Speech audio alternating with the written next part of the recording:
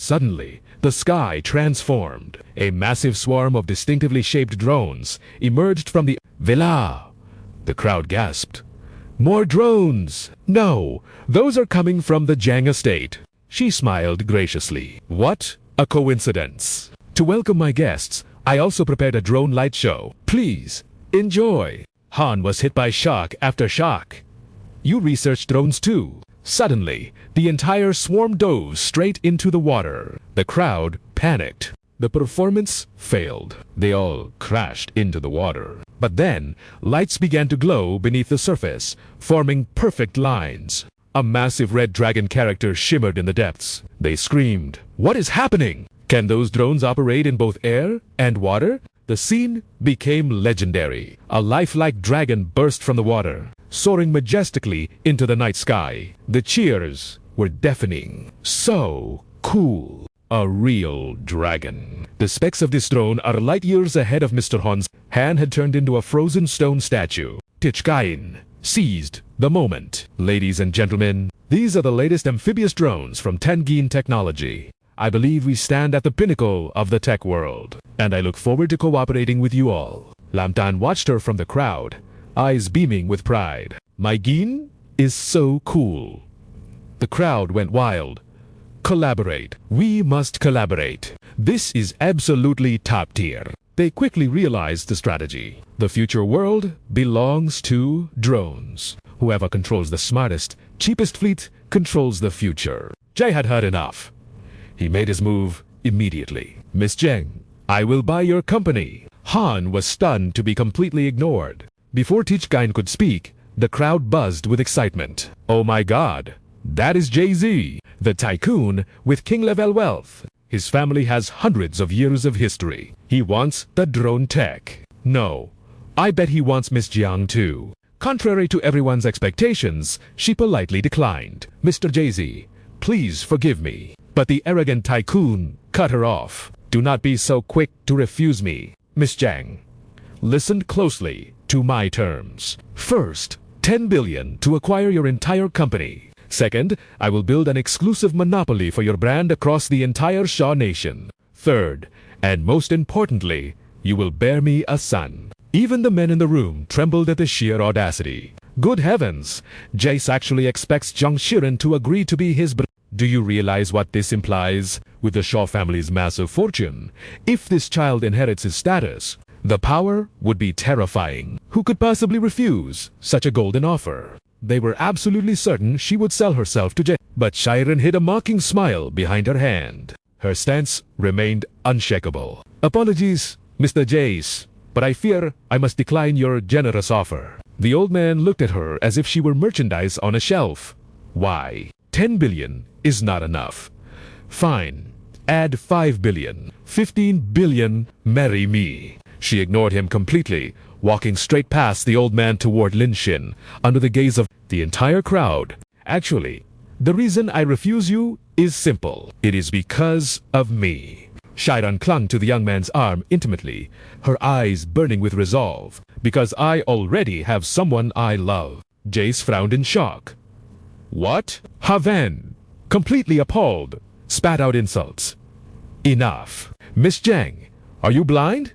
You like this piece of trash? Don't joke around. The crowd couldn't believe their eyes. Isn't that the waiter from earlier? Shiren handled the pressure coolly. I am not joking. Today's banquet, ... was not just to showcase my company's technology, but to introduce my boyfriend to all of you. She lowered her voice, whispering softly into his ear. Sorry, Lin Xin. I announced you as my boyfriend without asking. Lin Xin smiled gently. It is fine. I couldn't let you bear children for that old fossil anyway. She replied quickly, her voice dripping with affection. I will only have children for you. The crowd erupted as if the sky had fallen. My God, what is she saying? Why would a genius like Miss Zheng fawn over a waiter? Impossible. Absolutely impossible. I must be going crazy. He held onto Shiren's waist as she acted spoiled, staring straight at Jace. Sorry, Tycoon of Shaw Nation, but I fear my girlfriend cannot go home with you, because Xinyan Tech does not lack money, and we certainly don't need your investment. Chase suddenly had an epiphany, a thought flashing through his mind. So, Strong women like Miss Zhang actually prefer young pretty boys like this. Yi watched with jealousy, trying to grab attention. Look at me. That spot should have been mine. Yet, the old man remained confident in his charm. There is a saying,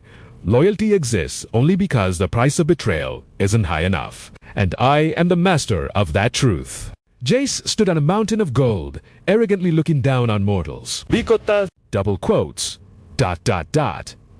Before my wealth, no one has ever resisted 20 billion. The onlookers seemed to grow devil horns, drowning the couple in a flood of scorn. That gigolo must be dizzy. Right, Jace has endless money. Sweet words mean nothing. All romance becomes weak before the power of cold, hard cash. Miss Zhang, don't hesitate. Agree to him. Amidst the crushing pressure, Lin Shin's voice cut through like a blade. 30 billion. The old man's smile froze. What did you say? He coolly pulled out a black card. I am investing 30 billion in Xinyan Tech as a birthday gift for Spend it however you like. No strings attached. Her cheeks flushed red, her heart fluttering. Lin, Xin ... Double quotes, Shu, may happily confirm. Thank you, Mr. Lin, for the investment. The electronic voice announced clearly. 30 billion has been transferred to the account. Havan and the merchant sweated bullets in shock. How does he have that much? Isn't he a moocher? How can he drop 30 billion so casually? Turns out, he is a hidden tycoon. Jace, however, lived up to his reputation. He didn't flinch at the scene. Unexpectedly, you have some money. However, he smirked, waving the card in his hand provocatively. I happen to bring some pocket money, so I can play along. 35 billion. Follow, if you dare. Lin Shin shrugged effortlessly. 45 billion. Come on. But don't give up too soon. The others were slapped in the face by reality. With such wealth, why did no one realize he is President Qian? President Qian, the mysterious tycoon of Huanishan. No way. He looks so simple. Jace finally lost his composure. Are you the President Qian who crushed the Camille conglomerate in Japan? Rumors say the massive reshuffle in Korea's Purple Star Group was your doing too. Lin Shin waved a humble hand. Rumors? Believe half of them. The old man gritted his teeth in tension. He never expected to face the mysterious billionaire whose name alone caused fear. No wonder he could drain my face like this. But I cannot lose. I have 5 billion left. He swallowed the pain and raised the bid. I bid 50 billion. Lin Shin yawned, dealing the fatal blow instantly. Waiting for you is making me sleepy. If you won't raise, I will. 50 billion. The old man bit his lip in defeat, veins popping on his forehead. Impossible. How can you have 60 billion? Lin Shin tossed the card to Xu Mei, not raising. Then you lose. Shiren's heart pounded as she saw the notification confirming another 30 billion. Haven stuttered in terror. Is ... Is it real? Adding the previous 30 billion, that is truly 60 billion. Kahan gasped in defeat. Heavens! President Qian actually invested 60 billion in Xinyan Tech and asked for nothing in return. The crowd sneered at the loser. Jas is a joke, trying to buy the company with that pocket change and wanting Miss Jiang to bear his child. The audacity. These words made Jace foam at the mouth, roll his eyes back, and collapse. He fell right onto Han Yi, who was still in the fountain pool. Ha! Van panicked. Save Mr. Jace. The crowd swarmed Lin Shin, changing faces instantly. President Qian is truly legendary. I had eyes but could not see Mount Tai. Forgive me, President Qian. Miss Zhang is brilliant. With a boyfriend like President Qian, her future is limitless. Meanwhile, Havan tried to drag the old man out by his collar. Wake up, Jace. Get up. So heavy, ... double quotes.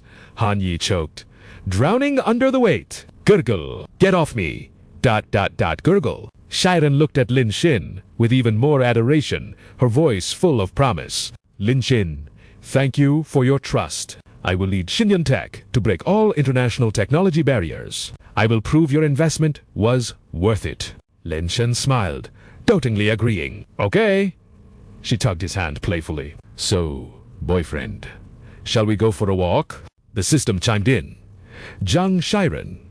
Favorability +3. Total 95%. Lin Xin asked thoughtfully. Are you just going to abandon all the guests like this? She ran casually, left the chaos of the banquet hall behind, deciding to let her father handle the hungry wolves. Just then, Zhang Ling appeared, scratching his head with a sheepish grin. Ha ha. Apologies, everyone. I was caught up with some business upstairs. Please, relax and enjoy yourselves. The guests immediately swarmed him with shameless flattery. With the relationship between the young miss and the chairman, we'll all be relying on you for our livelihoods now, patriarch. He waved his hand in mock humility. Oh, I wouldn't dare.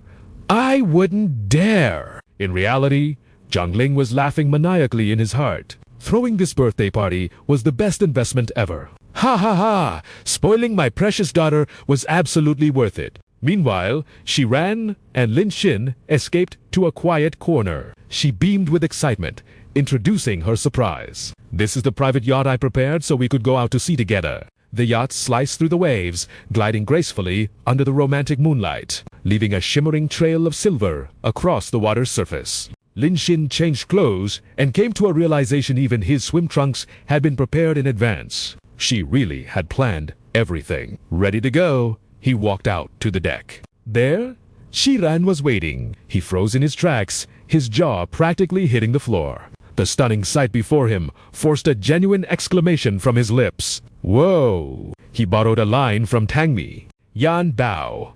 You look absolutely beautiful. She blushed, returning the compliment shyly. Your figure is quite handsome too, Lin Xin. Boldly, he pulled her hand and placed it directly onto his abs, flirting with a heavy implication. Want to touch? Her face turned red as she made a token effort to resist, though her hand honestly enjoyed the texture. It's so ... firm. Suddenly, a fierce gust of wind swept across the deck, snatching up a nearby parasail. Unluckily, the cord tangled around Shiran's ankle. With the wind's violent speed, she was instantly yanked up into the air. Lin Xin's eyes widened in shock as he tracked her movement, calling out anxiously. Yanba. She ran, drifted further away, screaming in terror. Help me! His nerves pulled tight as he noticed a critical anomaly. Damn it! At the speed that parasail is spinning, the lines are about to tangle completely. Lin Xin forced himself to remain calm and calculate. At that point, Yanbao would fall from a height of over 10 meters straight onto the water. If she didn't die, she'd be severely crippled. Although his rank 1 of strength was enough to pull the glider down, the distance was too great to reach in time. He frantically tore open the hidden compartment on the deck, his eyes scanning for a miracle. Is there anything here that can save her? Just then, the cord securing Shiran snapped under the wind's force. The situation became critical. She began to free fall from the sky. The roar of an engine mixed with the explosion of hyperessor water. Lin Xin caught her just in time, pulling her tightly into his embrace. It's okay now. Yanbao. Shiran's heart rate stabilized as she peeked open her eyes. He was standing firmly on a flybot, holding her in a princess carry. Still trembling from the scare, tears welled up in her eyes. Lin Xin, you really came to save me. This heroic act caused her affection for him to skyrocket by another 3%. He gently set her down on the hoverboard, reassuring her, as long as I'm here, I will absolutely never let you get hurt. All right, let's head back to the boat. But Shiran suddenly wrapped her arms and legs around him like a koala, whining softly. No way. I don't want to go down. He blinked in confusion. Ha! Yanbo! She looked at him with puppy dog eyes, pleading softly. Right now, it feels like I'm floating in a dream. It's so happy. I don't want to go back to reality. Can you just hold me like this a little longer? He immediately agreed, indulging her whim. All right then, we won't go down yet. Finishing his sentence, Lin Xin planted a deep, wet kiss on her lips. He slowly lowered the board's altitude, the vibration making her body tremble. He teased her with a grin. Your heart is beating so fast. Shiran's cheeks burned red, her breathing ragged as she begged for help. He expertly increased the water pressure, responding to her needs, until she couldn't help but scream out loud in delight. Lin Xin took the opportunity to flip in the air. Under his control, the flybot moved with the grace of a professional athlete. Skimming rapidly across the water's surface, Shiran's mind was clouded by a hazy mist of euphoria. She couldn't think of anything. Her world narrowed down to the intense physical sensations washing over her. When they finally finished, Lin asked tenderly, full of concern, "Sorry, that last flight was a bit too stimulating.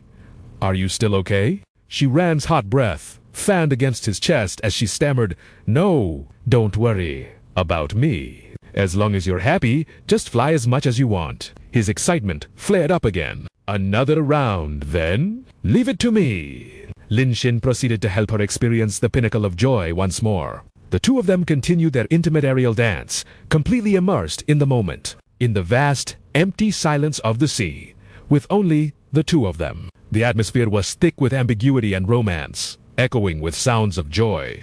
"Aha! We're flying up."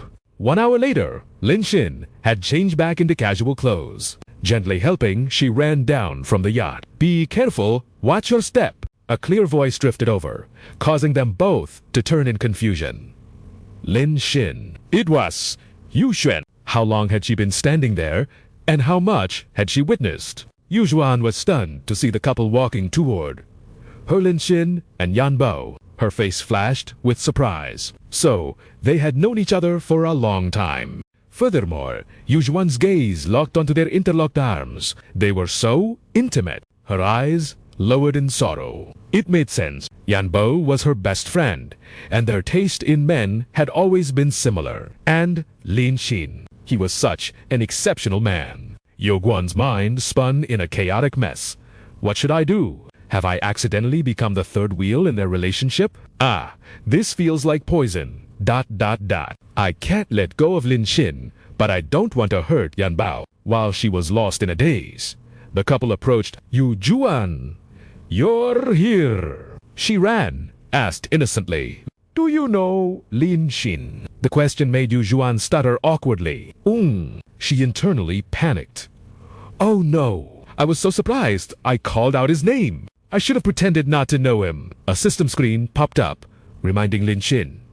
Right, Yu Zhuan's affection points have reached 100%. She is now a loyal fanatic. No matter what I do, she will accept it. Therefore, even seeing me with Yan Bao won't trigger her jealousy. While the two of them were tense, Shiran remained cheerfully oblivious. "Is it really such a coincidence? I was just planning to introduce my boyfriend to you. I never expected you to know each other already." "Yu Zhuan, how do you know Lin?"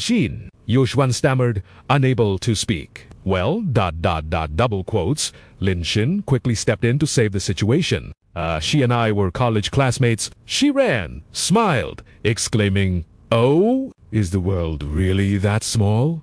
Come to think of it, Yu Zhuan once said, the person she liked was also her college classmate. You two even went to Japan and participated in a math competition. Her brow furrowed as disbelief crept in. "I remember now. The Japanese Komita Financial Group was destroyed by the chairman during that exact time. When Lin went to the UK for the physics competition, I was still in contact with him." Tichnian's body trembled as the puzzle pieces finally clicked into place. How could she have been so blind? The man who captured Engu Haiyan's heart, his background. It all perfectly matched the President Qian she knew. Slowly, she turned her gaze to the man beside her. It was none other than Lam Tan. Sensing the suffocating tension, Engu Haiyan stepped forward to explain. "Please, listen to me. Lam Tan and we're together now. But you are my dearest friend, and I never wanted to hurt you." "Who cares?" Tichnine suddenly shoved her away, her voice cracking as she screamed. "Stay away from me." Engu Haiyan stood frozen in shock, unable to speak. Lam Tan tried to salvage the situation, calling out, "Ginbo, wait." Actually, crystal tears carved paths down her cheeks as she turned to flee. "I'm sorry. Just don't follow me. I need to be alone." She left them behind, drowning in silence. Engu Haiyan turned to him, guilt written all over her face. "Should I not have come?" But he gently patted her head to comfort her. "This isn't your fault." Tears blurred her vision as she sobbed, overwhelmed with confusion. "What do we do now? I should explain everything to Ginbo. She really likes you. Lam Tan, she is my best friend. I can't bear to see her in pain." Her tears fell like rain. "If it bothers her, I will withdraw. As long as you two are happy, That is enough for me. Lam Tan pulled her into a warm embrace, cutting off her spiraling thoughts. What kind of nonsense are you thinking? Relax.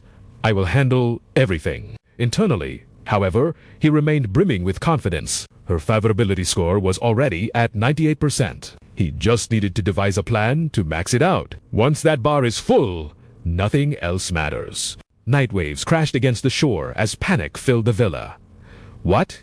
Ginbo is gone. Her parents paced around, anxious and restless. She left a note saying not to worry, that she just needed a few days to clear her head.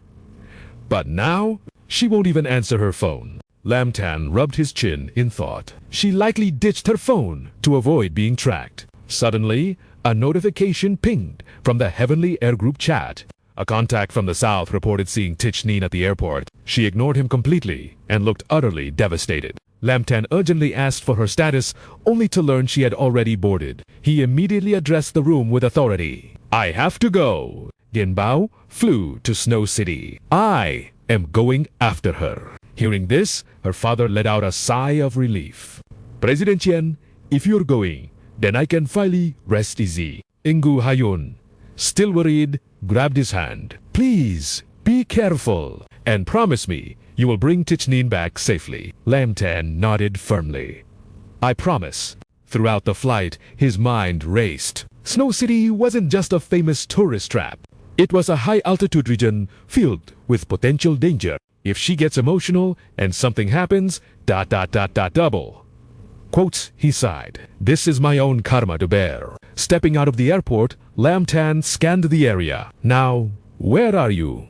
Gainbow. He looked helpless against the vast landscape. Snow City covered 15,000 square kilometers. Finding one person here was like looking for a needle in a frozen haystack. Lucky for me, I have cheat codes. With calm focus, he began a divination ritual. Celestial stems align, earthly branches intertwine. Reveal the path. The calculation points west, but in a bustling metropolis, a cardinal direction wasn't enough. The crowd was too dense. He needed precision. Is there a sharper tracking method? Seeing someone toss trash nearby gave him an idea. That is it, the ancient oracle bone divination from the Xia dynasty. Lam Tan gathered his spiritual energy and chanted the incantation. With a swift kick to a discarded bone box, the fragments scattered, forming two distinct shapes. He stared at the result, X and B. Before he could decipher it, a swarm of aggressive tour guides surrounded him with fake smiles.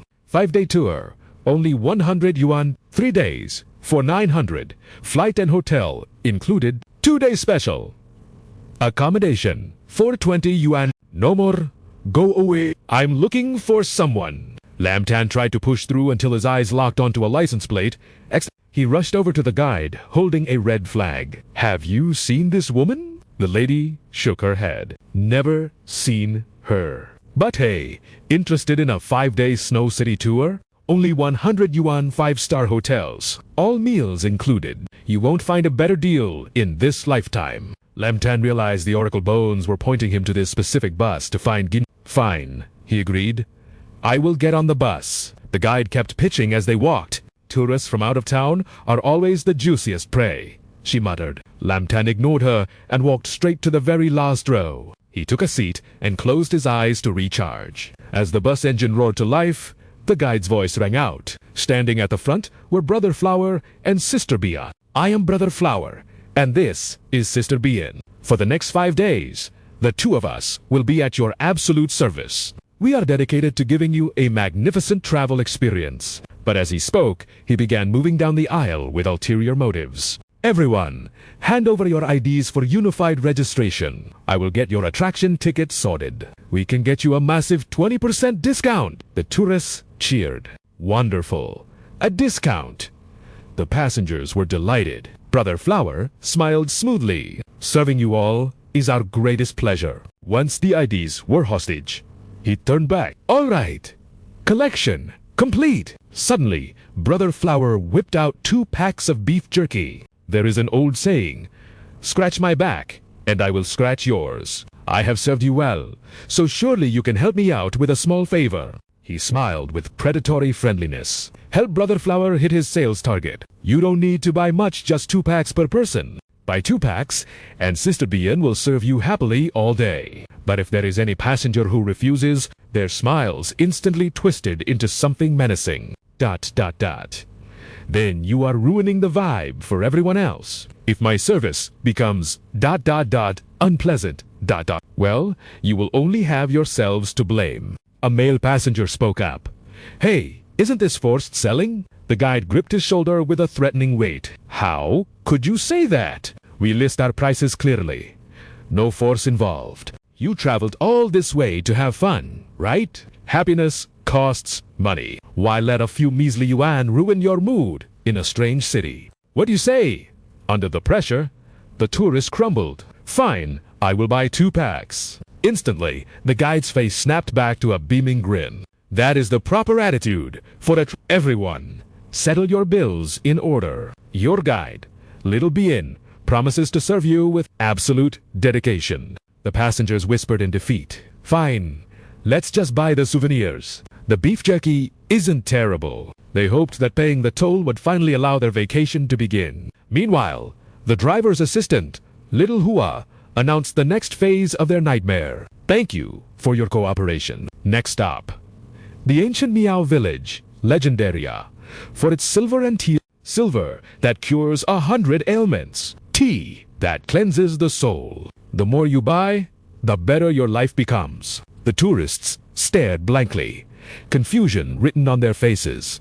Guide, are you saying we have to purchase more items later? But wasn't our destination the snow mountain to absorb spiritual energy? The Miao village wasn't on the itinerary. The guide responded with a smile that didn't reach her eyes. Dear guests, the original route is blocked. We had no choice but to take a detour. We are currently in a desolate wasteland with 0 signal. If you are dissatisfied, I can refund you right now and leave you here to fend for yourselves. The tourists gazed at the barren wilderness in horror. Are you planning to abandon us? This is the high plateau. We could die out here. You still have our identification cards. Yet, her expression remained venomous. Participation is entirely voluntary, of course, but once we reach the village, we are a single unit. Surely, you wouldn't want to make your guide lose face. She raised the bag in her hand, the threat hanging heavy in the air. If we don't meet the sales quota, well, I hold your IDs. It would be a tragedy if there were complications while buying your return tickets. A realization struck one female passenger. You're a scammer, a black-hearted guide. I'll report you. But the woman only sneered. Little girl, you paid 100 yuan for this tour, yet you expect 5-star service?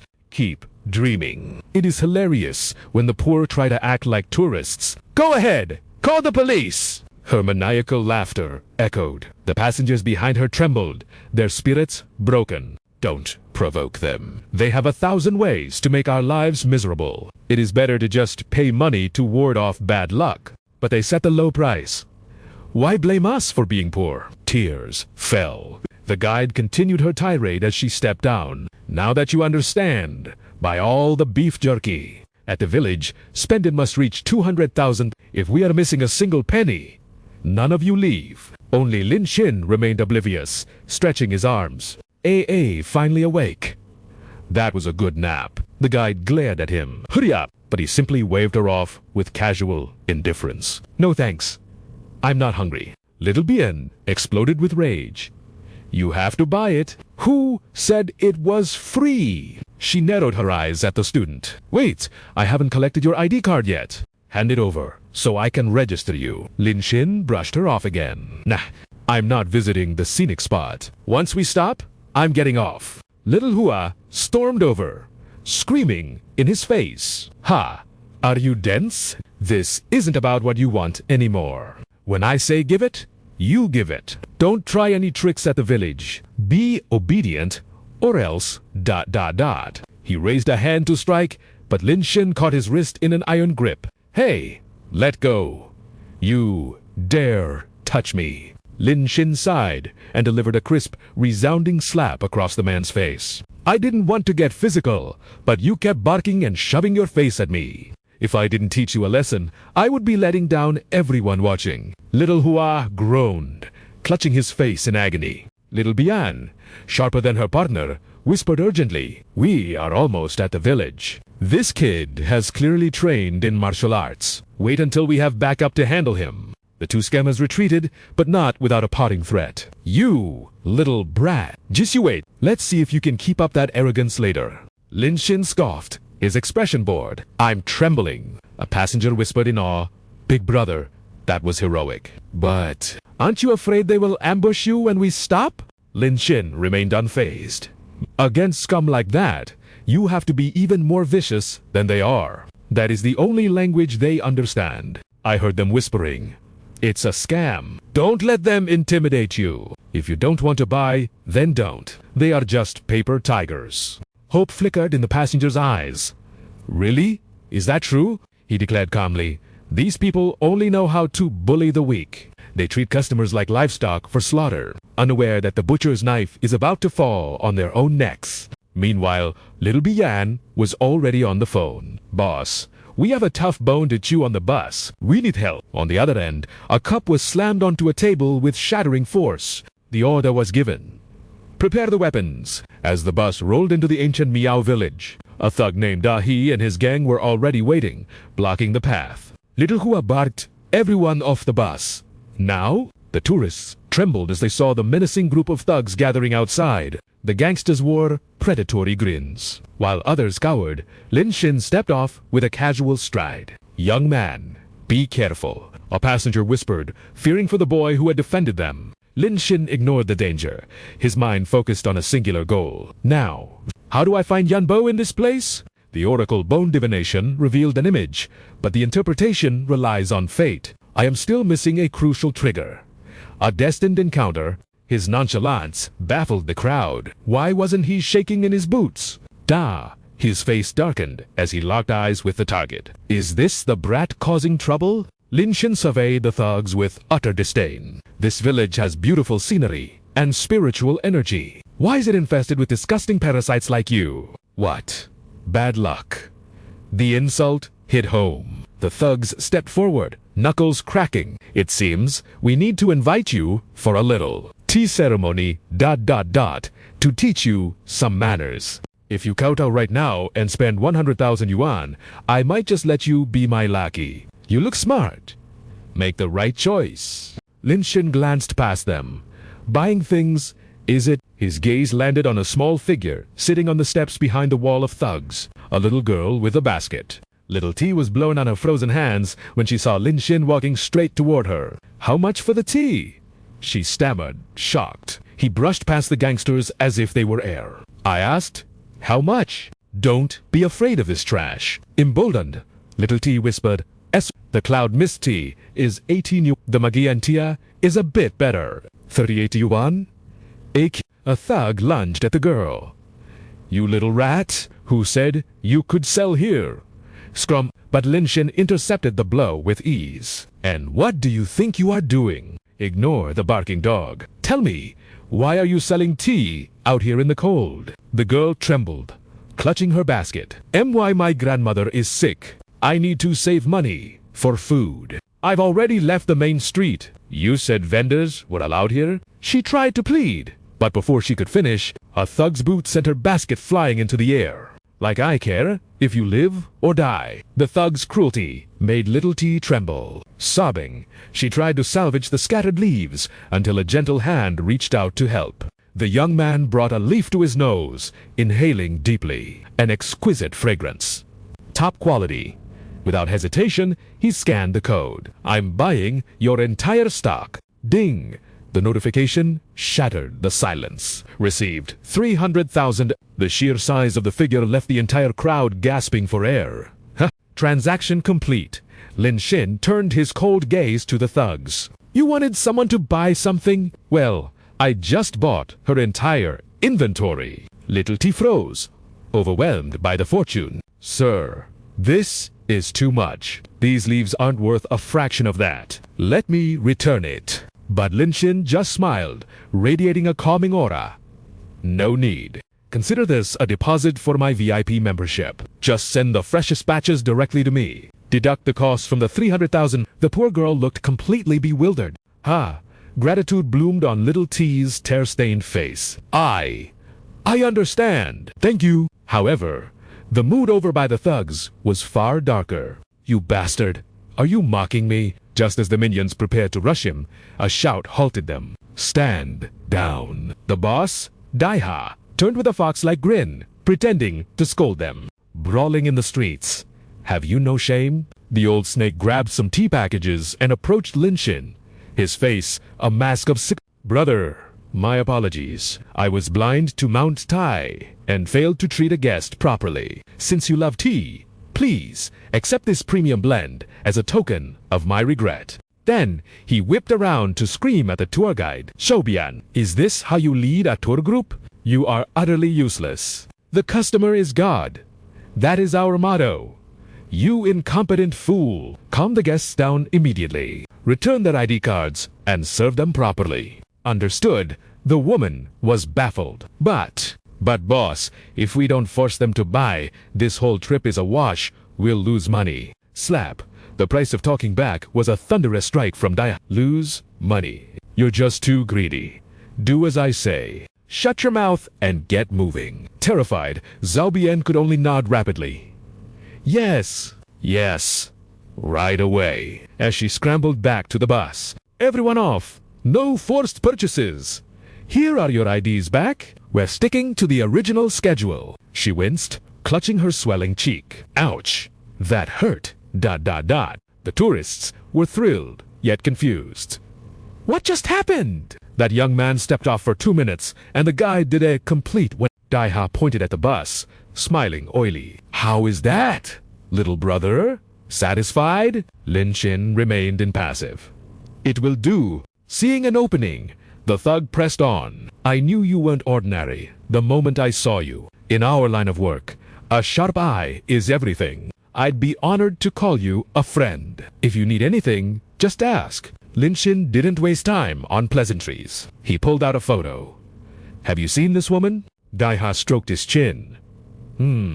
Looks familiar. Suddenly, little T peeked over. I know her. I saw that beautiful sister. Lin Xin's eyes widened.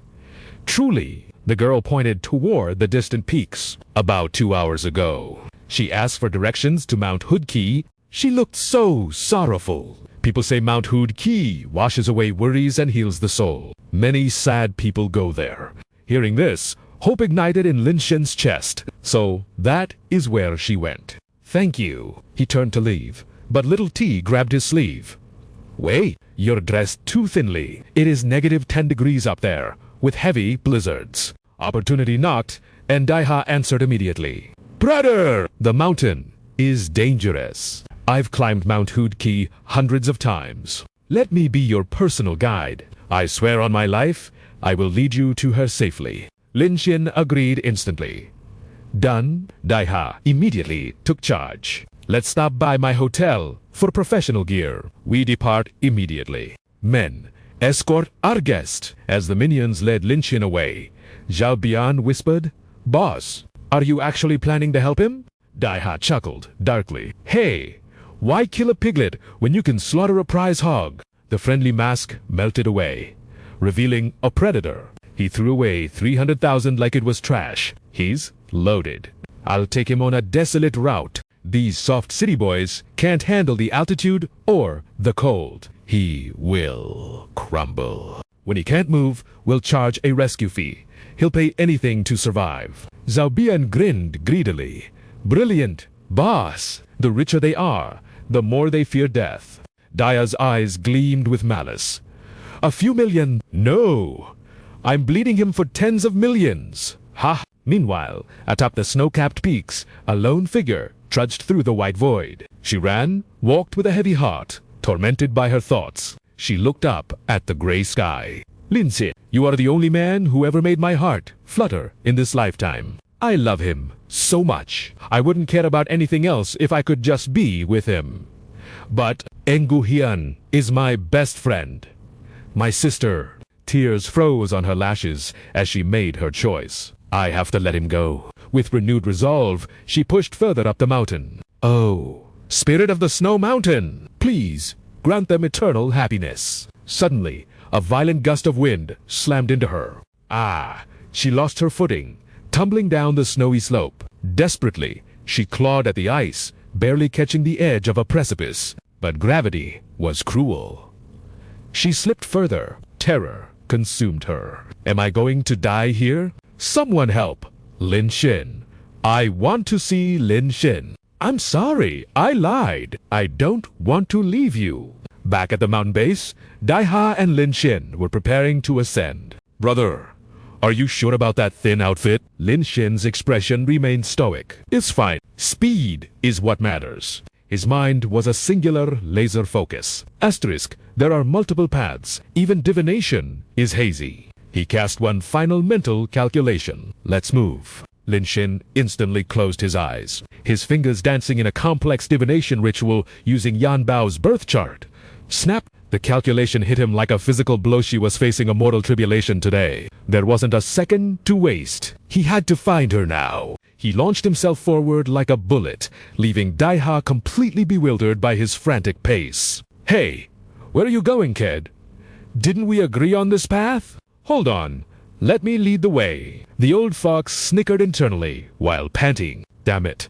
Has this pig lost his mind? Well, whatever.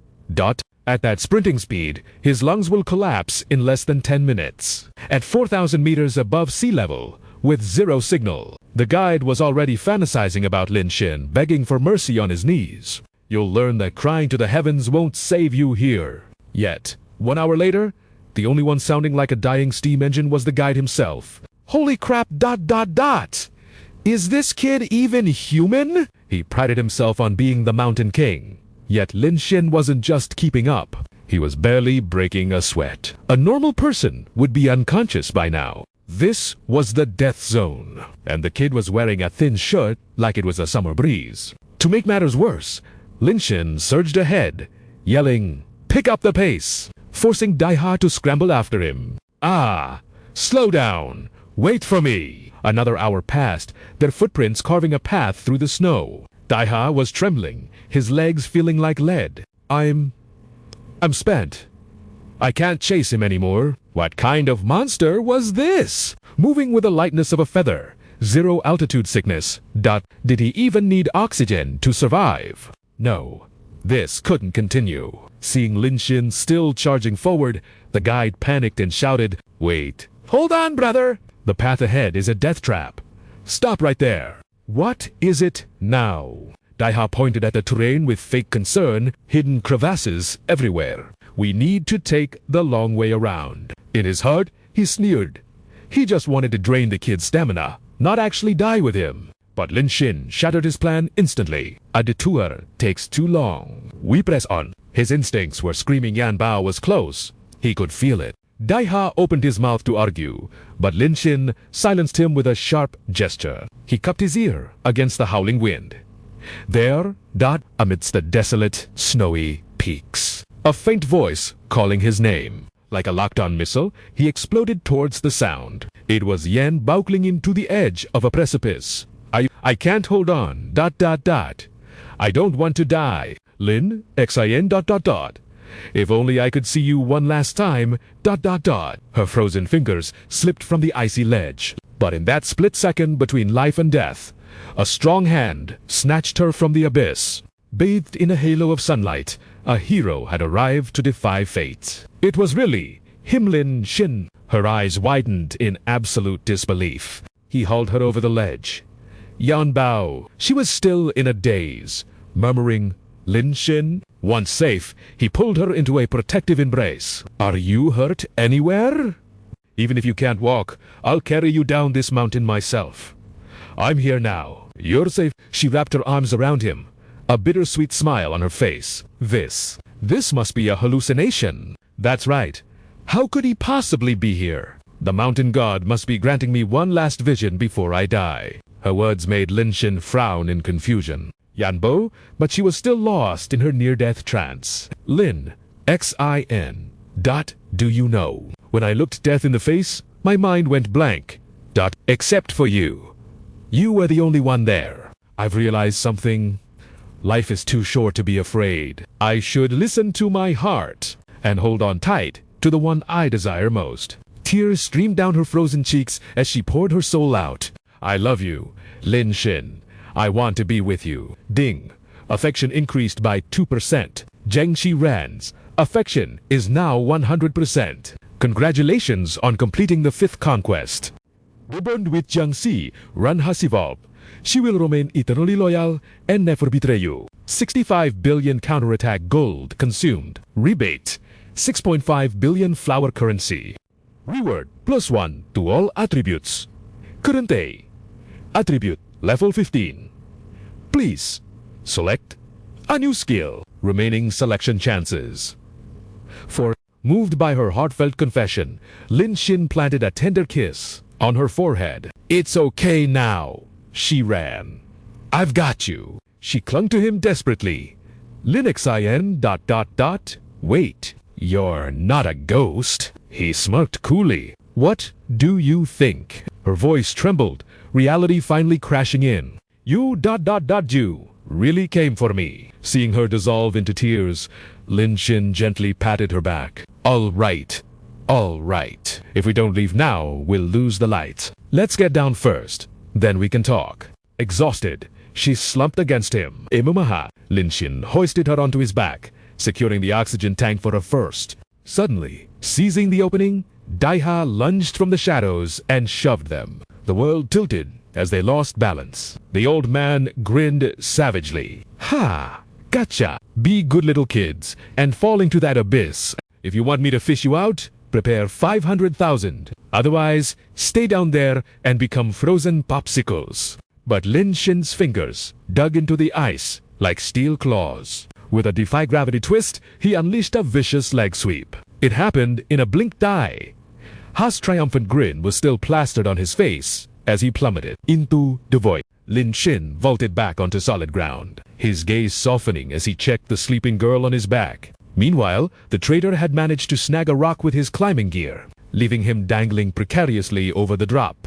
Lin Xin looked down, his voice dripping with sarcasm. Impressive reflexes. Old man, you didn't go splat. Daiha's face turned the color of ash as he began to plead. Save me. Pull me up. My good brother. But Lin Xin just stared coldly. He had been monitoring the old snake's murderous intent the entire climb. Done with the act. I've been watching you wait for your chance. So, take a guess. Do I pull you up or stomp on your fingers? Still, the guide wailed pathetically. Help me. I was just confused for a second. Please! Suddenly, the mountain groaned. A terrifying rumble shook the earth, and Daiha's scream turned primal. We're in trouble. Feeling the violent tremors, Lin Xin whipped around. That sound. It was the roar of the mountain waking up. Avalanche. Millions of tons of snow began to cascade from the peak, a white tsunami consuming everything. She ran, snapped awake, her eyes widening in horror as she saw the white wall of death approaching. It's an avalanche. Lin Xin, run, put me down. You can make it if you go alone. Simultaneously, clawing his way up from the edge, Daiha managed to scramble back onto the ledge. Ha ha ha, you think you can outrun an avalanche? Keep dreaming. Looks like hell has finally come to collect my debt. Ignoring the madman, she screamed, Go! Just go. But Lin Xin remained terrifyingly calm. Are you kidding me? If we run together. That single sentence made her heart skip a beat, even in the face of death. Lin, Xin, ...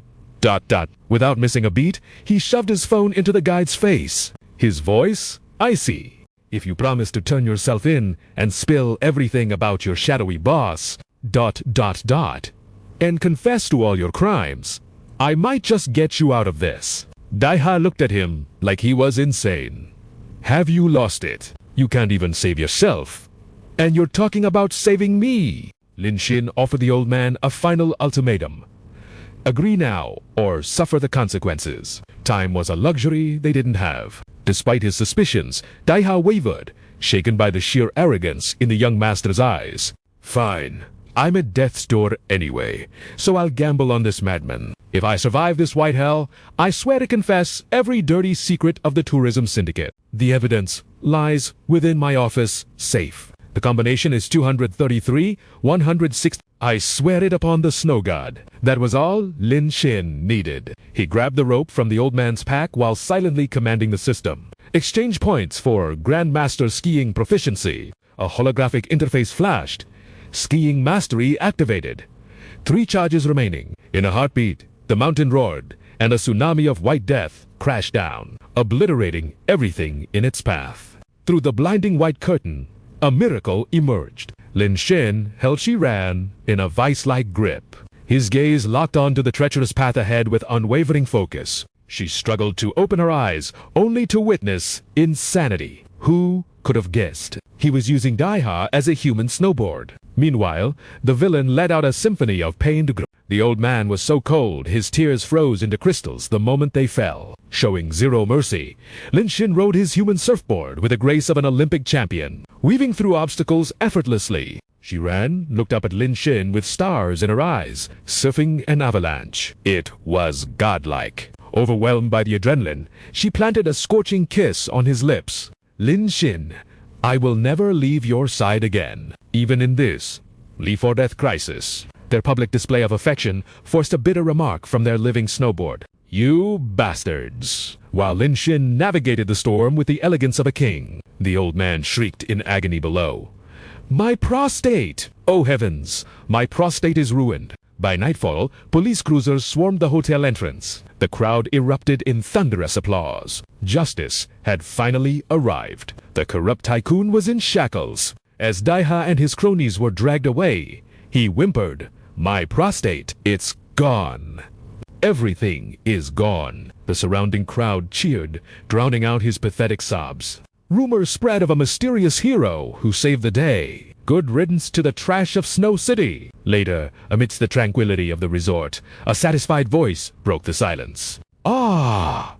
This is paradise. Lin Xin leaned back against the smooth stone of the hot spring. After a day of chaos, the hero could finally rest his weary bones. Suddenly, a silhouette appeared through the steam. Is the water hot? She stepped out, clad only in a flimsy towel, her voice trembling. Don't look at me like that. Lin Xin's eyes widened at the breathtaking view. Yan Bao, you froze on the mountain today, didn't you? Come here. Let the water drive the cold from your bones. She dipped a toe in, but recoiled instantly. E.P. It's scalding. He scooted closer, his voice dropping to a gentle whisper. Let me help you get used to the temperature. Lin Xin scooped up warm water and poured it tenderly over her shoulders. Emam?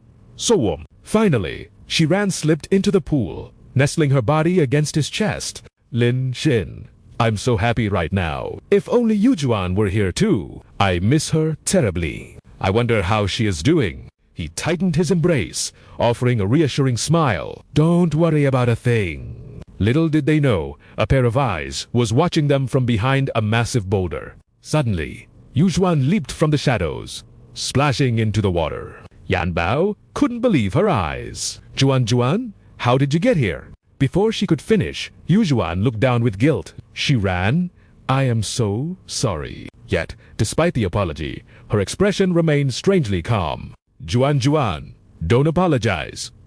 Neither of us is wrong. She looked at Lin Xin with pure adoration. He is simply too outstanding. Falling for him was our inevitable destiny. She pulled her into a warm embrace. From now on, us sisters will never be parted again. Yu Juan silently hugged her best friend back, accepting their shared fate. The two beauties leaned against each other, admiring the mesmerizing snowfall. Suddenly, Yu Juan's ears twitched. In the distance, Shi Ran spotted furry creatures lounging in the hot spring. Are those ... monkeys? Yu Juan couldn't hide her excitement as she craned her neck. Look, it really is a troop of snow monkeys. Even monkeys know how to enjoy life. But while they were distracted, no one noticed Lin Xin enjoying the magnificent scenery right in front of him. Unable to resist, his hand slowly reached out. Instantly, two lovely voices shrieked.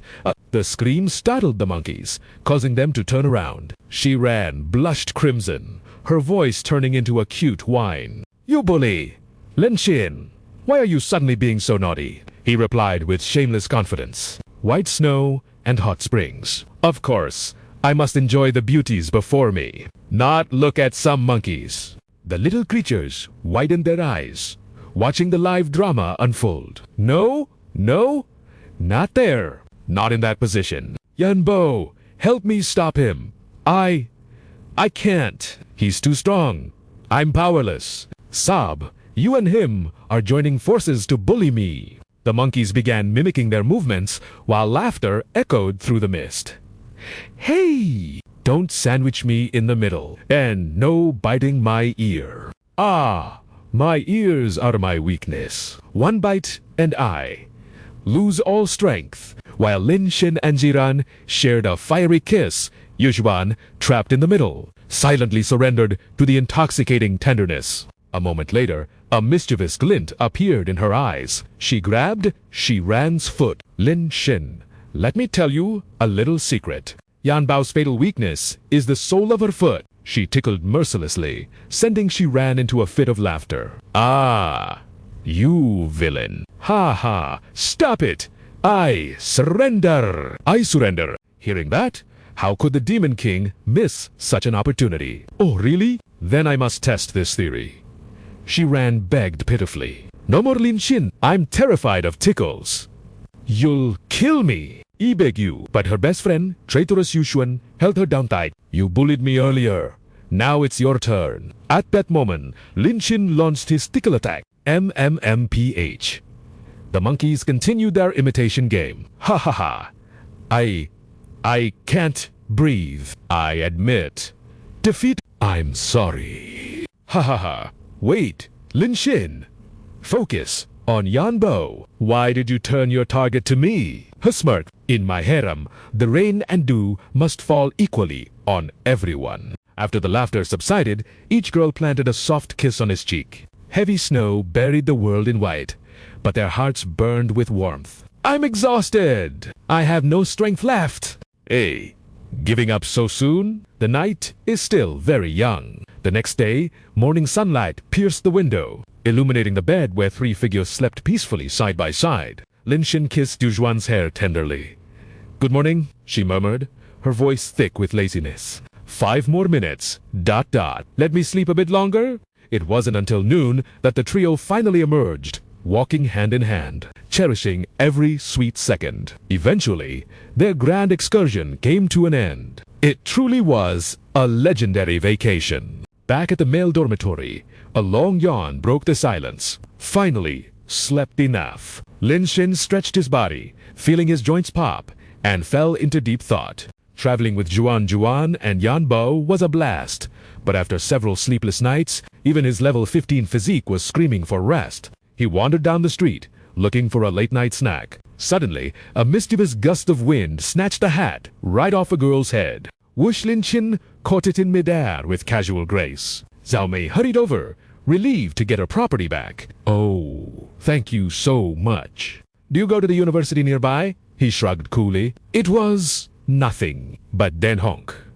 An obnoxious car horn shattered the moment. Old Bong stormed out of the car, face dark as thunder. He pointed a trembling finger, barking, Hey, you dare touch my woman. She immediately clung to his arm, voice dripping with honey. Darling, you misunderstood. The wind took my hat. He just helped me catch it. But Old Bong glared at Lin Xin with eyes full of venom. Loud enough for the whole street to hear, he sneered. Listen here, kid. Watch where you look. I drop 10,000 yuan a month to keep this beauty by my side. Lin Xin just stood there, expression blank, totally unimpressed. Old Bong put on his successful elder act. I know exactly what you're thinking. You think being young and fit is enough to score a girl like this? Sorry, but women prefer men with status. Like me. Lin Xin didn't even bother to argue, turning away coldly. You're delusional. Go see a doctor. The man turned to stroke his sugar baby's chin. Zhao Mei, remember, a man with millions, cars, and mansions is out of that kid's league. She leaned on his shoulder, pouring sweet lies into his ear. You are so right, honey. You really are the most talented man alive. Suddenly, a sleek luxury sedan drifted in and screeched to a halt. The driver stepped out, bowing with absolute respect. Second miss, We have arrived. Xiang Yu stepped out, radiant as a star. Old Bong's jaw dropped. Whoa, beautiful. But she walked right past him and linked arms with Lin Xin. I knew my intuition was spot on. Found you. Lin Xin looked surprised. Zhao Yu, where is everyone else? You came alone. She giggled. Big sister Mrs. Yula crazy, but won't admit it. So, I'm kidnapping you for dinner at our place. Old Bong was flabbergasted, jaw hitting the floor. That broke student has a rich girlfriend. Meanwhile, Lin Xin squinted at her suspiciously. Her missing me? Impossible. Let's just grab a bite. You and me. But Xiang Yu wasn't taking no for an answer. Oh, come on.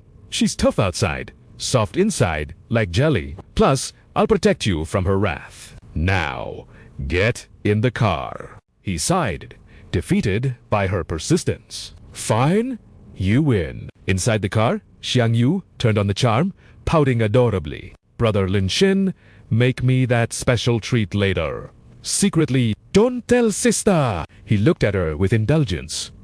No problem at all. Watching them leave, Old Bong nearly exploded with jealousy. How does that gigolo handle two sisters? What does he have that I don't? This world is unfair. Ahem. Once they were a private, Lin Xin's expression hardened. All right, Zhao Yu. What's really going on at home? Caught red-handed. She smiled sheepishly. You noticed? She sighed. Okay, here is the truth. And so, the story unfolded. Last week, two snakes visited us, Enlian and Tempsud. In the flashback, the man greeted them. Miss Zhao, long time no see. You'd shook Shang Un's hand with a fake smile. I regret missing your father's funeral. I was too busy. My deepest apologies. She replied coolly. Mr. Thames is too kind.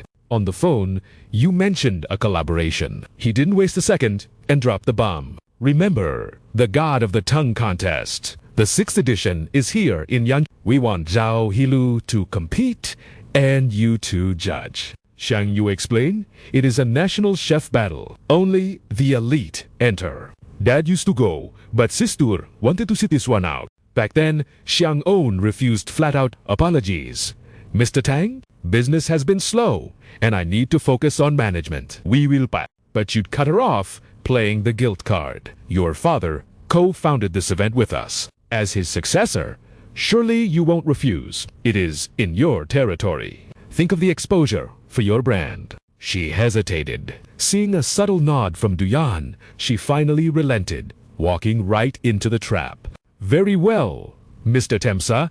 Zhao Hilu will host the God of the Tongue competition, and we will send 2 chefs to compete. He grinned like a fox who got the chicken. A pleasure doing business, clan leader Zhao. Xiang Yu scoffed.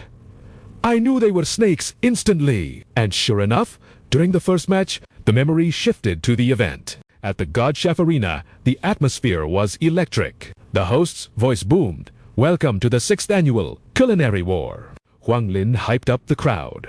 Just like the legends of old, 30 top restaurants have gathered to battle for supremacy. 4 days, 4 hellish rounds. The first 3 are knockouts. Only one victor survives each heat. Tension filled the air as the chefs sharpened their focus. Only 3 titans will reach the finals to claim the title of God Chef. And now, bow before the judges who hold your fate in their hands. Tempsud, the founder, and Lian, the Michelin 3-star critic, and the owner of the God Tongue, Zhao Xiang'on of the mighty Zhao Hilu. The crowd went wild. Xiang'on is stunning. One look, and I'm in love. But today, it is all about that legendary God Tongue. Can she really taste what mortals cannot? Suddenly, the theme was announced. Round 1 ingredient. The finest venison. The kitchen exploded into action. Knives flashed, fires roared, and finally, the masterpieces were presented for judgment. Hudak took a slow, deliberate bite before nodding in deep approval.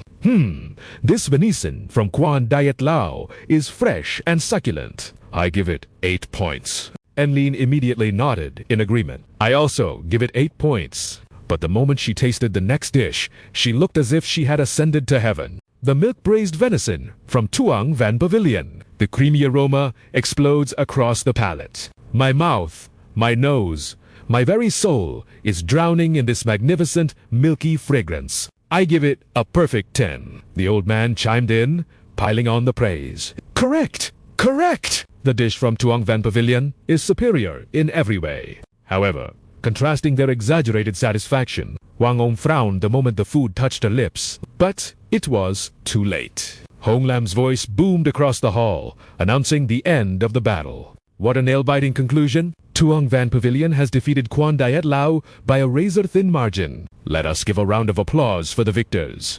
At this moment, Wang On turned to Hudak, her voice low but firm. President Thang, don't you think your scoring was a bit too subjective? Everyone has different tastes, I admit, but as professional judges, we must evaluate objectively. But the old man stood up, adjusting his suit with a look of fake righteousness. Our evaluation was the definition of objective. Perhaps, for the second round, we should rely entirely on the legendary god tongue of the eldest Miss Tude to decide. Enlin glanced over, covering her mouth to hide a mocking sneer. Ha ha ha, she called out as they turned to leave. I wasn't finished speaking. Where do you think you are going? Pushed beyond her limit, Wang On slammed her hand onto the table. Right now, I seriously suspect the fairness of your evaluation. I hope you can be serious and give me a reasonable explanation. Hearing the commotion, Hong Lam spun around in surprise. It seems Judge Tio Huang On has doubts about our winner. The crowd below instantly erupted into chaos.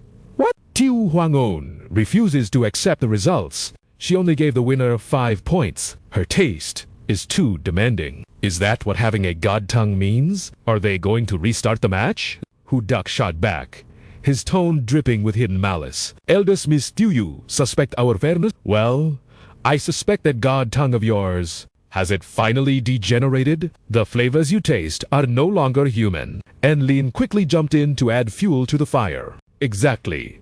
That milk-braised venison was perfection. Giving it 10 points is normal. If I wasn't limited to 10, I would have given it 12. Unable to hold back, Huang On spoke her truth. You people are the ones with the problem? Your scores aren't just opposite to mine.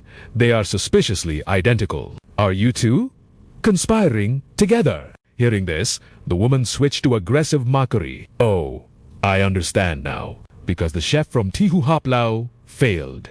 You're bitter? You think there's a conspiracy behind the results?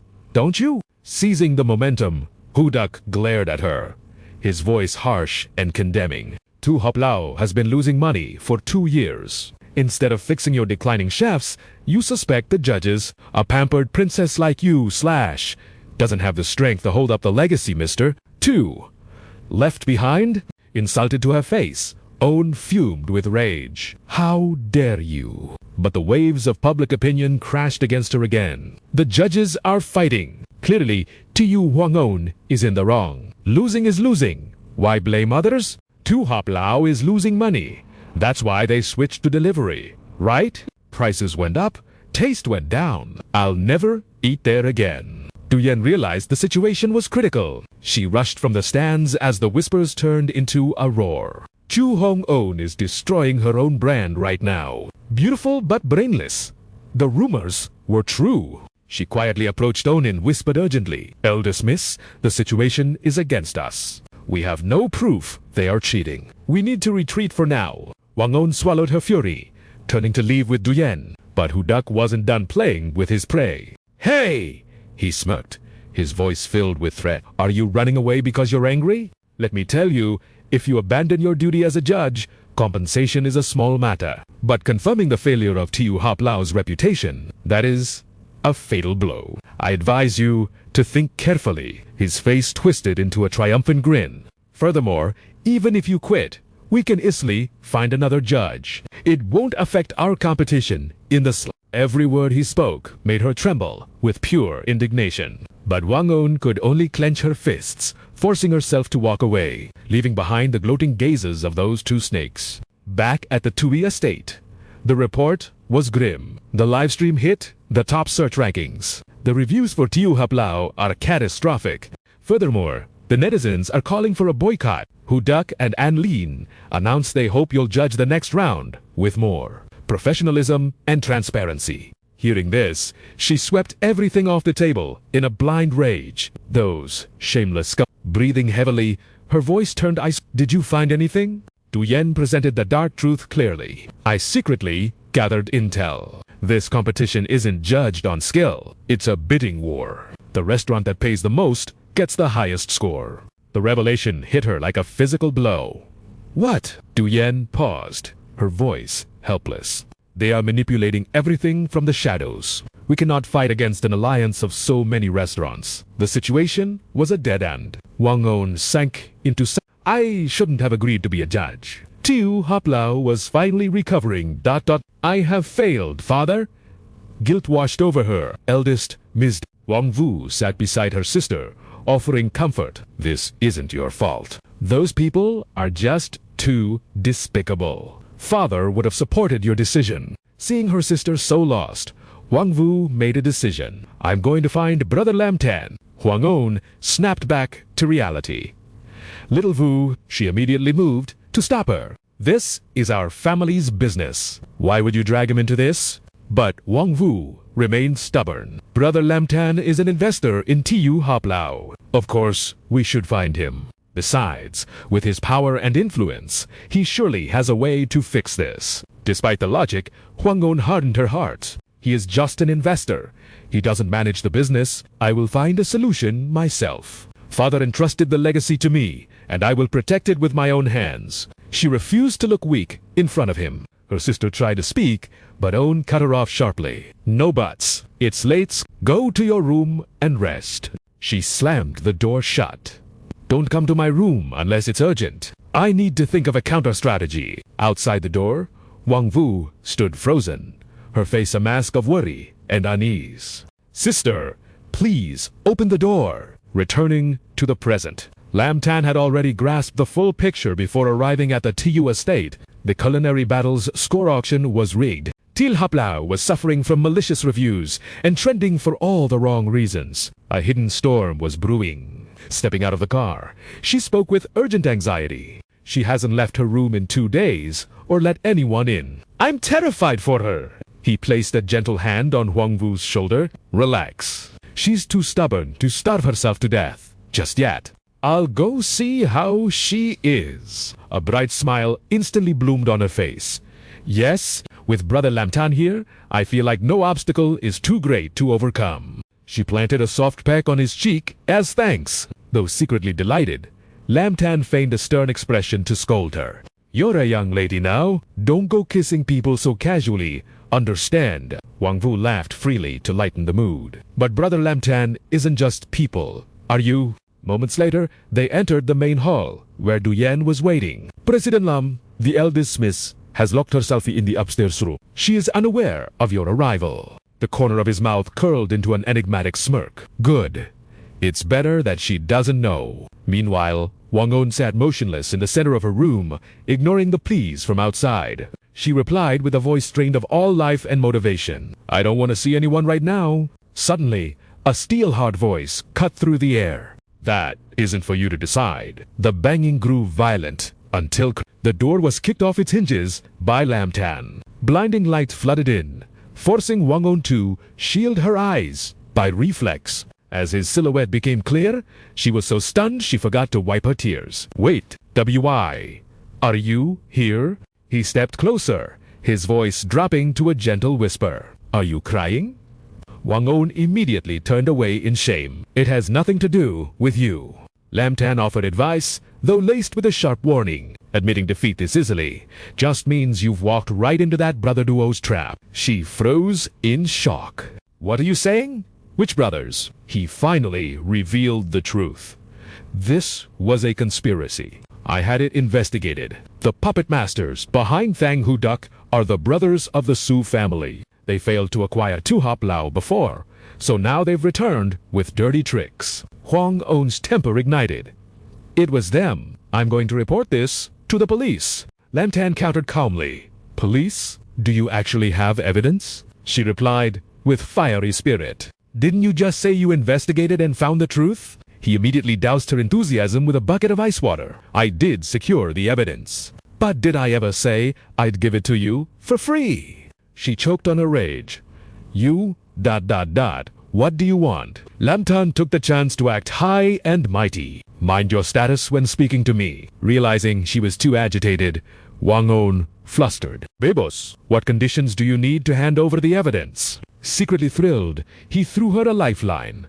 I'm starving. Cook me a meal. But first, you need to fill your own stomach. Wang On grimaced at the offer. But I don't know how to cook. Lam Tan's voice turned absolute. Then learn. Right now, though unwilling, she had no choice but to accept her fate. She agreed to cook while mentally cursing. Asterisk, this jerk trying to humiliate me, calling my efforts worthless. Asterisk, but for 2 hap lao, she would swallow this shame. Moments later, seeing the kitchen, he was floored. Is this your kitchen? It's massive. Wang On began the tour. My father loved culinary research, so he converted half the mansion into a kitchen zone. This is only Zone 1.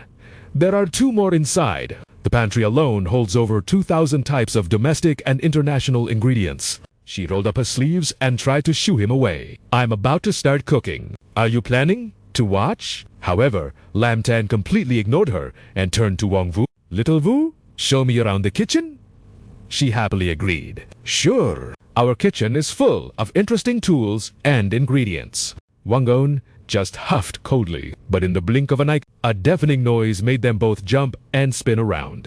They saw Wang On trapped under a chaotic pile of equipment. For some reason, Lam Tan's mind drifted to a fantasy image. Judging by the layout, there must be a grimoire hidden in this treasure chest. He quickly shook off the bizarre thought. Stop! Stop! Why is my brain conjuring such weird scenes? He approached the trapped girl. Let me help you. Inside, she was screaming.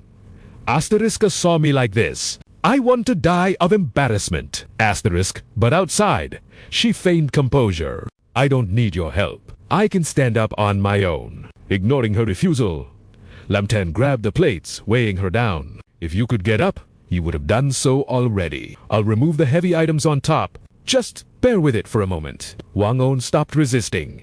HMPH, her current state worried him. How are you? Any pain? Is your breathing okay? Instead of answering, she deflected to a darker topic. Lam Tan, ... Am I completely useless? While moving the debris, he comforted her. Who said that you protected 2 hap lao while surrounded by wolves? You've done your absolute best. Wang On's cheeks burned red. R... Are you worried about me? Affection increased by 10%. Current affection level, 55%. He was busy dismantling the shelf above her. The screws are snapped. I have to take this entire rack down first. Their proximity suddenly hit her hard. Asterisk, what is he doing? Asterisk Wang On screamed in pure embarrassment. How can you take advantage of a crisis like this? Lam Tan realized the situation looked bad. Hey, what are you doing? Don't wiggle around. I'm holding the rack up. Witnessing this, Wang Vu stood frozen in shock, covering her eyes with spread fingers. He quickly yelled for Lil Vu to grab a Phillips screwdriver. Oh, I have a cross-shaped key right here. But as she pulled it out, it slipped from her grasp. Wushette flew straight into Lam Tan's trouser pocket. She frantically rummaged to find it, completely flustered. Sorry, so sorry. My hands are so clumsy. At that precise moment, Du Yen walked in. Eldest miss, do you need me to assist with the cooking? But the compromised scene before her caused the words to die in her throat. Her delicate glasses couldn't handle the pressure and cracked spontaneously. Du Yen finally processed the visual data. Eldest miss, second miss, and the major shareholder in the kitchen. The second miss is behind the shareholder, ... assisting him, while the eldest misses, I've seen everything. What on earth do I do? Her consciousness faded into the void, ignoring the worried cries of Sister Du Yen. Sometime later, Du Yen awoke in her bed. Apologies. It seems I passed out earlier. So, that was their dirty little trick. Thank heavens Mr. Lin intervened just in time. I'll have the kitchen staff secure all equipment immediately. We won't let them strike twice. Wang On, get back to wait. Lin Tan's voice cut through the air, stopping her in her tracks. Hold on a second. Forget the chores. We have bigger fish to fry tonight. Tomorrow, you just need to play your part in my little performance. The next day, the arena was buzzing. The host's voice boomed, "Welcome back, folks, to the 6th annual God of Cookery War. Titans from Cantonese cuisine, Jehede Pavilion, and Texas Hall are clashing today. Who will reign supreme?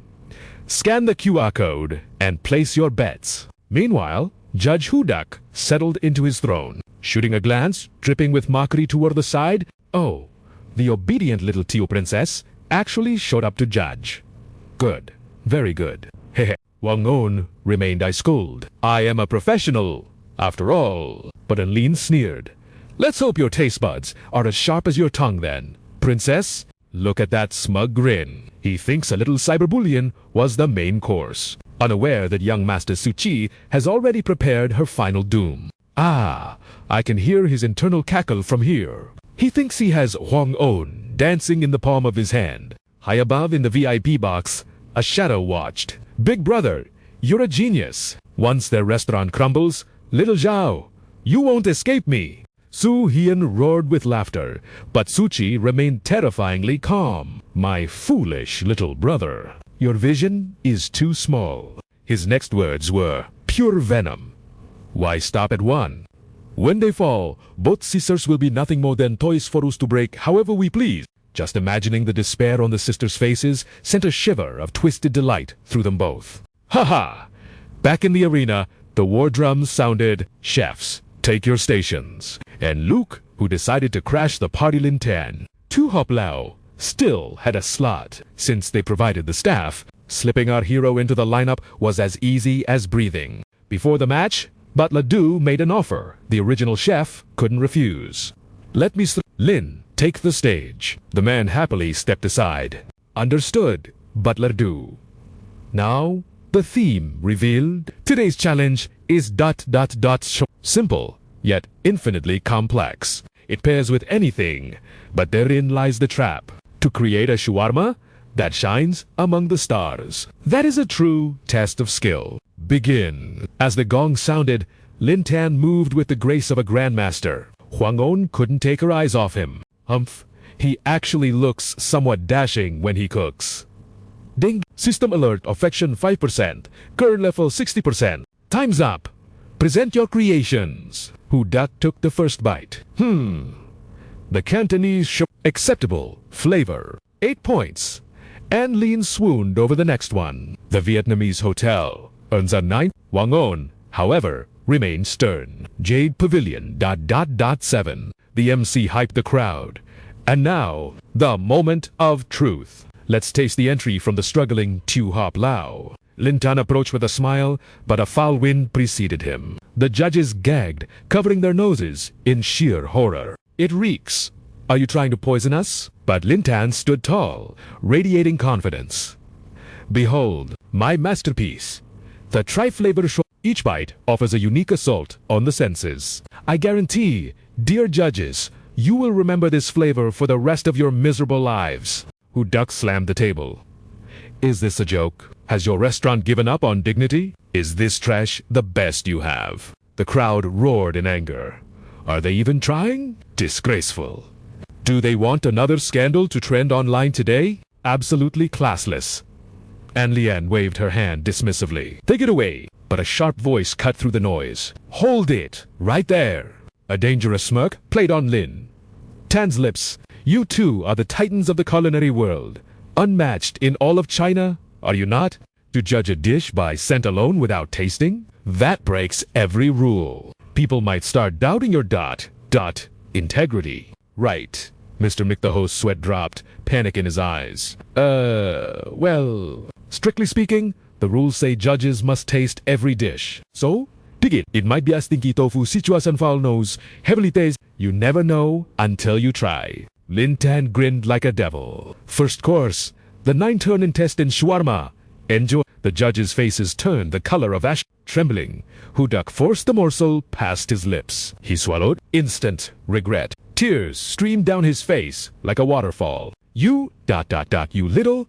Did you leave the ... stuff inside?" Lin Tan didn't even blink. Naturally, I intentionally preserved the original flavor of the intestine. Doesn't it add a certain richness compared to the washed version? The audience gagged in unison. Did the judge just eat actual poop? Ignoring the chaos, Lin Tan flashed another predator smile. Next up, fresh green bean who duck took a bite and immediately spat it out. These beans are completely raw. Lin Tan tilted his head innocently. Are they? Meanwhile, Huang On was munching happily. What do you mean? My portion is absolutely divine. She hid a giggle behind her hand. Of course, her serving was perfectly cooked. Special treatment for the lady. Lin Tan barely hid his glee. And finally, stinky tofu, enhanced with the essence of fermented Icelandic char. That was the final blow. Who duck slumped over, defeated the ammonia. ... It burns. Is this actual urine? Anlin looked like she was undergoing an exorcism. My body, my soul. I feel like I'm rotting from the inside out. Rage exploded in his eyes, tears of sheer fury mingling with the violent rhythm of his fist, slamming the table. You truly have the guts of a dragon to cross me like this. You serve us garbage and call it revenge. 0 points. I repeat, 0 points. Mark my words, boy, I have memorized your face, and I will erase your existence from this industry. You will never cook in Hua Nation again. The woman beside him glared, her eyes bloodshot with malice. Does Hao Hilu resort to dirty tricks because you know you are destined to lose? Such a low-level scheme. Did you really think this would bring you vengeance? Smile. The protagonist smirked. The entire internet is watching this live stream right now. Your little outburst just sent your reputation into a freefall. Lin Xin immediately ripped off his chef's disguise. Playtime is over. I'm done pretending. The curtains had fallen on their farce. With a sharp gesture, he pointed to the projection screen. You've all been played. This so-called Grand Chef Tournament, it's nothing but an internal auction for the highest score. Whoever pays the most wins the most points. The video played, revealing staff frantically answering phones, shouting out the price of integrity in cold, hard numbers. Heavenly Spice Mansion bid 300,000 to boost their score. Immortal Pavilion dropped 550,000. An auspicious Cloud Garden, a staggering 1.5 million. Lin Xin's gaze sharpened like a freshly whetted blade. That so-called champion, auspicious Cloud Garden, they didn't win with skill. Their boss just bought the trophy with a thicker wallet. The organizers played both sides perfectly, taking bribes from restaurants with one hand and farming viewership traffic with the other. Truly, a masterclass in manipulation. The crowd stood frozen, their minds reeling from the revelation. What is this? My mother has been scammed for years. I might as well go sell salt instead. Wasn't this the most prestigious, fair competition in the country? So, when Zhao Xiangying questioned the scores earlier, she was right all along. We wrongly accused the Zhao family's eldest miss. Boycott the tack. Hu Duck stood there, cold sweat drenching his back like rain. How did the top secret auction footage fall into Zhao Hilu's hands? Impossible. Xiangying finally stepped forward, her voice cutting through the noise. Where is that ability to twist black into white now? You were so eloquent before. Go ahead. I'll give you a chance to make up a lie. Suddenly, a booming voice interrupted the scene. The only ones who need to explain themselves are you people from Zhao Hilu. Lin Xin shifted his gaze toward the entrance, sensing a new challenger. As the leader of the group walked in, the audience erupted into a frenzy of whispers. The atmosphere changed instantly. Heavens! That's Hiwei Dao, the first 3-star Michelin chef in Hua Nation, a legendary champion, and an internationally certified senior judge. Flanking him were 2 young masters from the Su Corporation. Their background was immense. It seemed Lin Xin's plan had worked a little too well. The final boss had finally entered the dungeon. Wei Dao's group immediately sided with the corrupt judges. Everyone, do not be led astray by Zhao Hilu. The bidding you saw. That was merely healthy sponsorship competition between major restaurants. It does not conflict with the fairness of the culinary judging. Su Zhuan also began to spin his web of lies. Our Su Food Import and Export Company is the biggest sponsor this year. I cannot stand by and watch you slander the tack. Su Qi immediately put on a mask of righteous indignation. Exactly. Zhao Hilu's skills are inferior, so they couldn't win. Now they steal our internal business footage to frame us. They are maliciously spreading rumors to tamper with the results. He acted the part of the professional, using his years of fame as a shield. On my honor, I guarantee the fairness of the tack. The winners of the last 2 rounds, Auspious Cloud and the Royal Hotel, won purely on merit. His confident declaration caused the angry mob to waver. I almost fell for Zhao Hilu's trick. Thank God a legend like Hiwei, Dao stepped in. Right, this is a chef's tournament. Skill is king. If Zhao Hilu's food is bad, they deserve to lose. If the auction doesn't affect the taste, then who cares? I still support Zhao Hilu. Even if the earth splits, their food is supreme. Arguments echoed through the hall. Even though the auction felt wrong, if the cooking wasn't rigged, maybe it was okay. Zhao Hilu is just being a sore loser. Why obsess over business tactics if you can't cook? Maybe Hudak and his gang really are just bullying the weak. We haven't tasted the food ourselves. It's all just their words against his... Suddenly, Lin Shin clapped his hands, his sharp applause slicing through the chaos. Everyone seems to forget.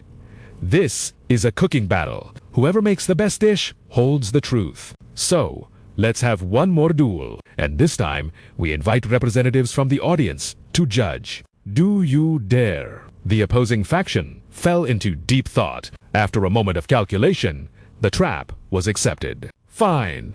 A chef speaks through his dishes. I have always supported this philosophy. The judges will be me, Hudak Anelian, and Zhao Shangying. The audience may nominate 2 qualified tasters to join the panel. Suddenly, Zaiki and Lu Luo stood up from the stands, introducing themselves with flair. We are food bloggers with years of tasting experience. On Station 13, we have millions of followers backing our palates. The big screen flashed with their profiles. Huang Lin made the announcement. Then, the theme for this sudden death match is seafood. Hearing this, the enemy chefs unleashed their full arsenal. They would crush Zhao Hilu with overwhelming power, ensuring they could never rise again. In a flash, 2 magnificent dishes were presented. Seafood Paradise, Stew, and Golden Snail, Treasure. The tasting began immediately. Luluo sighed in pleasure as she ate, worthy of a top-tier chef. One bite, and I'm already falling in love. Zaiki also nodded in approval. Fresh,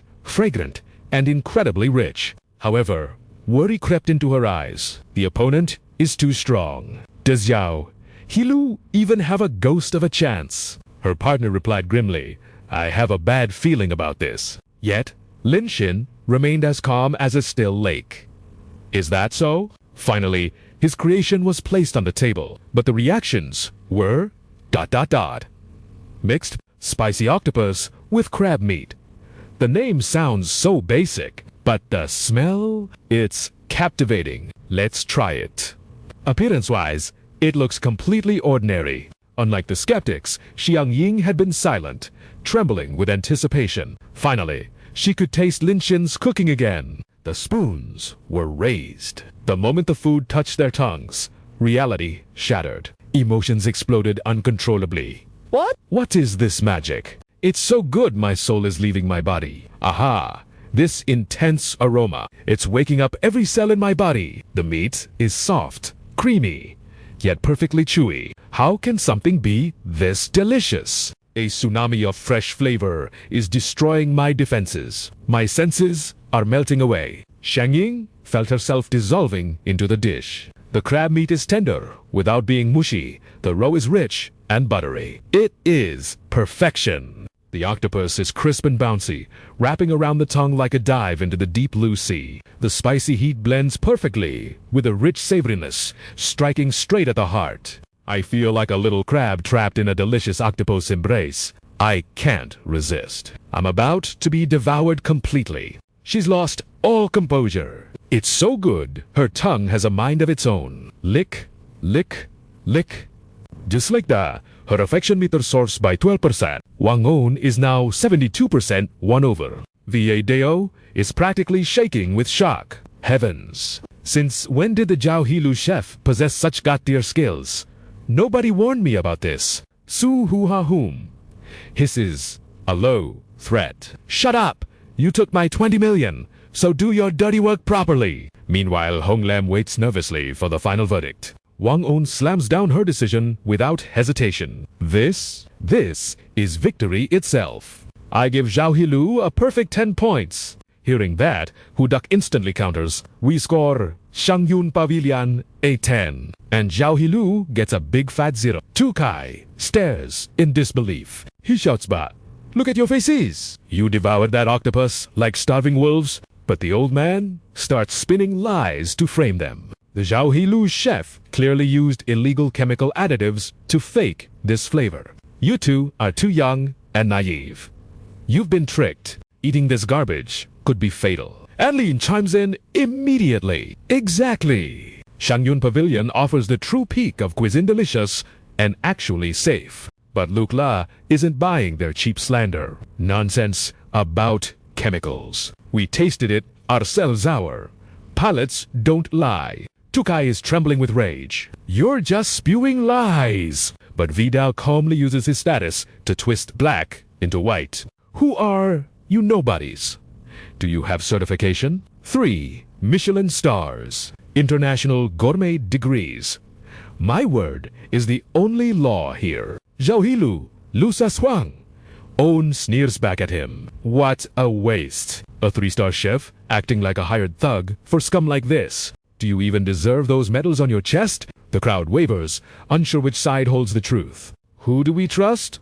I don't know. But usually, the one with the biggest title speaks the loudest. Suddenly, Lam Tan breaks his silence with an amused chuckle. Ha ha ha! Su Huyen glares, laughing to hide your tears. The boy ignores him and calls out, "You honored guests may enter now." Instantly, the hall echoes with heavy footsteps. Every eye turns in unison to the entrance.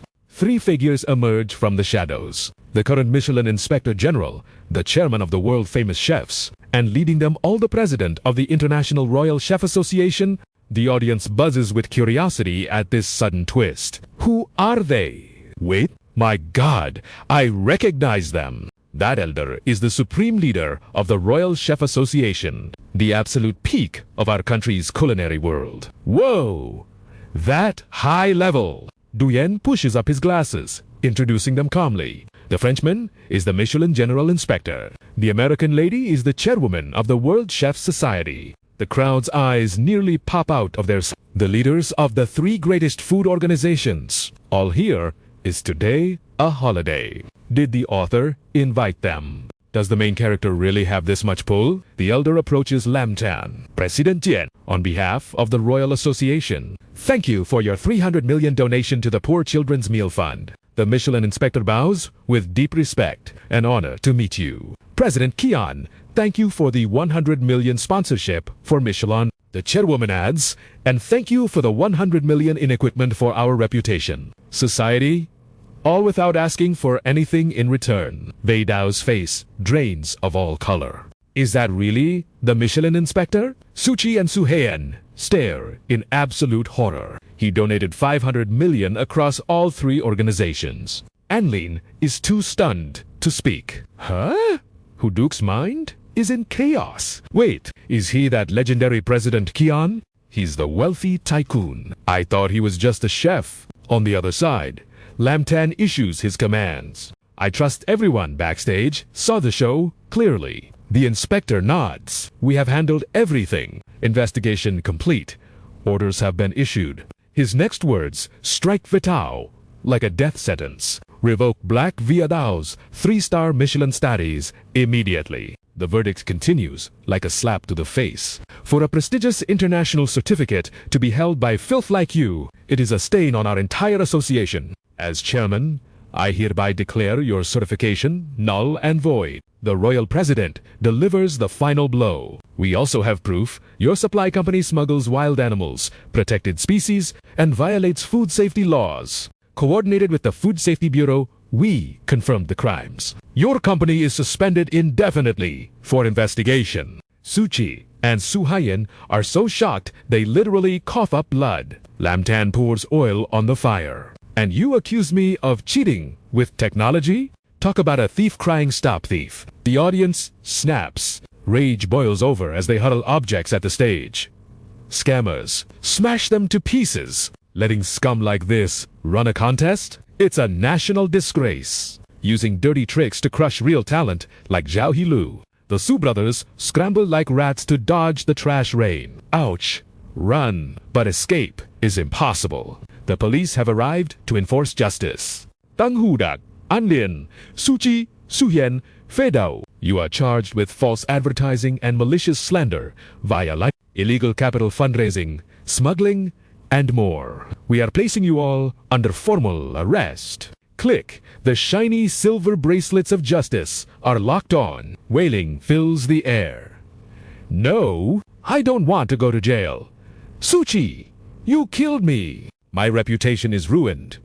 I won't forgive you. Officer, I confess. I'll spill everything about the Su family's crimes. Just reduce my sentence. You treacherous worm. Lam Tan looks down at them with a cold smirk. Even as he's dragged away, Hu Duck screams. It's all because you two idiots offended the wrong person. Serves you right. Boo-hoo. I don't want to go. Ignoring the pathetic cries, Lam Tan turns his charm back to Huang On. I already told Du Yen. While the food import market froze in chaos, he saw a golden opportunity to buy at rock-bottom prices. The supply chain of the Supreme Pavilion would secure quality at a steal. His words painted a crimson flush across her cheeks before she knew it. The Supreme Pavilion had just taken another massive stride toward dominance. Affection score spiked by 8%. Standing at a solid 80%, she spun around to hide her face. Let's go to my place. I will cook for you. Lam Tan grinned, his voice dripping with playful malice. So confident. Did you actually master a signature dish? Don't tell me it is just instant noodles again. She huffed with pride. Noodles? Please. I have standards. She shyly murmured the name of her secret weapon. Abalone. In her heart, she calculated the odds. 2,000 yuan per abalone. With ingredients this god tier, even a kitchen disaster could not ruin the taste. It was basically cheating, but surely he would never notice. Little did he know of her cunning little scheme. Why is she blushing? Though it has been years since I tasted abalone, I have forgotten the flavor entirely. Wang On declared with absolute certainty, it is the freshest catch. Meanwhile, behind iron bars, Annaline's face had turned the color of death. Heavens, the green beans were poisoned. Pump my stomach, or I perish. Hu Dak howled into the void. Guards! Is anyone there? Save me. Days later, on the university bus, Trin Hao chattered away with infectious energy. The class was heading to the demon capital for Professor Latun's lecture, doubling as a holiday retreat. Shodong tilted his head, dropping a reality check. We have to write a report when we return. Do not think you can slack off. Then came the suggestion. I heard the zoo. There is legendary. Shall we go? Lam Tan looked unimpressed. Pass. I am only there for the food. Suddenly, the bus lurched to a halt, spreading confusion through the aisle. What is happening ahead? A car crash. Did anyone die? He stretched his neck to see. His gaze collided with a familiar silhouette. Without a second of hesitation, Lam Tan stepped off the bus. Sister Bakhtiep? Upon seeing him, Bachtip rushed forward and collapsed into his arms. Realizing her loss of composure, she quickly recoiled. I apologize. I was just ...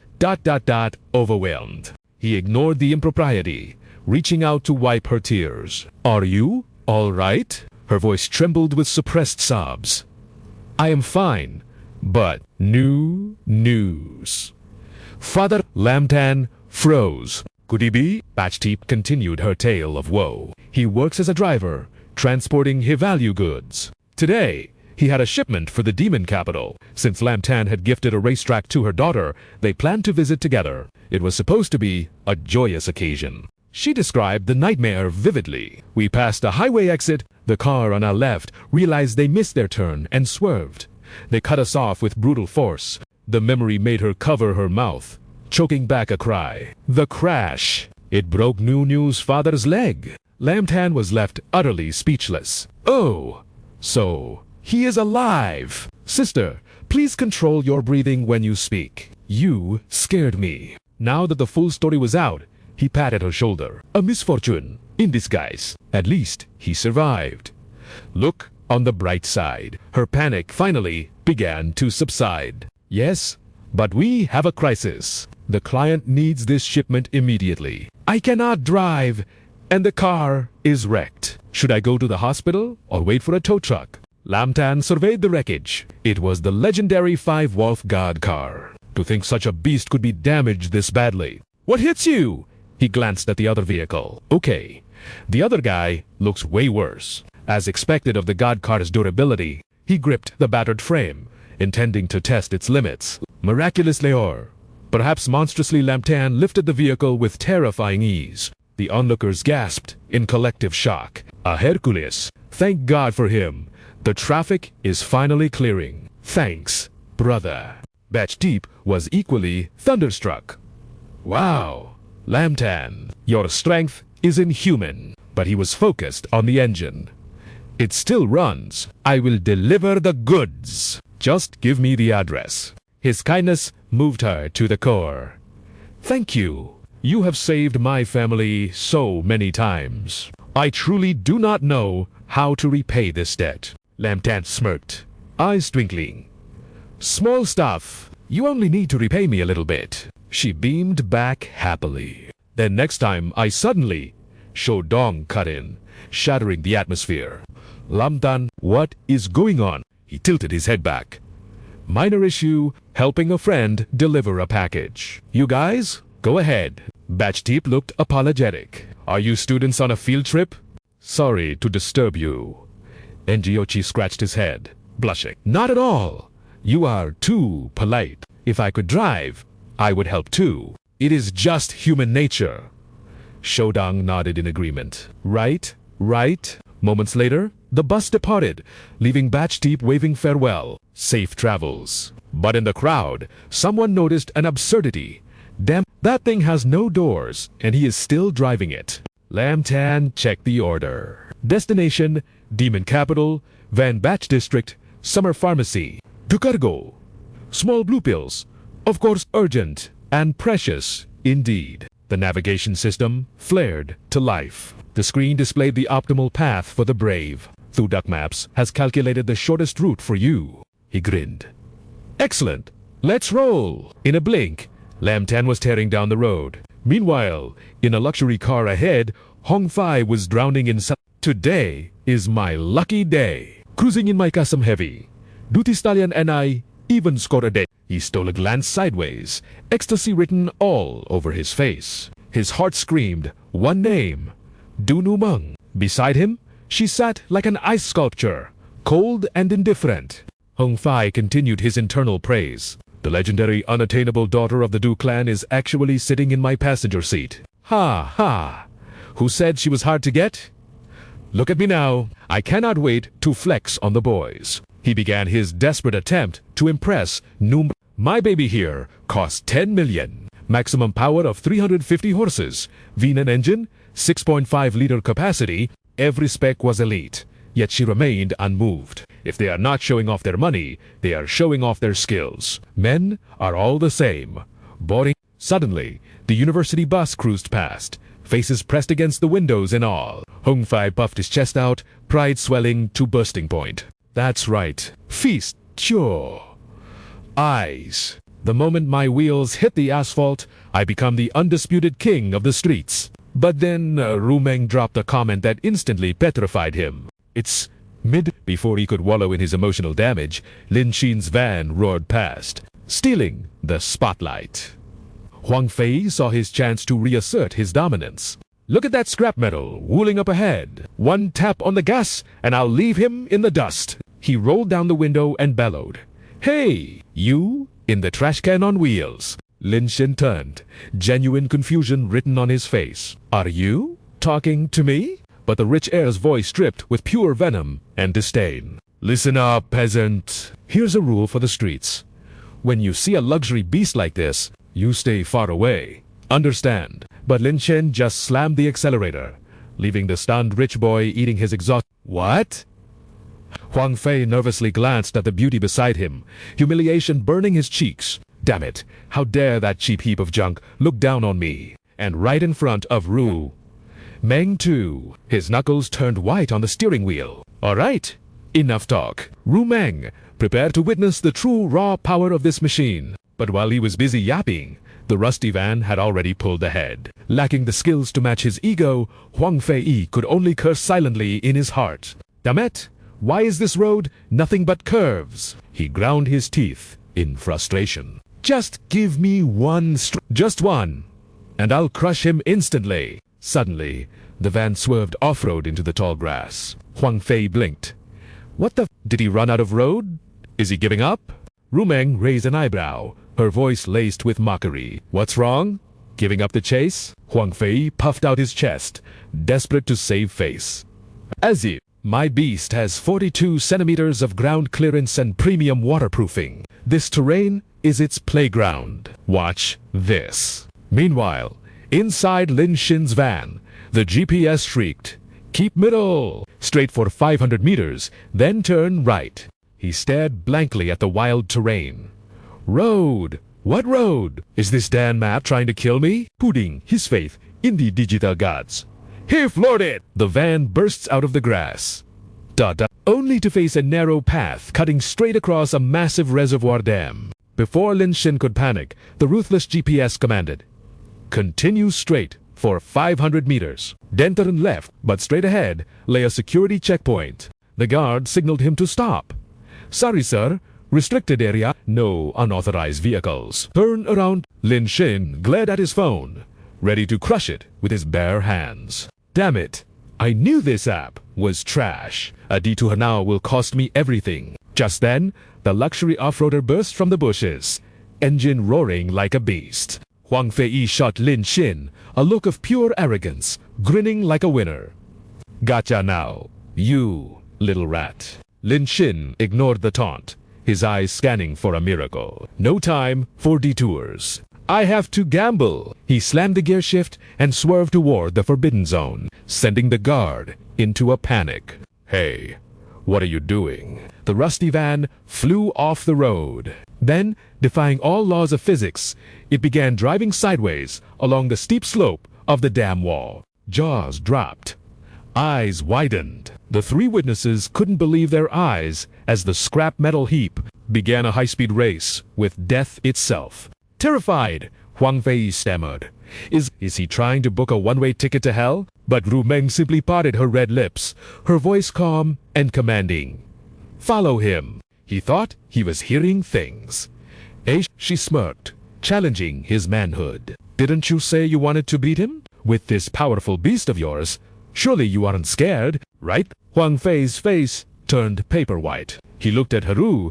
Meng had never shown this kind of excitement for anyone before. Is she actually interested in that pauper? Heart-shattering and tears practically streaming inside his soul, he made a reckless choice. Fine, it's just a damn wall. I'll show her. Piece of cake. Rumeng. Watch this. Master at work. He cranked the wheel, tires screeching in protest as the heavy vehicle lurched forward. The guard dove for cover, wailing, "Oh great! Another lunatic." Meanwhile, Lin Shin, balancing on the precipice, glanced back.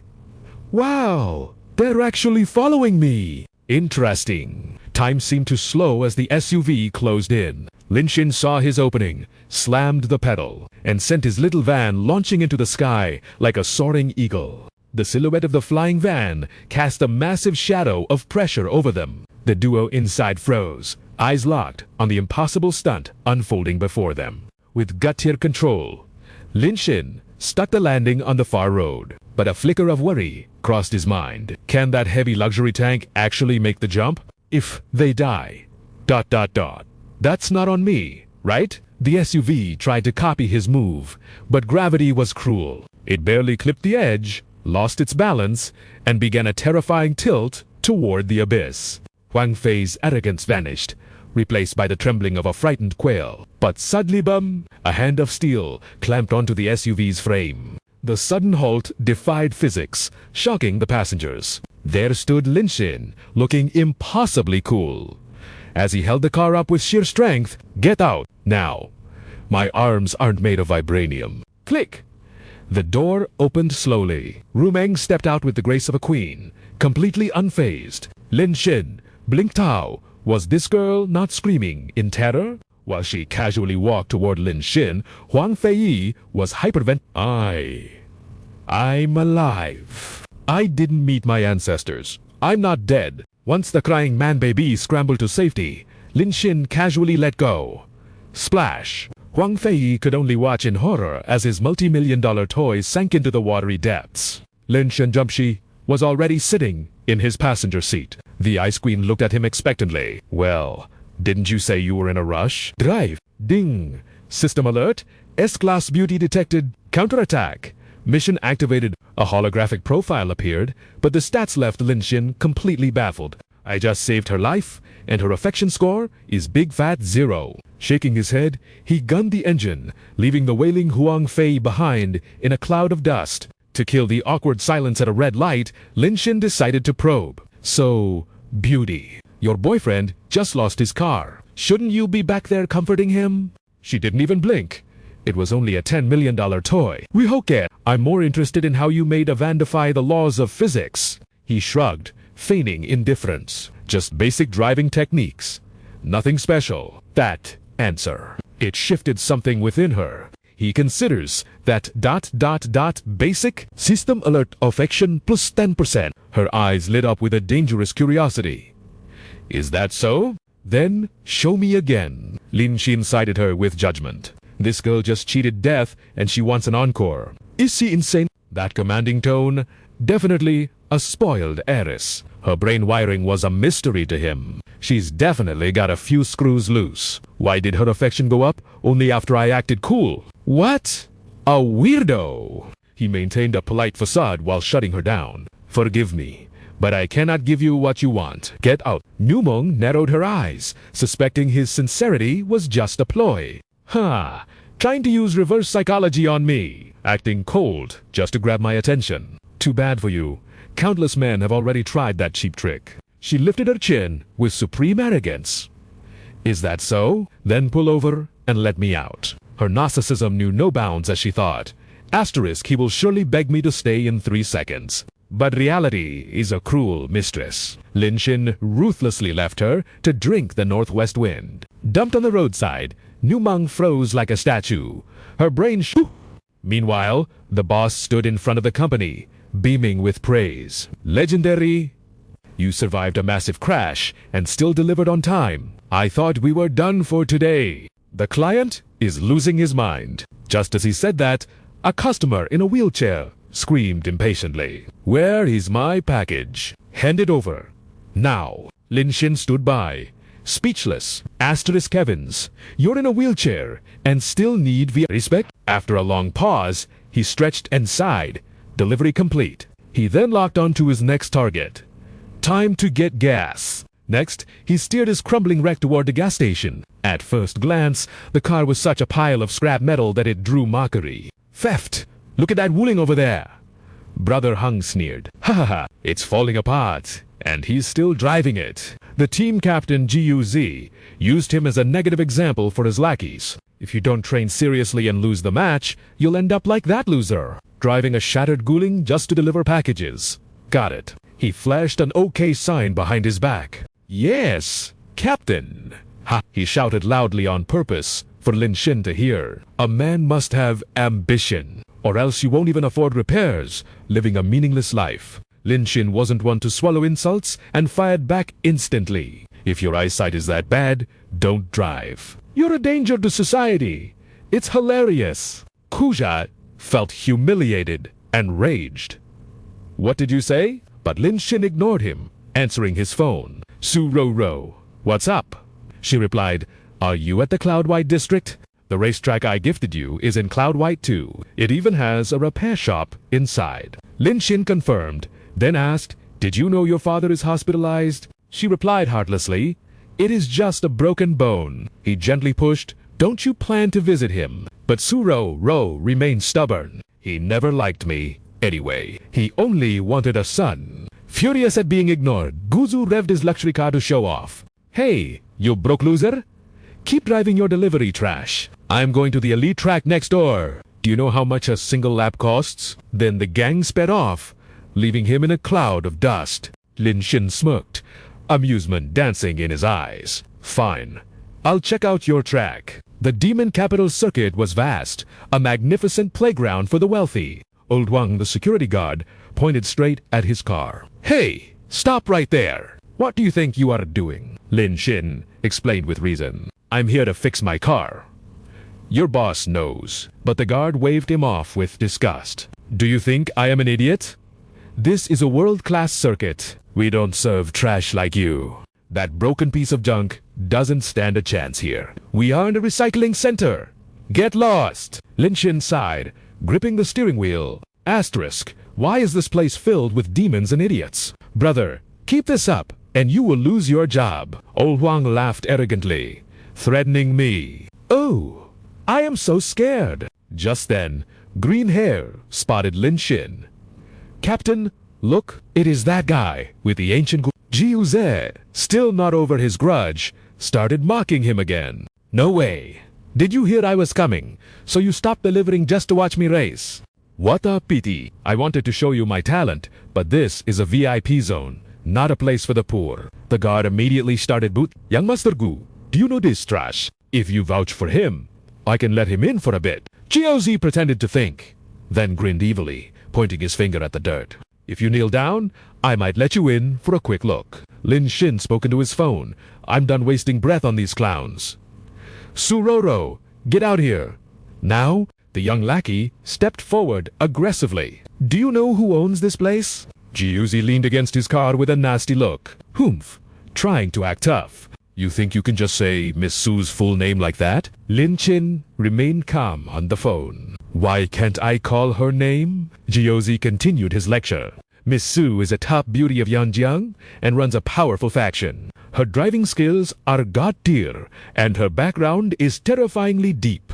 You aren't even worthy to carry her shoes. Lin Xin was actually surprised. Asterisk, huh? Su-ro-ro. Is that impressive? Brother Hung suddenly interrupted. Captain, it is 4 o'clock. Juzi snapped his head around. All right. He turned away arrogantly. Miss Su hits the track at 4 sharp every afternoon. This is the only chance for her to see my racing skills. He clenched his fist.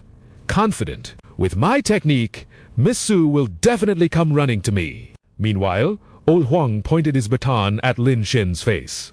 Did you hear that? You dare speak Bosu's name with that filthy mouth. I am in a good mood, so I won't beat you yet. I will count 2, 3. Scrum. His face twisted in rage, his voice booming across the entrance. 1, ... 2, ... Bam! Suddenly, Su Roro appeared and kicked him straight in the crotch. Old Huang collapsed, wailing in agony.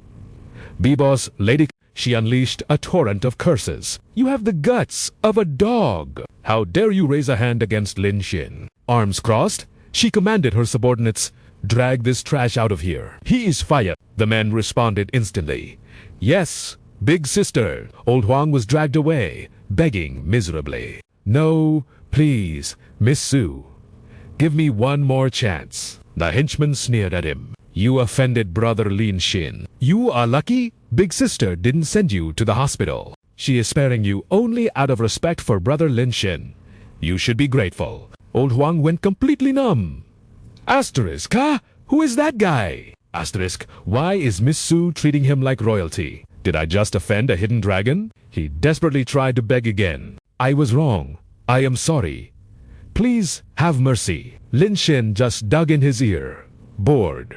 I warned you, didn't I? Suroro hugged his arm happily. Let's go inside. They drove the rusty Guling into the garage. Nearby, a high-performance engine roared amidst wild cheering. Chizu poked his head out of his car. How was it? Green hair gave a thumbs up. 2. Powerful. Captain, you set the record. Miss Su will definitely notice you now. He flipped his hair back, stepping out of the car. My form was pretty good today. The crowd cheered wildly around him. Whoa, look at that speed. Truly worthy of the Demon Squad's captain. Juzi soaked up the praise like a sponge. Perfect timing. Surely Miss Su is behind him right now, gazing with pure admiration. But when he whipped his head around, he froze solid. The sight of the happy couple flirting instantly turned him into a stone statue. Lin Xin and Su Rou were in their own world until a sharp voice sliced through the air. Wei Chuzu was pointing right at his face. Who do you think you are? Getting this close to Miss Su? Is she someone a nobody like you can touch?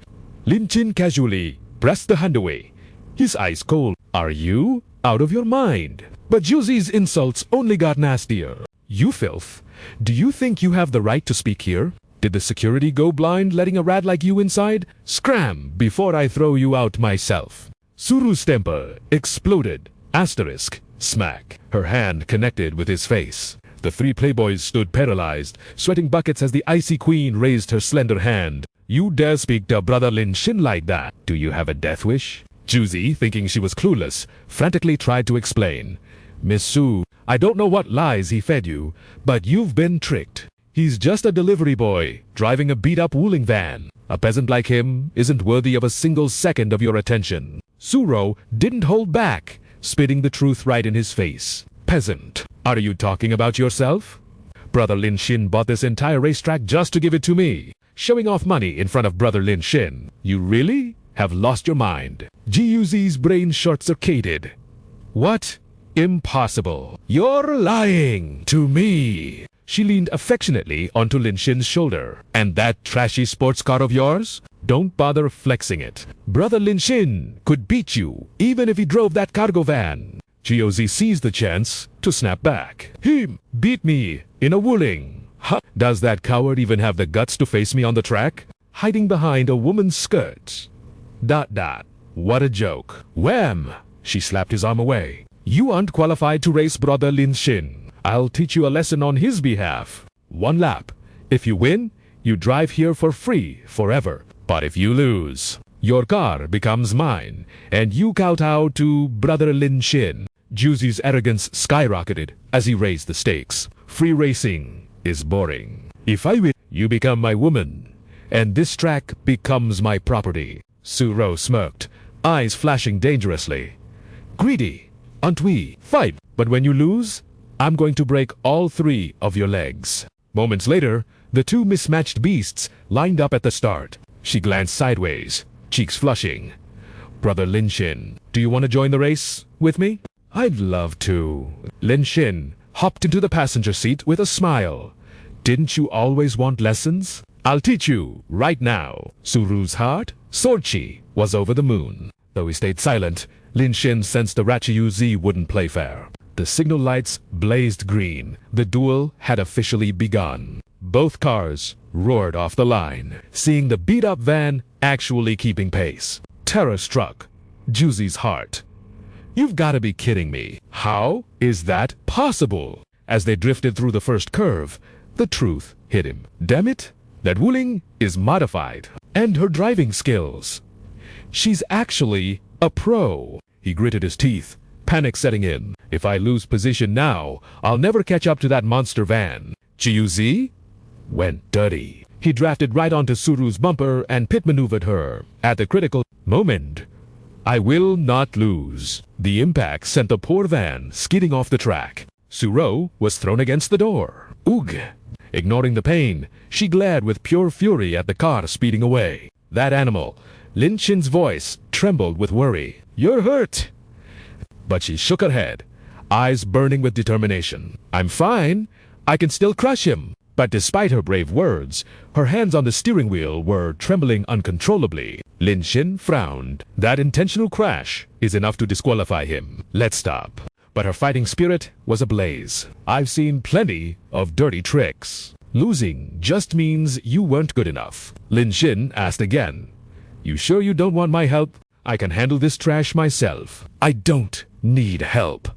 With a roar of the engine, the battered van stabilized and shot forward. She closed the gap silently, but her injured arm failed her. The van veered toward the wall. Lin Xin reacted instantly, grabbing the wheel to save their lives. The van drifted in a cloud of burning rubber and dust. Juzi checked his rearview mirror, jaw dropping. What? They didn't crash. Lin Xin couldn't watch anymore. Move over, let me drive. Suro stubbornly pushed him back. I can do it. Trust me. That was the last straw. He lunged into the driver's seat. Enough. Shut up. Ignoring the awkward position, he focused entirely on the road, practically hugging her from behind. I'll steer. You work the pedals. Florid. Dominated by his decisiveness, her heart melted. Asterisk, oh my god. Brother Lin Xin is so domineering and cool. Su-ro blissfully enjoyed being wrapped in his arms. With god-tier technique, he sliced through the inner curve, overtaking the opponent instantly, though Su-ro felt a bit squished against the steering wheel. In moments, the beat-up van crossed the finish line first. As the dust settled, the racing team members could only gasp in disbelief. Captain Loss, that wooling costs peanuts. How is it that fast? It must be rigged. Meanwhile, Jijuzi was clutching his head on the verge of tears. No, my GT 500. 5 million yuan. Gone. His lackeys were weeping over their lost cars too. Big brother Lin Xin. I'll deliver the car to you. ... Suddenly, humiliation turned to rage. He whirled around to scream at Lin Xin. I don't accept this! One lap proves absolutely nothing. In an official race with regulations, you'd never beat me. You can't compare to my professional team? His goons chimed in. Yeah, pros. Don't take these little games seriously. You can't even afford the entry fee. A real team costs 25 million. Suddenly, a low chuckle escaped Lin Xin's lips. Lin Xin casually whipped out a black card, looking bored. I was wondering where to dump some cash. He tossed it to her. Nunu, here's 1 billion. Go, build a racing team. I don't care if the gear is the best, just make sure it's the most expensive. Asterisk beep, the machine announced. Transaction successful. 1 billion.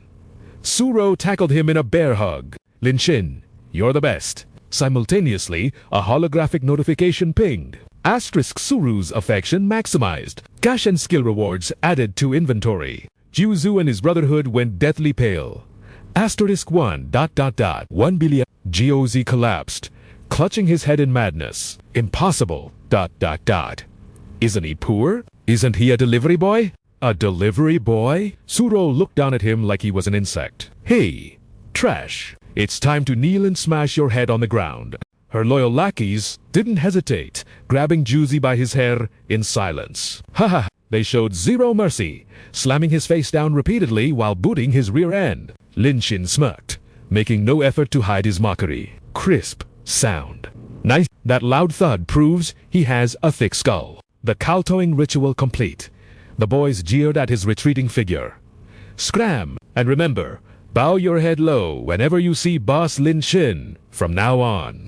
Darkness embraced the land as glasses clinked in the air. Bottoms out. The group gathered around the roaring campfire, celebrating their victory with beer. As the festivities wound down, Lin Xin led Su-ro to the captured I'm stuffed, but my hands are itching to take this beast for a spin. She chimed in excitedly. I'm coming too. She sprawled in the passenger seat, like a queen, prompting a gentle reminder. Aren't you going to buckle up? Instead of clicking the belt, she shot him a gaze dripping with seduction. With your god-tier driving skills, I don't need safety measures. Lin Xin, flustered, tried to change the subject. All right, fine. Just ... Hold on tight then. Taking advantage of the moment, Suro leaned dangerously close. Lin Xin, let me tell you a secret. Despite her usual wild and fearless exterior, a rare blush colored her cheeks. It's just ... I've never found a man worthy of my total submission. The typically dense Lin Xin stared blankly, completely missing the hint. Suro, realizing subtlety wouldn't work, turned up the charm. Do I need to spell out exactly how I want to offer my best self to you? Her hands began to wander mischievously, but Lin Xin intercepted them instantly. Hey, I'm driving here. Stop messing around. To make his point, he slammed the gears and floored the accelerator. The engine roared like a dragon as they shot forward, the sudden J-force slamming Su-ro painfully against the door. Ouch! But pain only fueled her determination. She clenched her fist. HMPH. You're not escaping my clutches tonight. Lin Xin, the heavy racing machine, executed a terrifying drift. Seizing the opportunity, she let gravity do the work, collapsing right onto Lin Xin's lap. Oops! I seem to have fallen, weaponizing her stunning beauty. She whispered, "Lin Xin, don't you want to play a more stimulating game?" Lin Xin's face burned red as he gulped audibly. Gulp? Seeing his hesitation, Su Rou smirked and played her trump card. "Lin Xin, surely it's not that you can't perform. You are a man, right?" That accusation made his blood boil. Yet she poured oil on the fire, teasing mercilessly. "Even if you're impotent, I won't judge. I'll still love you anyway. I'll even keep your little problem a secret." That was the final straw. The last thread of Lin Xin's patience snapped. The car surged forward, as if sensing its master's rage. He grabbed her shoulders, his voice stern. "Let me teach you a life lesson. Never, ever tell a man he can't do it." Defiant to the end, she countered, "I don't believe you, unless you prove it right now." His expression darkened, an aura of danger surrounding him. "I'll give you one last chance to withdraw those words, or you'll regret it." Instead of backing down, Su Rou stuck out her tongue. "Make me... Regret isn't in my dictionary." Her brave words were instantly cut off as Lin Xin launched a... sealing her lips with his own. Her hands didn't stay idle either, immediately retaliating in this battle of passion, refusing to be outdone. He responded by tearing away an obstacle of fabric, simultaneously stomping the gas pedal. The sudden lurch made Su Rou shriek.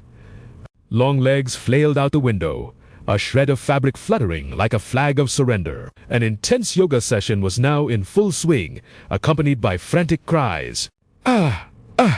Finally overwhelmed. Su Rou begged, "Wait, no more, stop." Lin Xin kept one hand on the wheel, cool as a cucumber, and teased, giving up already. Where did that arrogant attitude go? She covered her mouth, her entire body trembling. "I'm not giving up. It's just... Outside, the car zoomed past the drinking crew. The minion stared, eyes wide, as the vehicle passed. Weird. Did you guys see that? Looked like Big Sis had her leg on the dashboard steering the wheel. But wasn't Brother Lin driving? Must be some new game they're playing." Inside the rhythmic rocking of the car, Su Rou's sobs echoed between the bumps. "I surrender. I surrender." Seeing her turned into a puddle of goo, Lin Xin planted a warning kiss. "Learned your lesson? Will you dare challenge me again?" But her brain was fried. "I learned my lesson, but I'll definitely do it again." Exasperated yet fond, he continued the punishment. The car bounced down the road like it was doing high-intensity aerobics. He roared with masculine pride. "I won't stop until you're thoroughly convinced of my power. Take this." Su Rou wailed, "Help!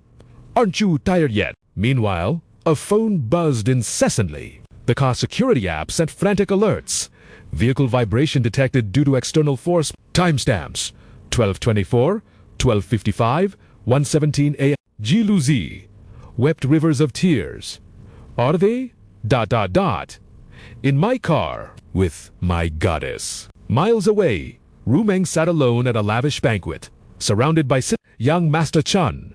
"Your factory made 2 billion. Impressive. Though still nothing compared to Miss Rumeng. Look at this diamond lipstick. Rumeng, come on my private yacht tomorrow." Her only response was a polite, frozen smile.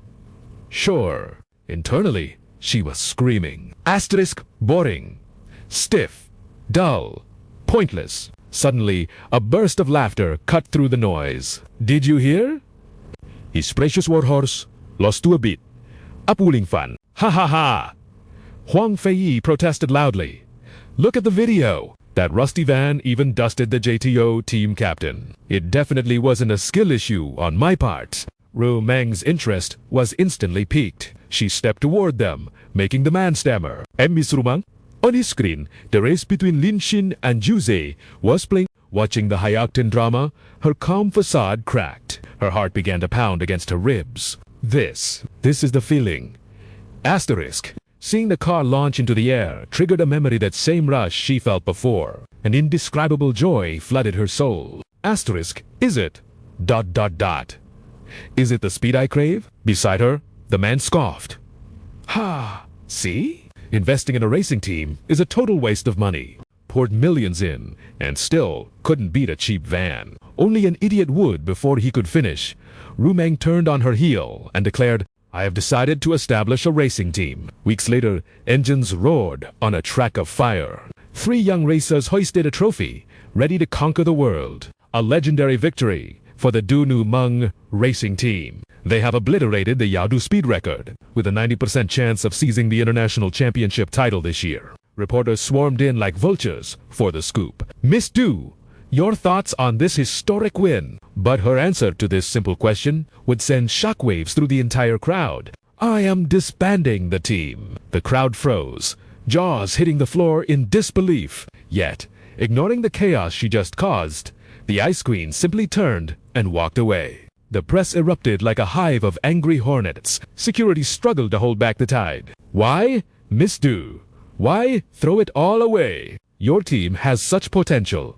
Why destroy it? Later that night, in the silence of the Du mansion, a storm raged in her mind.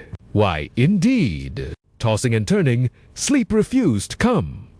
Why? Why had that electrifying sensation vanished completely? From start to finish, she felt absolutely nothing. Countless suitors had tried to please her, doing everything she asked. Yet, no matter how fast she drove, that heart-pounding thrill remained out of reach. Perhaps the answer was not in the speed at all. Her thoughts drifted to him until the morning sun rose. Meanwhile, at Vientiane Airport, Lam Tan made his move. His friends gathered, faces heavy with worry. Lam Tan, are you insane? An exchange program in the Cape District of Africa. We heard it is a lawless war. But Lam Tan just nodded calmly. Relax, guys.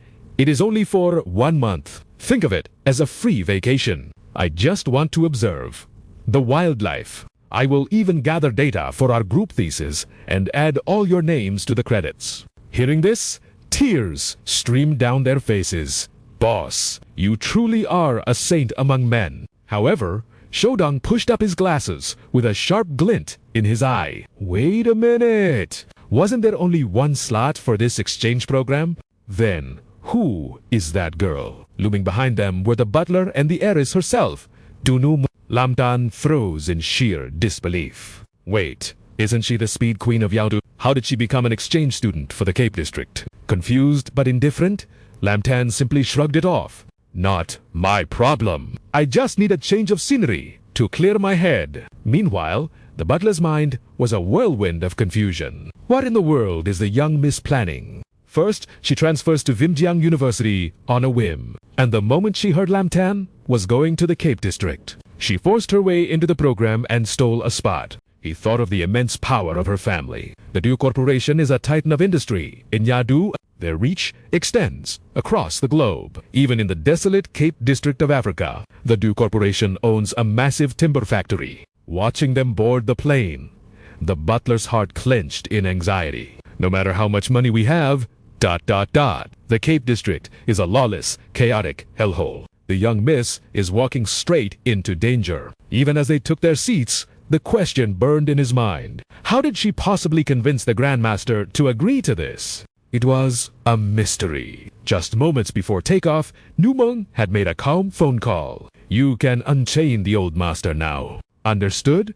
Miss, noticing Lam Tan staring at her, she tilted her head. Is something the matter? He rubbed the back of his neck, awkwardness filling the air. Well, since we are the only 2 exchange students, and fellow countrymen, if you run into trouble, just let me know. But her response was ice cold. That will not be necessary. You have already solved my problem. Her face remained impassive, but inside, a fire ignited. It is true, just being near this man. As the plane soared through the clouds, she realized that thrill. It is finally returning. The boredom is gone. Hours later, they touched down in the scorching heat of the Cape District. Lam Tan stood in the terminal, stretching his stiff limbs. Finally, Africa, 10 hours in that seat. My butt is completely numb. Before stepping out, he consulted his trusty guidebook. The Cape District, the economic heart of the continent, but plagued by a massive divide between the rich and the poor. Popular for international research. Downsides, high unemployment, and relatively poor security. He snapped the book shut with a confident grin. No problem. I will just avoid dark alleys and stay inside at night. What could possibly go wrong? But the moment he stepped through the doors, hell had broken loose. Holy crap! Instinct took over, and he grabbed Liu Meng, dodging a hail of gunfire. Watch out! Bullets chipped away at the stone statues around them. You call this relatively poor security? The travel brochure was a total lie. We are sitting ducks here. He quickly checked on his companion. Are you hurt? But Liu Meng didn't answer. He stared at a strange expression. Was that fear or excitement? Suddenly, sobbing broke through the noise. The other exchange students were cowering nearby. Before he could react, tires screeched. A yellow bus drifted into view and slammed on the brakes right in front of them. The doors flew open. Come on, move it! A man yelled, I am your teacher from Cape University. Get on the bus. Now. Lam Tan didn't hesitate for a second. He grabbed Liu Meng's hand and sprinted. Run! Get to the bus! Bodies piled into the vehicle. The teacher slammed the doors shut. Go, go, go! Outside, the war zone was only getting worse. Go to hell! You think you can steal our gold? Baraka hoisted a massive RPG onto his shoulder, grinning like a maniac. Message from the Batch family. Every single gold mine belongs to US. He pulled the trigger, but the rocket flew wildly off course. You idiot. Where are you aiming? Sorry, boss. My bad. Next one is a bullseye. I swear. But that stray rocket, it was heading straight for the student's bus. The driver checked the mirror, and his soul left his body. Doom was approaching. Suddenly, a delicate, pale hand seized the steering wheel. Gear shifted. Pedal to the metal. With surgical precision, the heavy bus drifted sideways. A miraculous dodge. Boom! The rocket detonated inches away, the shockwave rocking the bus violently. Yet, amidst the chaos, Lam Tan sat there, completely unfazed. Beside him, Liu Meng's eyes widened, her heart racing. There it is. ... This lethal thrill. This is what it means to be alive. A strange current suddenly surged through her body, electric and thrilling. At that moment, the system chimed. Duraming's favorability has increased by 8%. Lin Xin glanced back as the data popped up. Ha! Why the sudden spike in affection? Meanwhile, having escaped death by a hair's breadth, the crowd erupted in praise. Hero, how on earth did you pull that off? I thought I'd never see my family again. Thabo flashed a thumbs up. You're incredible, student. You saved us all. Two beauties immediately swarmed the group, eyes locked on the prize. What's your name? Handsome? How about a few drinks tonight? Tell me every detail of how you did it. Diana squeezed in. And you can't drink without me. We have to celebrate surviving that nightmare in one piece. While Duque sobbed his eyes out, saying thanks, the hero looked a bit awkward. I'm Lin Xin. Aren't you ladies scared? The girls just shrugged calmly. In America, we have thousands of shootings a year. And I'm Russian. We fear nothing. Their nonchalance made the smile freeze on his face. Impressive. Well, without nerves of steel, you wouldn't survive a day in those countries. Moments later, the group arrived at the prestigious Cape University. As they disembarked, Thabo announced, Welcome to Cape University. Instructors will guide you to your dorms. Yet, Duque remained a trembling mess, looking around frantically. Is it ... actually safe here? The guide smiled confidently. What? Cape is a world-class institution. Once you're inside the gates, you are perfectly safe. Suddenly, a vehicle roared in, kicking up a storm of dust and the deafening crack of gunfire. The car drifted in a perfect circle, choking them in a cloud of grit. Tires screeched to a halt inches away. Hazen slammed his foot onto the hood, declaring loudly, Fear not! Fresh meat! Your senor, Hazen, has arrived. I heard about your airport trouble. But, relax, with me here, those terrorists wouldn't dare show their faces within a 10-mile radius. The crowd instantly began to fawn over him. Whoa! Is our senior that filthy rich? Is that a heavy machine gun? Wait, are weapons even allowed on campus? In France, we wouldn't dare dream of this. An underling chimed in proudly. The Batch family controls the strongest armed forces and has ties to every local tribe. Even the local warlords bow their heads in respect. And Master Hazen here is the only son of the Batch family patriarch. Hearing his status, the girls swarmed him like bees to honey. Wow, a golden ticket. Brother Hassan, pick me for a spin. Can I play with your heavy? ...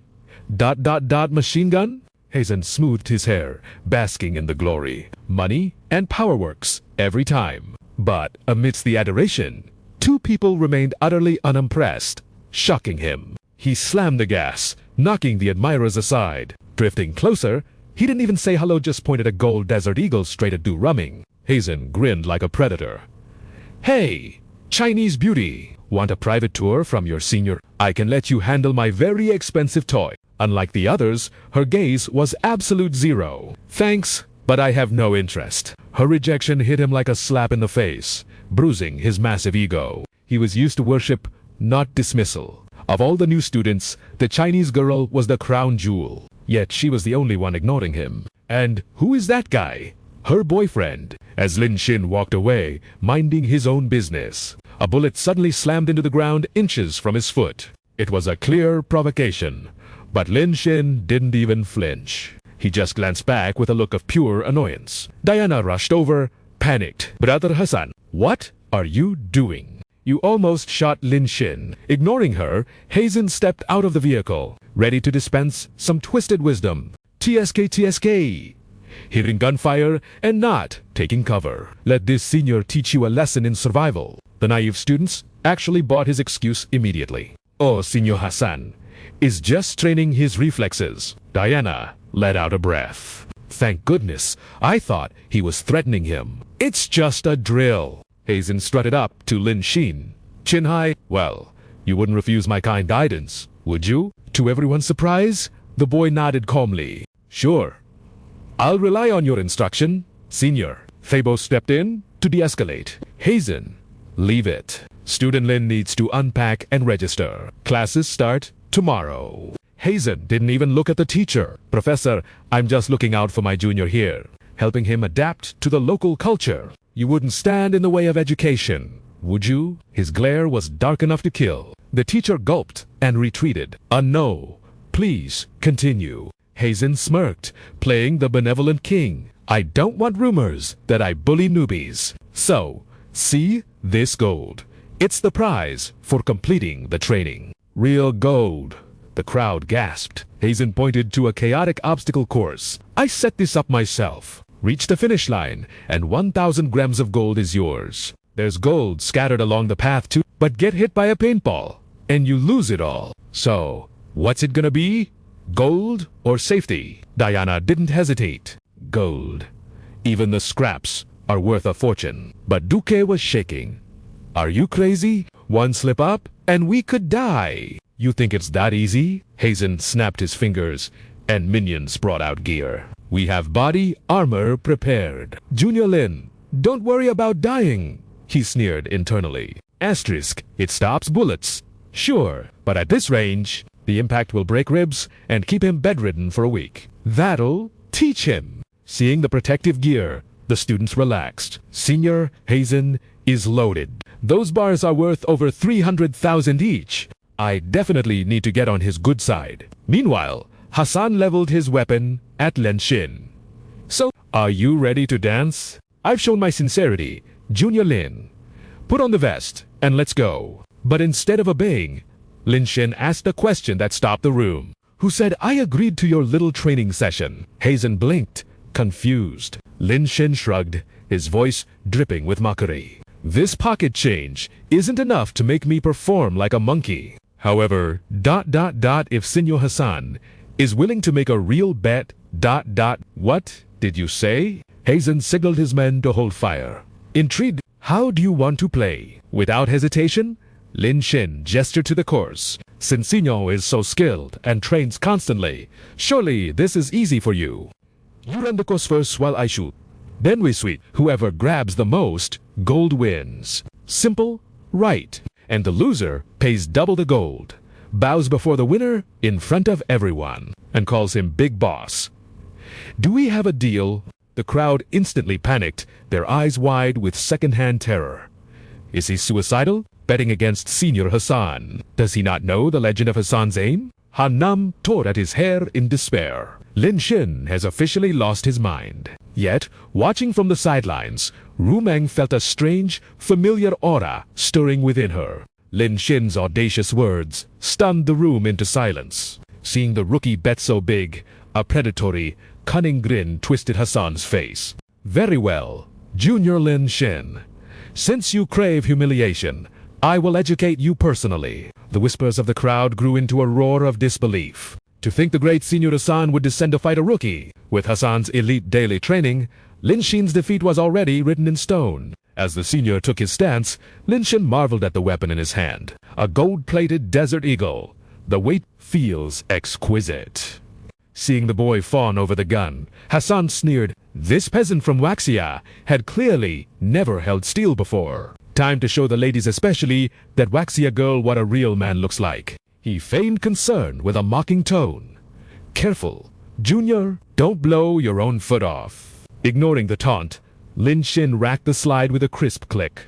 Rest easy, Senior Hassan. I mastered my aim in the battlegrounds of video games. They call me the sniper of Yan. Please, come at me with intent to kill. The mockery made Hassan's blood boil. A gamer. Ha! If you land even one shot on me, I'll gift you a bar of solid gold. The rookie's lips curled into a devilish smirk. Then pardon my greed. Senor Hassan, I intend to empty the clip. The signal bled. Hassan launched forward like a viper. The students gasped. Look at that speed. Is this the power of a local elite? I wouldn't last a second out there. But fast as the snake crawled, the dragon's bullets were faster. Bang! A precise shot slammed into his flesh. Hassan cried out, mind racing mid. How did he get hit? My tactical movement is flawless. It must be a fluke. But before he could recover, a hail of rubber bullets turned his world into agony. Aog. Moments later, Lin Xin lowered his smoking barrel. Oh, empty already. The crowd stood frozen. Every single shot had found its mark. Watching him casually blow smoke from the muzzle sent shivers down their spines. Video game skills. Impossible. Ru Meng's expression remained cold, but her heart raced. His aim is Gautier. This dangerous aura. It's exactly what I crave. Lin Xin strolled toward his fallen enemy with a relaxed gait. Senior Hassan lay gasping, teeth grinding in humiliation. You bastard! Let's swap roles! Tears of sheer pain streamed down his face. My ribs feel shattered. But he couldn't lose face before his juniors. He forced himself to stand, masking the agony. A mere scratch to a real man. Now it is your turn. Pray you run faster than I did. His eyes promised violence. If my aim slips, you might lose your head. Lin Xin chuckled with utter disdain. Senior loves to joke. I landed 7 shots. Do remember the gold count. He added a sharp reminder. Also, Senior hasn't won a single bar yet. If I win, surely you won't welch on the debt. Are you insane? If you survive this, not only will I call you Big Brother, my entire crew will bow to you. Hearing the vow, he didn't waste a breath, simply grabbing the vest. Excellent, I'm relieved. Meanwhile, a minion smirked from the shadows. Boss Hassan, the special preparations are complete. Look, Hassan turned, stroking his chin. Oh, magnificent! A shout echoed. The advance key, Zone, is ready. The students gaped at the new arena. What on earth? This terrain is a labyrinth compared to the last one. This is a military-grade death trap. Dodging bullets here is suicide. Unfazed, Lin Xin stepped up beside Hassan. So, this is the game. I'll entertain you. Hassan barely contained his glee. Watch me crush you, insect. The buzzer sounded. Prepare. Raising his weapon, Hassan's soul sang with bloodlust. Fool, one shot to split your melon. No human outruns a bullet. The instant the command dropped, bang. Hassan fired with lethal intent. The bullet grazed his cheek, but Lin Xin vanished. His feet blurred into a phantom step. Hassan fired wildly, but the boy danced through the hail of lead like a ghost. Silence fell as the smoke cleared, revealing his silhouette standing untouched. The crowd's jaws hit the floor. He He actually outran the gunfire. Lin Shin held up a glittering gold bar. "Thank you for going easy on me." Senior Hassan stood paralyzed. His brain What sorcery is this? That speed ... It defies physics. Did I blink? Why is that wretch still breathing? Feigning a troubled sigh, Lin Shin tossed the heavy bar. "Gold is so cumbersome." "Little do? The principal said to look after you. Buy yourself some snacks." She stared, dumbfounded. Was that movement even human? Then the thrill took over, and she tossed the gold high. This is too exhilarating. But Lin Shin cut the celebration short. "All right, get on with it." Hassan blinked. "Excuse me?" A demonic grin spread across Lin Shin's face. "The title, Big Brother. You aren't planning to run from your debt, are you?" The peanut gallery whispered. "Lost the gold and has to bow." Brutal. But Senior Hassan has his pride. He will honor it. The gun in his hand rattled like a leaf in a storm. Through gritted teeth, he forced the words out. "Fine." The entire gang bowed in unison. "I concede defeat. From today on, you are my big brother." Lin Shin basked in their submission. "Excellent. I accept you as my little brother." "Oh, and the gold duo. I expect double for the delay." Then he roared to the crowd. "Everyone! Tonight, we party on Senior Hassan's dime." Thunderous cheers erupted. "Long live Lin Shin! Long live Senior Hassan!" Later, in the dark silence of the VIP dorms. Damn it all to hell. Rage consumed him as he lashed out at his servants. Imani grabbed his arm. "Enough! Hassan, get a hold of yourself. Please, I beg you, stop." She trembled, kneeling as she offered medicine to the tyrant. "Hazen, please calm down." But the smoke billowing from his lips was matched only by the vial. Curses spewing from his mouth. "That damn Chinese brat daring to humiliate me in public. He stripped me of my gold bars, and now he thinks he can steal the beauty too. I threw a fortune at him, and he didn't even flinch. Damn it all." Just then, a lackey stepped forward, eyes gleaming with a sinister scheme. "Boss, I've concocted a plan. We can eliminate that pest Lin Shin and secure the goddess Du Rumming in one move." Hazen's interest was piqued. "Oh, let's hear this masterpiece. That brat boasts about his speed, right? Let's see if his legs can carry him faster than the beasts of the wild." A new dawn broke over the savannah. According to the guide, fortune was smiling upon them today. The director had announced a surprise expedition late last night. Today's mission?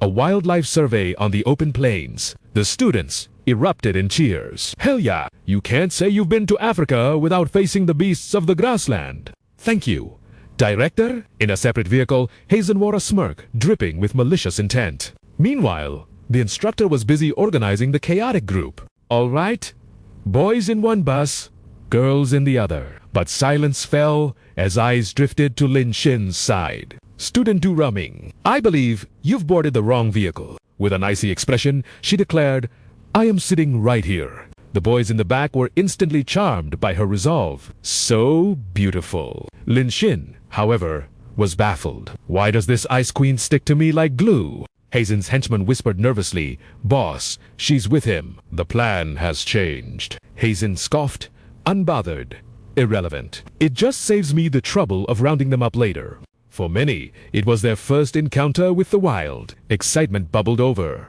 "Whoa! Look at those zebras!" A family of meerkats stood at attention, melting the hearts of the female students. So adorable. Suddenly, a shadow streaked across their vision, a cheetah on the hunt. Lin Shin's eyes lit up. My first time seeing a cheetah in the flesh. But suddenly, their vehicle swerved violently, charging straight toward a pack of predators. Starving hyenas immediately swarmed the vehicle. The students paled. "Arutra, are we driving through that pack of wild dogs? This is terrifying. That glass looks way too fragile. One bite from those jaws and our bones would be ground to dust." Just imagining it brought phantom pain. In a blink, the hyenas encircled them. Manhwa turned, feigning terror. "It's over." The engine. "It's the..." Panic exploded inside the bus. "What?" A drooling beast lunged at the window, sending the students into a frenzy of screams. "Ah! Someone save us!" Lin Shin locked eyes with a one-eye hyena. A bit too coincidental, isn't it? Suddenly, the glass next to him detached and fell away. The beast seized the opening and leaped inside. The hyena is inside. Chaos reigned. Unnoticed, Manhwa pressed a hidden switch and whispered into his comms, "Boss, the trap is sprung. That Chinese kid is dead meat." His voice trembled with excitement. "Now's your chance to swoop in like a hero while the target gets torn apart." Hazen's cruel laughter crackled over the radio. "Magnificent work. I'm on my way to claim the glory." But inside, Lin Shin didn't flinch. With a single, casual kick, he sent the intruder flying. Manhwa's jaw hit the floor. Without hesitation, Lin Shin leaped out of the bus, slamming the beast into the dirt. The pack instantly converged on the fresh meat that had offered itself up. Inside the bus, students wept screaming his name. Lin Shin, no more. Du Rumming's expression darkened. But contrary to appearances, an explosion of euphoria detonated in her heart. Watching him fight, a blush crept up her cheeks. Not bad, not bad at all. I knew it. Following him guarantees the ultimate thrill. Meanwhile, Lin Shin assessed the threat. Too many of them. If I want to leave without a scratch, I need an upgrade. Now, System Alert Item Shop interface activated, consuming 1 skill point. Unlocking Beast Taming Mastery. Rank S. A terrifying dark aura began to radiate from his body, heavier than the air itself. He channeled the primal authority of the Beast King. His voice dropped to a chilling whisper that froze the blood. "This territory now belongs to me." The one-eyed alpha trembled, sensing a predator far deadlier than itself. In a heartbeat, the entire pack scattered in terror. The students gaped in disbelief before erupting into cheers. "Dude, that was gotcha. You saved our lives, Lin Shin. You're a legend. Do you have superpowers? How did you scare them off?" With just a whisper, Manhwa was sweating bullets.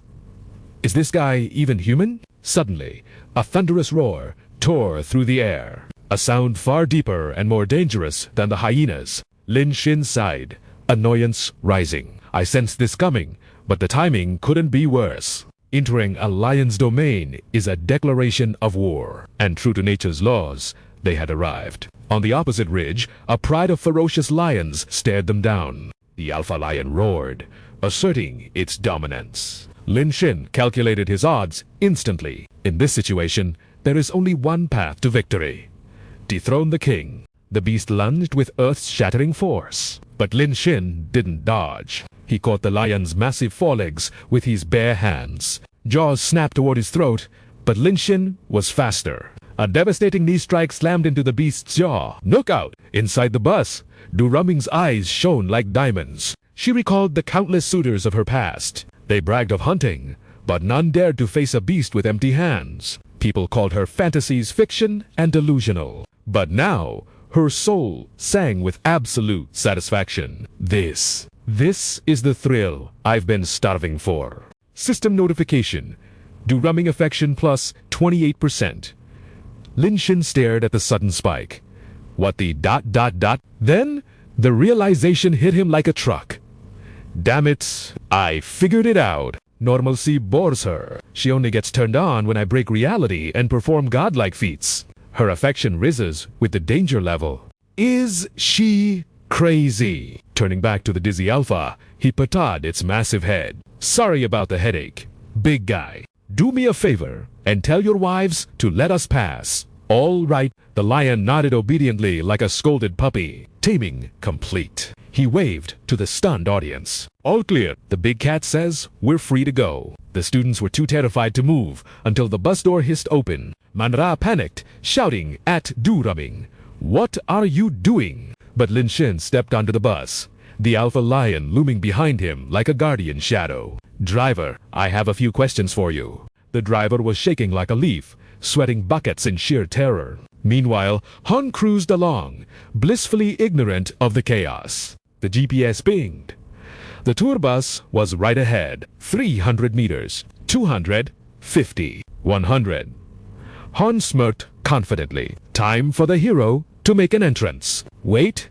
150. then Hisoit, the driver strapped to the back of the bus like luggage. The man was wailing, snot and tears streaming down his face. I was wrong. Han, save me. Han's eyes nearly popped out of his skull. Asterisk, what the hell? If the driver is tied up there, who is steering the bus? He slammed on the accelerator to catch the mystery pilot. Why is the driver cargo? The students crowding the windows shouted out, Senior Han, what are you doing here? It was insane. We ran into a pack of lions and wild dogs. But Lin Shin crushed them. He even negotiated with the lions. You missed the whole show. Then the driver knelt and confessed he sabotaged the bus. So Lin Shin tied him up to the bumper. Han cursed internally, but kept a poker face. Where is Lin Shin? Now, the group pointed towards the horizon. We heard gunshots from the savannah. Lin Shin got curious and ran in. Du Rumming followed him. We were too scared, so we drove back for help. Han locked onto the key phrase, gunshots. In the savannah, a sinister shadow crossed his face. Asterisk, did Lin Shin run into those people? Asterisk, haha. Heaven had a gate, but you chose to break into hell. Not even the king of the underworld can save you now. Asterisk nearby, bullets were already raining down. Nadia of the Kande tribe weaved through the grass, dodging death. Bad luck struck a bullet tore into her leg. Nearby, a Chagu warrior cackled. Got her. Another barked. Watch your aim. Don't damage the merchandise. She's too pretty to waste on a corpse. She dove into the brush. The hunter racked his bolt, grinning like a predator. Still crawling. Let's see how far you get. Blood trailed behind her, but Nadia gritted her teeth. Asterisk, I cannot fall. I must return and warn the tribe. Fear gripped her heart. The Chagu tribe, ... A full-scale raid? And since when did they have automatic weapons? The gunshot echoes haunted her mind. Scout spotted. Don't let her escape. Nadia's heart pounded against her ribs like a war drum. Asterisk, if I don't warn them, Kanda falls today. In her panic, she slammed right into a solid chest Lin Shin. She gasped, eyes wide. City folk, here. Lin Shin frowned, voice loud. Whoa, why are you bleeding so much? Nadia didn't answer, checking her 6. 3 Chagu warriors emerged from the grass. End of the line. Wait, ... foreigners. Look like tourists. The hunters shifted their gaze to the beauty standing beside him Du Rumming. Usually we send witnesses to the afterlife, but wastes of a beauty. One licked his lips. Kill the boy. Take the foreign girl and the chief's daughter. Rumming stepped up, voice sharp with authority. Touch me, and you die. I am the heiress of the Du Corporation. The largest lumber mill in the district is mine. The 3 thugs didn't flinch, they laughed. Ooh, a princess. Around here, that just makes you a tasty prize. Lucky day 2 girls, for the price of 1. Lin Shin casually grabbed Nadia's gear. Ding! System alert. Asterisk, elite beauty detected. Counterattack mission initiated. She looked at him with pity. A bow against rifles. Are you suicidal? A status bar hovered over her head. Asterisk affection 0%. Lin Shin's jaw dropped. Seriously, I find a quest target in the middle of the African savannah. The Chagu thugs howled with laughter. Look at this hero. Gonna shoot us with a stick. I'm shaken. Nadia tugged his arm, desperate. It's pointless. That bow is for small game. The poison is slow, and there's only 1 arrow left. Lin Shin flipped a small knife in his hand. Relax. I still have this asterisk system skill exchange. The interface flashed. Asterisk consumed point. Acquired S-rank weapon mastery. The thug sneered and raised his gun. Go to hell, boy. Lin Shin vanished. In a blur, he launched into the air, bowstring drawn to the limit. He locked on to the targets. A subtle twist of the wrist, a release of breathant. The arrows sang. A streak of silver tore through the air at supersonic speed. 1 arrow. 3 throats. Blood sprayed in a synchronized fountain. The last one thought he survived, until the throwing knife buried itself in his skull. Thud, thud, thud. Clear. Nadia's eyes sparkled with awe. Asterisk, incredible. Dot. He is the god of the hunt. System update asterisk Nadia Afechan plus 15%. Du Rumming was practically vibrating with excitement. Oh my god, it's just like an action movie. So cool. Ding. Du Rumming affection. 36%. Lin Xin twitched. Asterisk, I saved Nadia, so points make sense. But Rumming is self-generating romance points. That's terrifying. Asterisk, Nadia grabbed his hand, voice trembling. I am Nadia, daughter of the Kanda chief. Oh, hunting god. What is your name? Lin Xin blinked, confused. Hunting god. I'm Lin Xin. Why were they hunting you? Reality crashed back in for Nadia. Oh no. The invasion. I have to warn my father. The tribe is in danger. She tried to stab, but pain shot up her leg. She stumbled. Lin Xin sighed. It's urgent, right? He scooped her up in a princess carry. I'll be your transport. Nadia simply nodded, accepting the arrangement. Thank you. Our first meeting, and I already owe you a life debt. Lin Xin responded with practiced courtesy. No trouble at all. I simply help people to the very end. Just then, Rumeng stood nearby, her expression utterly speechless, catching the girl's attention. She could not help but ask, is she your girlfriend? The girl froze for a heartbeat. Well, that is. The boy answered bluntly on her behalf. I do not know her. Rumeng felt a sharp pang of betrayal in her heart. How could he claim we are strangers? Lin Xin continued without a pause. No time to waste. I am speeding up. Nadia pointed him in the right direction, 5 kilometers to the south. Rumeng hurriedly chased after them. Wait. She crossed her arms, demanding an explanation. You are just going to leave me here alone? Lin Xin looked at her with thinning patience. What? Do you expect me to carry you too? That would be exhausting. Rumeng immediately smiled, playing her trump card. I will give you 100,000 if you take me. But he simply turned his cold shoulder to leave. 100,000. Do you take me for a beggar? 10 million. Then maybe I will consider it. Though furious, she had no choice but to humble herself. Fine. You win 10 million. It is... Hearing that, Lin Xin instantly spun around and scooped her up. Deal accepted. She looked at him with disdain. How can a person be this shameless? He shouted his orders over the wind. Quit yapping and hold on tight. I am taking off. His heart soared with joy. Earning 10 million was sweet, especially when the client was paying for its cultivation resources. Only a moment later, Nadia's voice broke through. Those pointed roofs ahead. That is my tribe's territory. Upon arrival, all three were shocked by the scene unfolding before them. She scrambled down from his back. This is bad. The attack has already begun. Lin Xin quickly warned. Hey, watch yourself. The relentless roar of Chagu gunfire echoed without pause. The people inside could only cower in the corners, praying for salvation. Jelani reported the grim situation in terror. Chief, they actually have guns. Our traps stopped some of them, but I fear we cannot hold out for much longer. Jubri sat helpless, cursing their fate. The Chagu tribe. To think they would resort to such despicable methods. Suddenly, a noise from the roof drew everyone's gaze upward. Lin Xin kicked the door open with Nadia in tow. Father, it is me. You are all right? It really is a miracle. Jubri broke down in tears of joy, softly calling the name of his precious daughter who had been missing for so long. However, Nadia's happiness halted abruptly when her father noticed the two strangers in the doorway. Dizzy, Nadia quickly introduced them. Students from Hua Nation. They were kind enough to bring me home. Lin Xin is incredible. He is the one who saved me. At that moment, Lin Xin was casually stepping on the head of an unconscious enemy outside, looking puzzled.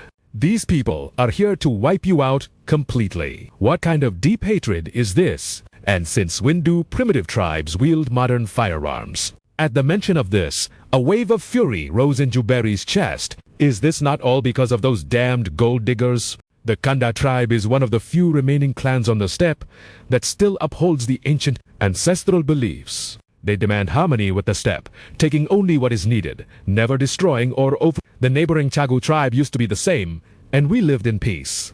But a few years ago, gold prospectors from the city appeared like a plague. They found a gold mine on Chagu land, bribed the chief, and taught them modern indulgence, even selling them tobacco. Since then, Chagu has treated Kanda as a sworn enemy for reasons unknown. Recently, the Chagu people have been launching raids into our territory. I never expected them to bring guns today. The Kanda warriors were caught off guard, and half have already fallen. If not for the cover of night, the Chagu would have wiped us out entirely. Another man beside Jubari, his face twisted with reluctance, spoke up. Chief, we have no choice but to leave the ancestral shrine behind. He remained silent for a long moment before nodding heavily. Very well, it seems we must abandon the land of our ancestors. Following that cruel decision, a heavy, suffocating gloom descended upon them. Just as despair threatened to consume everyone, Lin Shin's voice cut through the silence. Not necessarily. There is still a chance to counterattack.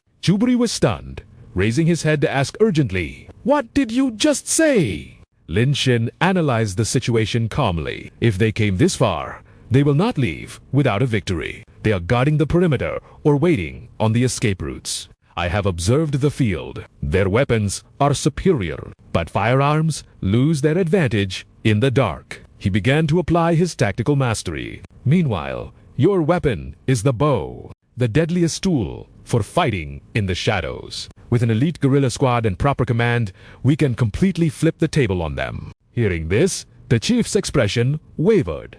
This, Nadia immediately declared her absolute support. Father, I trust Lynch. He has the ability of the hunting god. I saw it with my own eyes. The old man scrutinized the boy. The hunting god. Jubari gritted his teeth, making his final resolve. If that is the case, I will give you the 8 strongest warriors remaining. From this moment, they follow your command. If we fail, we die on our ancestral soil. The others felt their blood boil with passion, shouting in unison, "We will die for the ancestors." Lin Shin cracked his knuckles, killing intent radiating from him. Very good. He drew a plan in the dirt. Listen closely. We have few numbers, which means we move faster on the battlefield. First objective, steal their radios and uniforms. In the dead silence of the night, near the Kanda camp, the Chagu soldiers hid behind cover, guns ready for the slightest movement. One soldier whispered, "This is strange." The team sent to the north. "Why is there no signal from them?" Another spoke up. "Captain, maybe they ran out of arrows." Excited, they charged forward to attack. A sneer echoed in the darkness. "A backward, ignorant tribe wants to fight modern weapons. We have plenty of bullets left. Advance and annihilate them." Suddenly, the rear guard took arrows to the chest before they could react. Panic set in as they fired blindly. Enemy ambush from behind. An arrow sliced through a throat like the wind, sending a spray of fresh crimson into the air. Where did it come from? A lucky survivor scrambled for his radio to scream for help. Send reinforcements to the east. Now, they pressed their bodies into the dirt, waiting in terror. Reinforcements have arrived. Watch out for that grass patch over there. But the men they thought were allies were the ones personally sending them to the afterlife. The Chagu ranks instantly crumbled into absolute chaos. It's the Kanda tribe. They're wearing our uniforms. Panic erupted. Counterattack. Wait, Captain, we are shooting our own men. Code words. Shout the code words. Just shoot. But it was too late. As dawn broke over the horizon, the Chagu forces had been completely wiped from the face of the earth. The Kanda warriors tossed Lamtan high into the air, their cheers shaking the heavens. It feels like a dream. They could hardly believe the miracle that had just unfolded. Even more incredible, the elite squad suffered 0 casualties. This guest from Hua Nation was terrifyingly capable. Chief Zuberi stood frozen, unable to process the divine skill he had witnessed. Could this young man truly be the legendary god of hunting? Meanwhile, Lamtan was getting dizzy from the celebration. Okay, put me down. I'm gonna be sick. Numang watched, her heart racing at his display of power. 8 men destroyed dozens of armed soldiers. It was overwhelming. It was thrilling. Nadia, cheeks burning red, planted a swift kiss on Lamtan's lips. "Thank you. You risked everything to save me. and my people. Suddenly, a blue screen flashed before him. System notification.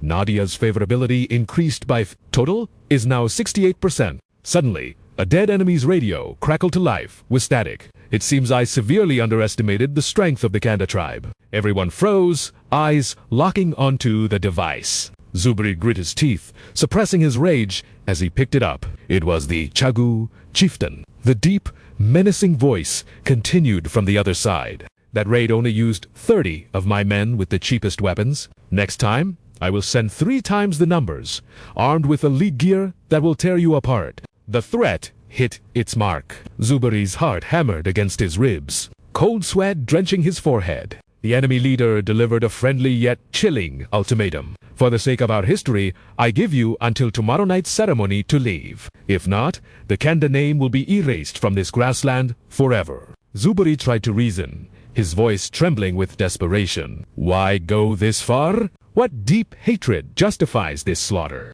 The answer came back cold and hard as iron. The greatest hatred is blocking another man's path to fortune. Zuberi stood stunned, repeating the words. Blocking his fortune. What does he mean? Nadia frowned, her slender finger tapping her chin. A sudden realization sparked in her mind. Are they working with poachers targeting our elephants and rhinos? But Lamtan cut through her thoughts with a voice of absolute certainty. No, it is gold. The answer stunned the crowd. Nadia voiced the confusion of the entire tribe. What did you say? Gold Lamtan remained calm, analyzing the situation like a detective. The clues are obvious. They want to seize your territory for one reason only. Beneath this soil lies a massive vein of gold. They are terrified. You will discover the secret and mine it first. The faces of the tribe members darkened with anxiety. Chief, what do we do? Zuberi looked out at the horizon, his expression hardening into one of righteous fury. The Kanda tribe has lived on this grassland, a gift from our ancestors for generations. We do not need, nor do we want, their gold. His voice boomed through the air, filled with unwavering pride. This grassland itself is the true, priceless treasure of the Kanda people. We will defend this land with our lives. The Chagu will never conquer us. The warriors felt a surge of burning spirit reignite within them. They stomped the earth and beat their chests, chanting in unison to protect their home. The scene was so majestic, even Lamtan had to admit. Now that is some serious passion. However, Numung remained the cold real. She scoffed. Low numbers, garbage weapons, against an army 3 times the size. It is suicide. Suddenly, Zuberi dropped to his knees. He grasped Lamtan's hand, eyes pleading with desperation. Mr. Lam, I beg you, become our commander. Lead Kandak to victory. Name your price. If we can provide it, it is yours.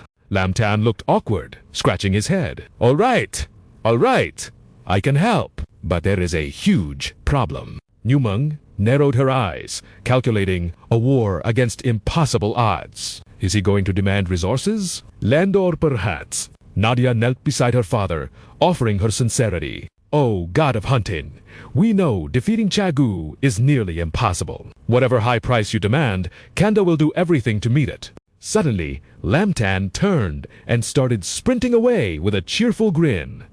Price? What price? I have to go back to school. If I am late, I will get points deducted. I will come back and help you guys after my afternoon classes. The tribe stood with their mouths hanging open, watching his dust settle. Question marks practically floated above their heads. Did he just say school grades? Back at the university campus, the first rays of morning sun hit the lecture hall. Lamtan and Numung sneaked through the school gates. Thou rushed over, beaming. Classmate Lam, classmate Du, you guys are finally back. Dukuk looked at them with deep concern.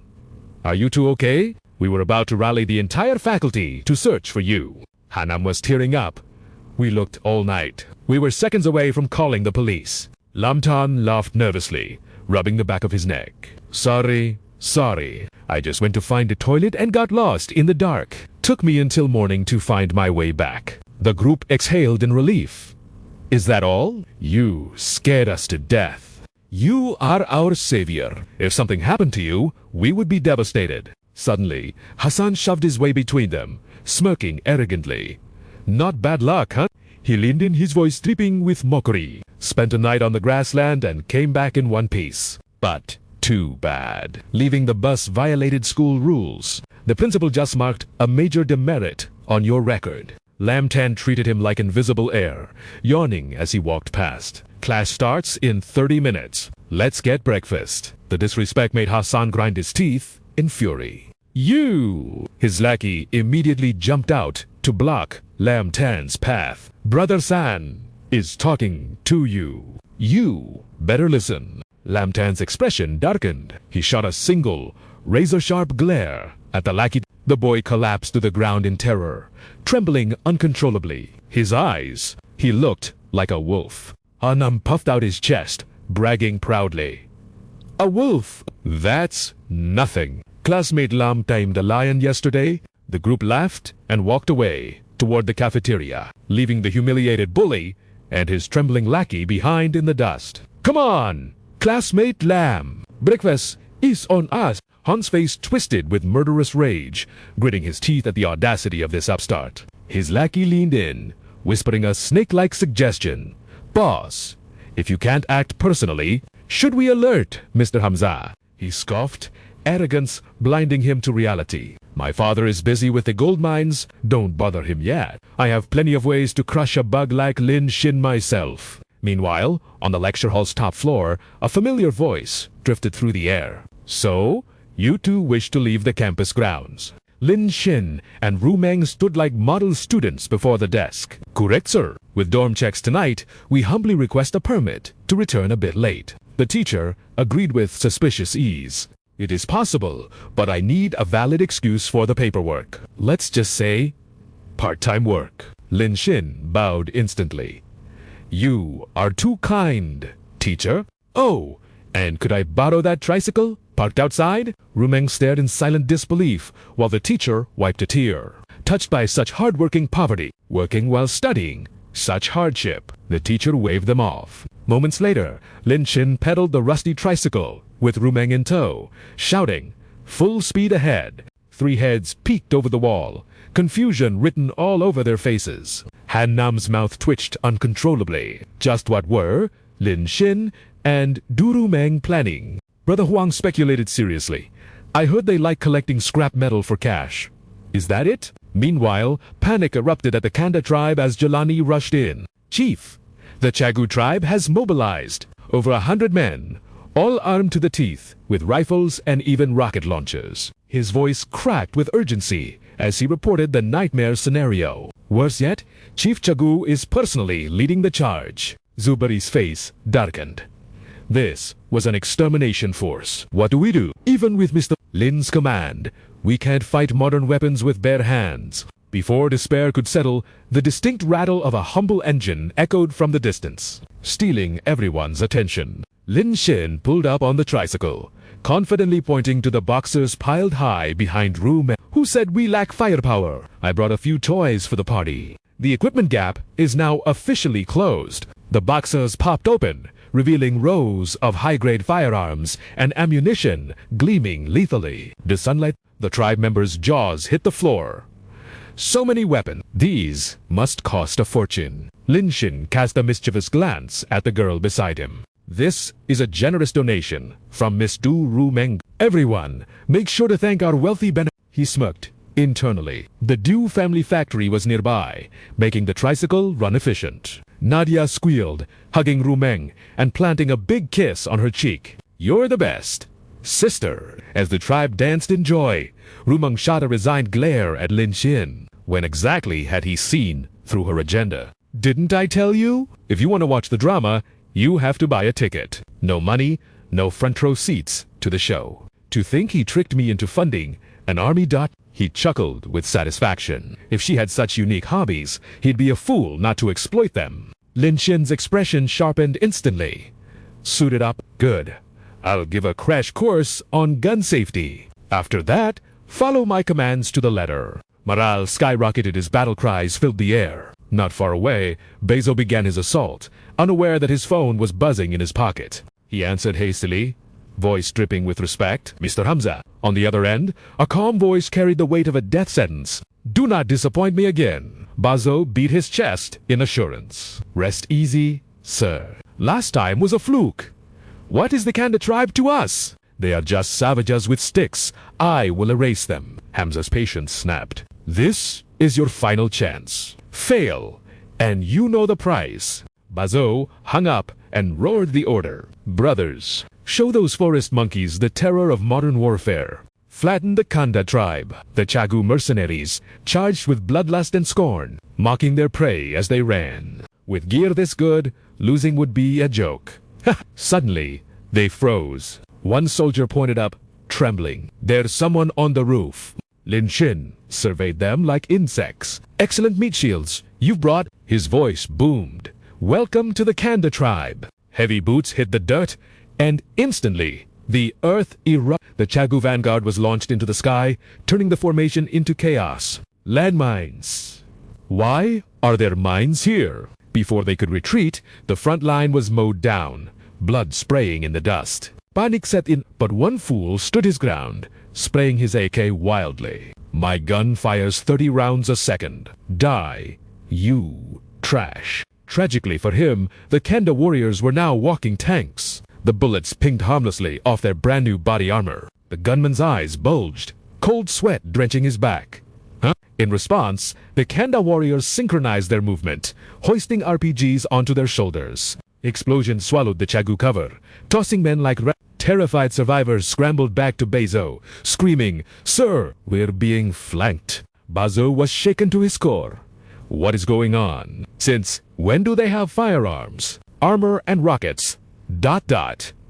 This isn't a coincidence. His men tried to form a defensive circle around the chief, but within seconds, precise shots pierced their skulls, ending them instantly. Bazo spun around in horror, searching for the shooter.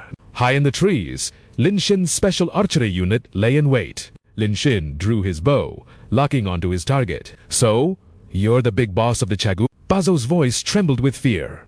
Who? ... Who are you? Tulani appeared beside him like a shadow. Strategist, your dumpling encirclement tactic was flawless. We've neutralized over half their forces. Their army has collapsed. Bazo realized the game was over. He cowered behind a speeding vehicle, screaming desperately, "Retreat! Move it!" But Kanda wasn't letting him leave with dignity. Arrows thudded into the metal inches from his face, intentionally missing, just to shatter his mind. Whoosh! The battlefield fell silent, save for the moans of the defeated. The Kanda tribe erupted into a wild victory dance over the carnage. Victory is ours. Long live the strategist. As Bazo fled, he choked down his Svirtusha one last threat. You Chinese brat. I won't forget this. You have the audacity to interfere with the Bai clan's business? You have no idea who you've provoked. Just wait until their wrath descends upon you. The Kanda tribesmen turned pale, terror gripping their hearts. The Bai clan, a mercenary corps infamous across the African continent. Their firepower rivals even that of national armies. Lin Shin blinked in confusion. The Bai family? Who on earth were they? Nadia looked just as lost, her eyes filled with doubt. Are they really that terrifying? Jubri stepped forward to explain, his voice great. They are the Cape's largest arms dealers. But in truth, they are ruthless warlords. Armed with cutting-edge modern weaponry, they devour the gold mining rights of other companies like starving wolves. The true terror of the Bai clan lies not just in rifles, but in their heavy arsenal. Cannons, armored transports, they are a walking apocalypse. Bazo, hands on his hips, threw his head back in arrogant laughter. Ha ha ha, it is too late for fear now. I want to see you tremble in despair. Prepare to welcome death. Ha ha ha! Thwack! An arrow pierced straight through his knee. Blood sprayed into the air like a fountain. The culprit stood there, completely Lin Shin smirked coldly. Losers shouldn't bark so loud. Go tell your bymasters that the Kanda tribe isn't going anywhere. The vehicle sped away, trailing screams of agony. My knee! Thulani turned to him, anxious. Advisor Lin, what is our next move? LinChinHopdown.com as ever. Let me think. Nadia's cheeks flushed crimson as she gazed at him with admiration. No matter the odds, our tribe won against the many. It is all thanks to Lin Shin and his 36. Truly, wisdom granted by the gods. Overcome with emotion, she planted a deep kiss on his lips. Thank the ancestors for sending Lin Xin to save us. We are eternally grateful. Lord Advisor, the tribe erupted in joyous dance. Long live the advisor. Thank you, Lord Advisor, with peace temporarily restored. Lin Xin hopped onto a rickety three-wheeler. He waved goodbye. Well, look at the time. I need to head back to class. Classmate Zhao Meng, get in. She stood there, completely dumbfounded.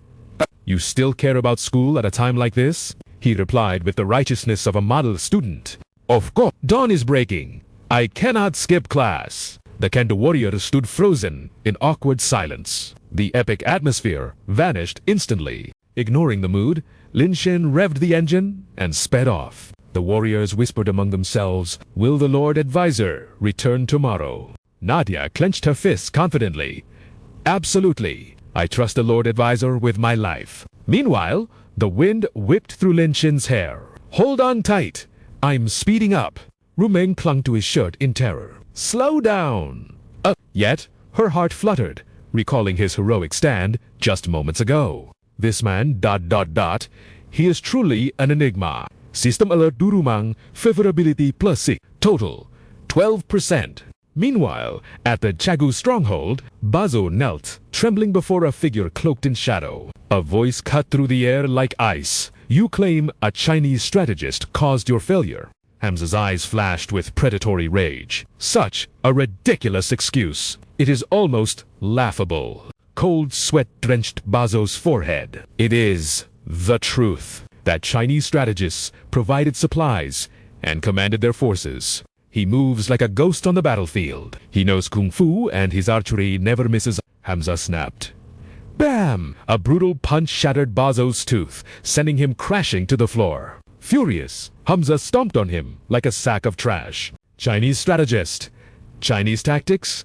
Kung fu never misses. Rubbish. The guard cowered nearby. I swear, he speaks the truth. Hamza turned away, scoffing in contempt.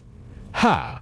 What tactics? Before absolute power, schemes are nothing but a joke. He tore open the curtains with both hands. Harsh sunlight flooded the room, illuminating his imposing silhouette. Below, a legion of armored vehicles stood in perfect formation. Hamza grinned, a savage expression on his face. I will show him what happens. When the Kanda tribe becomes a sea of fire, twilight fell, soldiers swarmed around the steel beasts, an army armed to the teeth with cutting-edge destruction.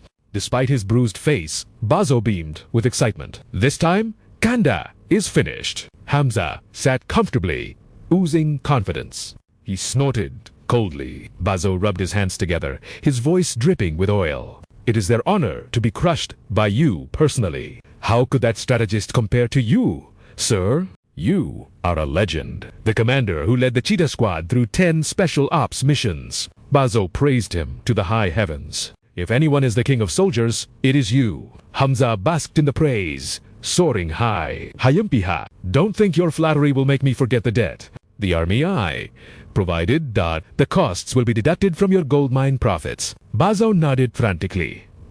Yes, of course. Once we seize the Kanda tribe and the mine, you take 90%.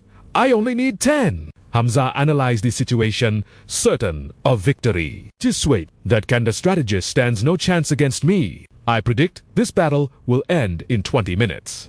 Bazo, still haunted by his defeat, whispered cautiously, Master Hamza, please be careful. The Chinese leader uses guerrilla tactics. We must watch our flanks. The mere suggestion irritated Hamza. Do you think I am an amateur like you? My army possesses the finest gear in Africa. 4th generation night vision. Supermine detectors with a 5-meter radius. Nothing escapes them. Military-grade radar vehicles within 500 meters. Not even a rat can escape our sight. Bazo's eyes went wide with such powerful equipment exists. Hamza certainly had the capital to be arrogant. Each set costs 600,000, and I have deployed 100 of them, plus 5 radar trucks. War is a game for the wealthy. What does Kanda have to fight? And boom! The lead vehicle erupted into a fireball. The earth trembled violently. Hamza froze, the slap of reality stinging his face. He sat there, jaw dropped, unable to speak. Panic erupted over the radio, making them both jump. Report: the mine detectors are silent, yet the front line has erupted into a living hell. A rain of invisible death is wiping out our forces. It is absolute chaos on the comms. The rear guard is being decimated from the skies, but there is no enemy in sight. The left flank is crumbling. The enemy moves like ghosts, silent and deadly. Commander Hamza, we need orders now. Damn it, fire the flares. Light up the sky. But his desperate command was met only by the static of dead men. Hello? Hello! Panic set in as the signal died. Suddenly, the earth roared, and a massive explosion launched his vehicle into the heavens. A trembling, battered hand clawed at the dirt. Hamza dragged himself from the inferno, lungs burning with black smoke. Cough! Cough! Just as he tasted survival, the cold steel of a combat droid pressed right against his forehead. A web of crimson laser sights locked on to the Chagu army. Frozen in terror, the soldiers could only weep as death stared them down. Is this future warfare? Did I transmit? Hamza clutched his head, his reality shattering before his eyes. No wonder they were invisible. Their technology is good. The sky is not empty. It is swarming with silent killer drones. Perched atop the central tank like a king, Lin Shin raised his megaphone. Testing? 1, 2. Anyone still feel like playing hero? I prefer peace. Really. So, drop your weapons, strip off your gear, and surrender while you still breathe. Clang! The first gun hit the dirt, starting a chain reaction of defeat. Hamza roared in fury. Who gave you permission to quit? Stand and fee back. His command ended in a scream as a bullet obliterated his right ear. Lin Shin smiled pleasantly, refusing a toast only to drink a penalty. Commander, let me remind you, your life is worth far more than your pride. With a dozen lasers locking onto his skull, Hamza collapsed, clutching his bleeding head. I surrender. The Kanda tribe erupted in joy. We won! We actually won! Tears streaming, Nadia threw herself into Lin Shin's arms. Thank you for the weapons. Thank you. Lin Shin chuckled softly, patting her head. It was nothing. Just 2 billion. With toys like these, no one will dare bully you again. Her eyes went wide, heart pounding like a war drum. Ding! Favorability soared to 90%. The system showered him with rewards and skills. Stripped down to his underwear, Hamza tried to salvage some dignity. He cleared his throat, addressing the conqueror. Military advisor from Waxia, I have an offer you cannot refuse. He paused for effect. My family controls the gold mines of the Cape. Our net profit is 800 million a year. Every power, foreign and domestic, drools over a slice of this cake. Regaining his arrogance, he smirked. And you must be from a supreme family at the apex of Waxia. You want the gold, don't you? But killing me is useless. The politics, the workers. It is a complex web only I can navigate. Outsiders cannot run this place. If you want the wealth, you have no choice but to partner with me. I acknowledge your strength. I will split the profits 50-50, and you keep the tribe's mine. But I have one condition. Wipe out the Kanda tribe. Nadia trembled, but Lin Shin just burst into laughter. Old man, you really have a wild imagination. The mockery froze Hamza's blood. Lin Shin's smile turned devilish. Sorry, but your little gold mine does not interest me, and I do not betray my friends. But since you are so filthy rich, let us talk about your ransom fee instead. As for the amount, ... Before Lin Shin could guess, Rumang stepped forward. Allow me. Lin Shin raised an eyebrow. The Bear family revenue hits $800 million. Convert it, that is over $1 billion in our currency. He was lowballing you. Lin Shin smirked. Impressive. Truly, the heiress of the Du Corporation. Rumang adjusted her glasses, entering full business mode. Based on output data, I have calculated the Bear family's total assets. Conservative estimate, 150 billion. I suggest a ransom of at least $500 million. Lin Shin grinned, trusting her completely. You are a lifesaver. Zhao Meng, thanks. Let us take half his net worth. Hamza's face twisted into a demonic mask of rage. You want half my fortune? This greedy brat. I will kill him. On the outside, he ground his teeth until they nearly cracked, veins bulging on his forehead. Boy, this is not how negotiations work. Lin Shin's aura suddenly turned cold and murderous. Negotiate? Who said you had the right to speak? 75 billion buys your life. Refuse, and I bury you right here. We do not do prisoners of war. Hamza clenched his fist until his ring cut into flesh. With bloodshot eyes, he hissed, "You win. My life is worth more than money." He tapped furiously on his tablet. Ding! Transfer complete. Lin Shin waved his phone lazily. Received.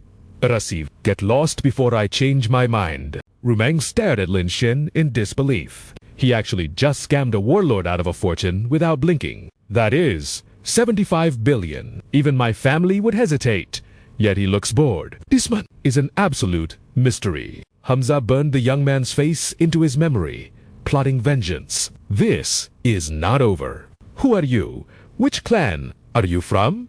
Lin Shin shrugged, I am Lin Shin, just an ordinary student from Waxia who enjoys helping the needy. An ordinary student. Hamza's eyes darkened with a mix of fear and hatred. Very well.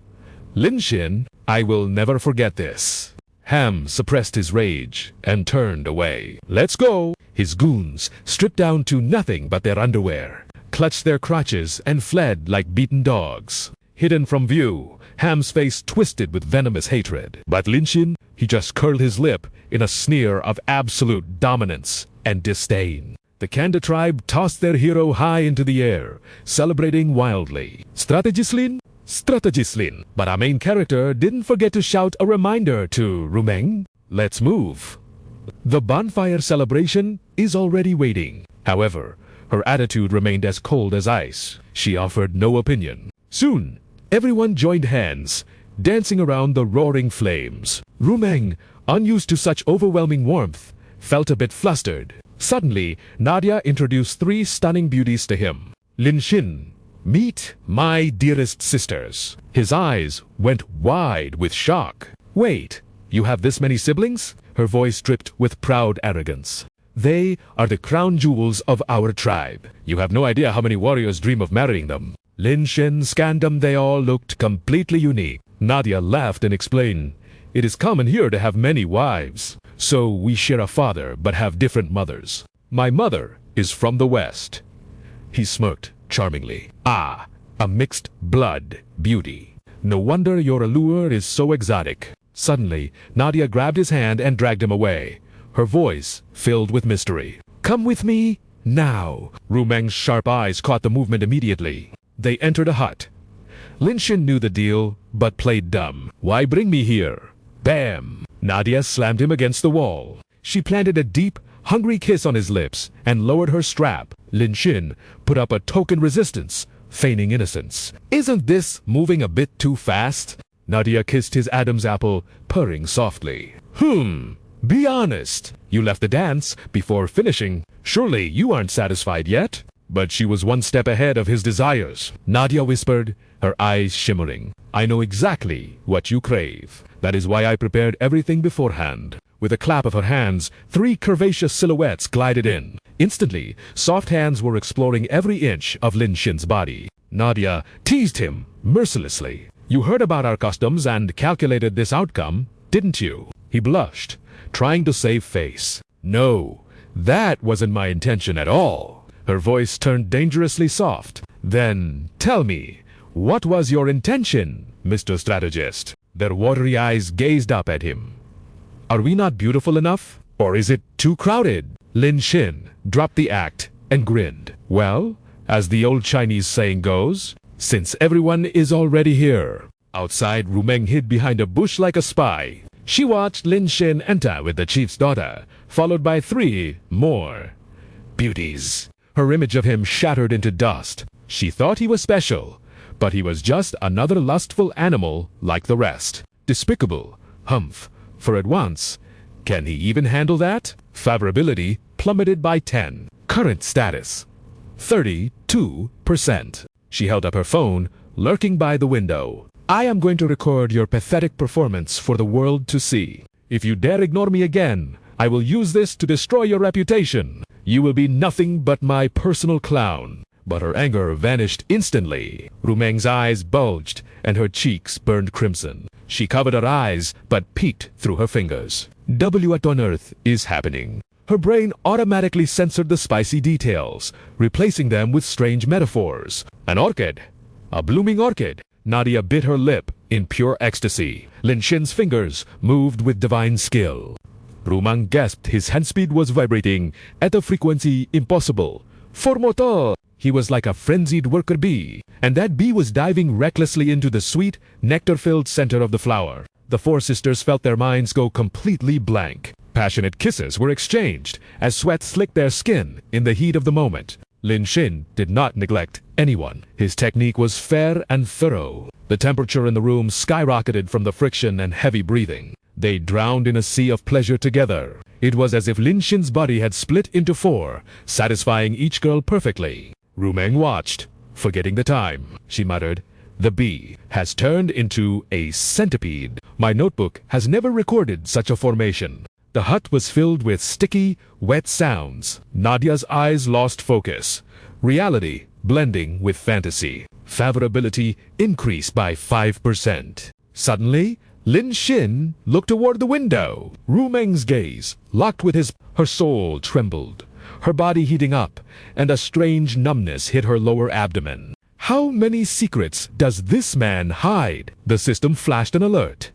Stalker detected. Favorability for Ru Meng increase. Total 41%. The next morning, the sun illuminated every corner. Lin Shin was already awake, lounging comfortably in the embrace of the four sisters. He checked the time and panicked. Ah, is it already?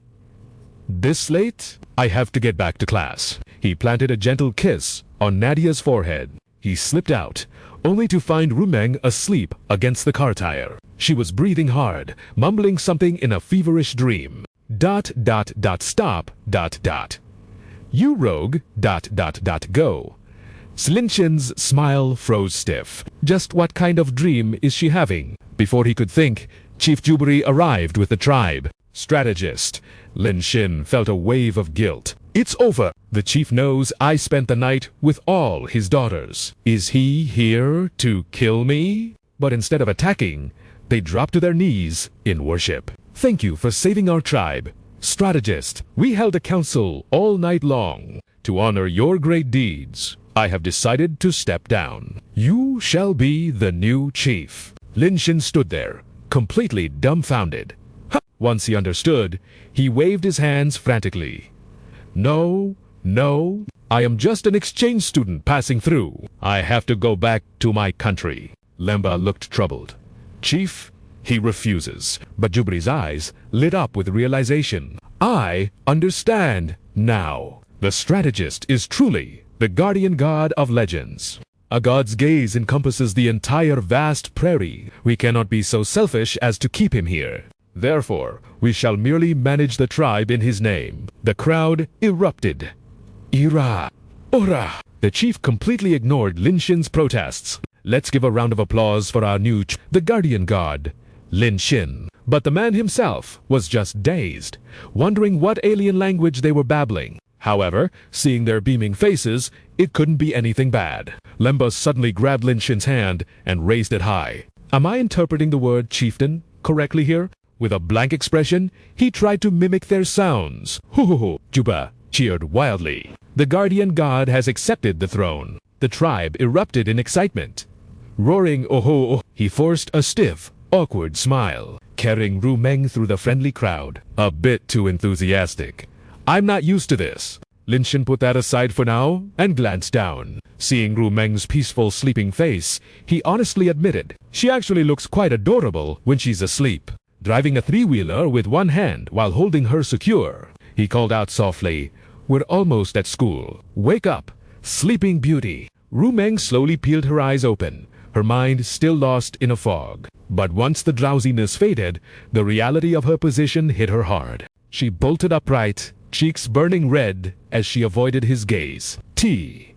Thank you, he smirked, teasing her. You sleep like a corpse. Someone could sell you off and you wouldn't even know. Just then, A gang blocked their path. Lin Xin, you finally showed up.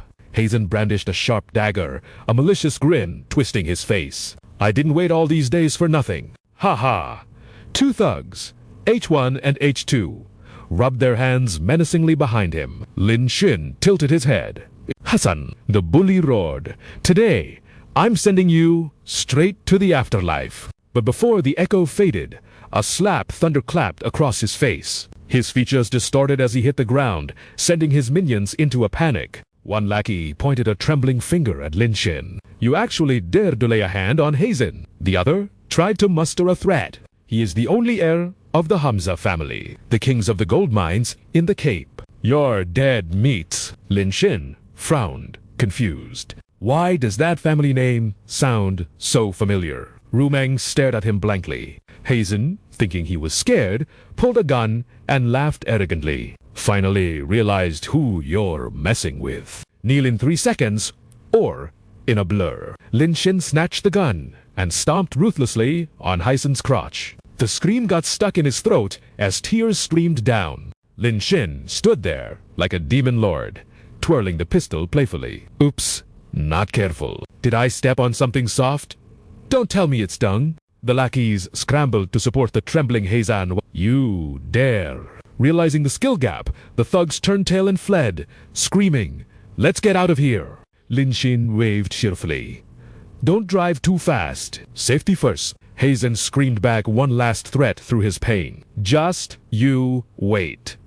The Bear family won't let this slide. Rumeng looked at him with deep concern. You've offended them to the death now. We should fly back to our country immediately. The airport might be blocked, but the Du family has private routes. Lin Xin refused flatly. No need. He turned calmly. We're going back to school.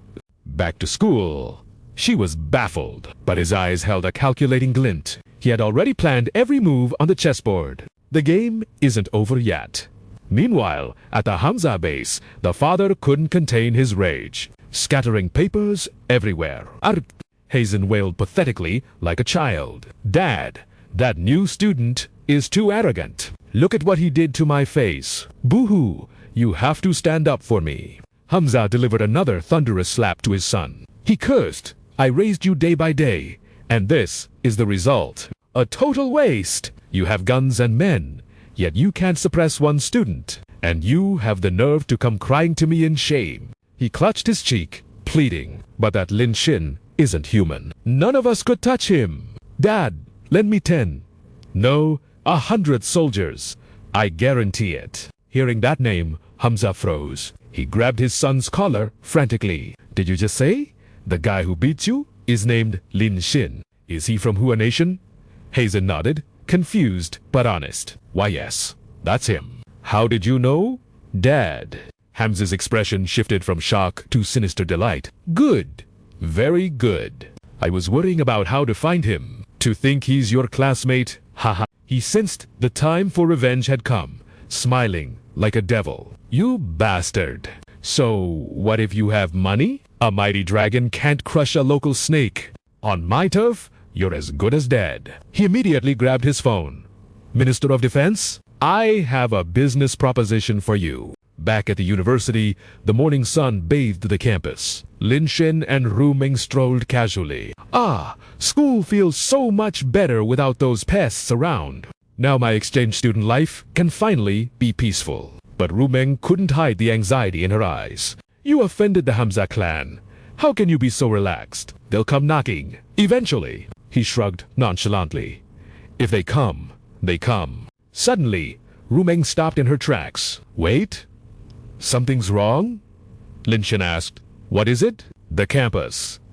Why isn't there a single soul here today? Lin Xin smiled calmly, his eyes narrowing. So, you finally noticed. Rumeng frowned, her heart racing. What on earth is happening? Suddenly, an armed battalion with armored vehicles roared into view, answering her question. Heavy military boots shook the ground. I've been waiting for them. The massive scale of the ambush left her trembling. It's Hamza. He brought the actual army to a school. Soldiers in camo encircled them, dozens of barrels locking onto their target. Hamza stepped forward, a rifle resting arrogantly on his shoulder. Lin Shin, we meet again. Let's see you ra. This time, Hazen smirked from behind his dad. Lin Shin's sharp gaze swept over them, his voice mocking. Oh ho, father and son on the battlefield. Quite the family reunion. Rumeng shouted, exposing their madness, mobilizing the army in the city against exchange students. You're out of your minds. This is illegal. I'll report this to the embassy. Hazen sneered. They had already anticipated this move. Illegal? Who says? We notified the principal beforehand. All irrelevant staff and students have been evacuated to a safe location to watch the show. Now, look at how pathetic you are. Lin Xi. He laughed maniacally, savoring the sight of countless guns aimed at his enemy. Inside the equipment room, the students peeked through the door, trembling with fear. Yi Yi was panic-stricken. It's over. Lin Xin is completely surrounded by the Bai family's army. Tu Bo's body shook, his face draining of all color.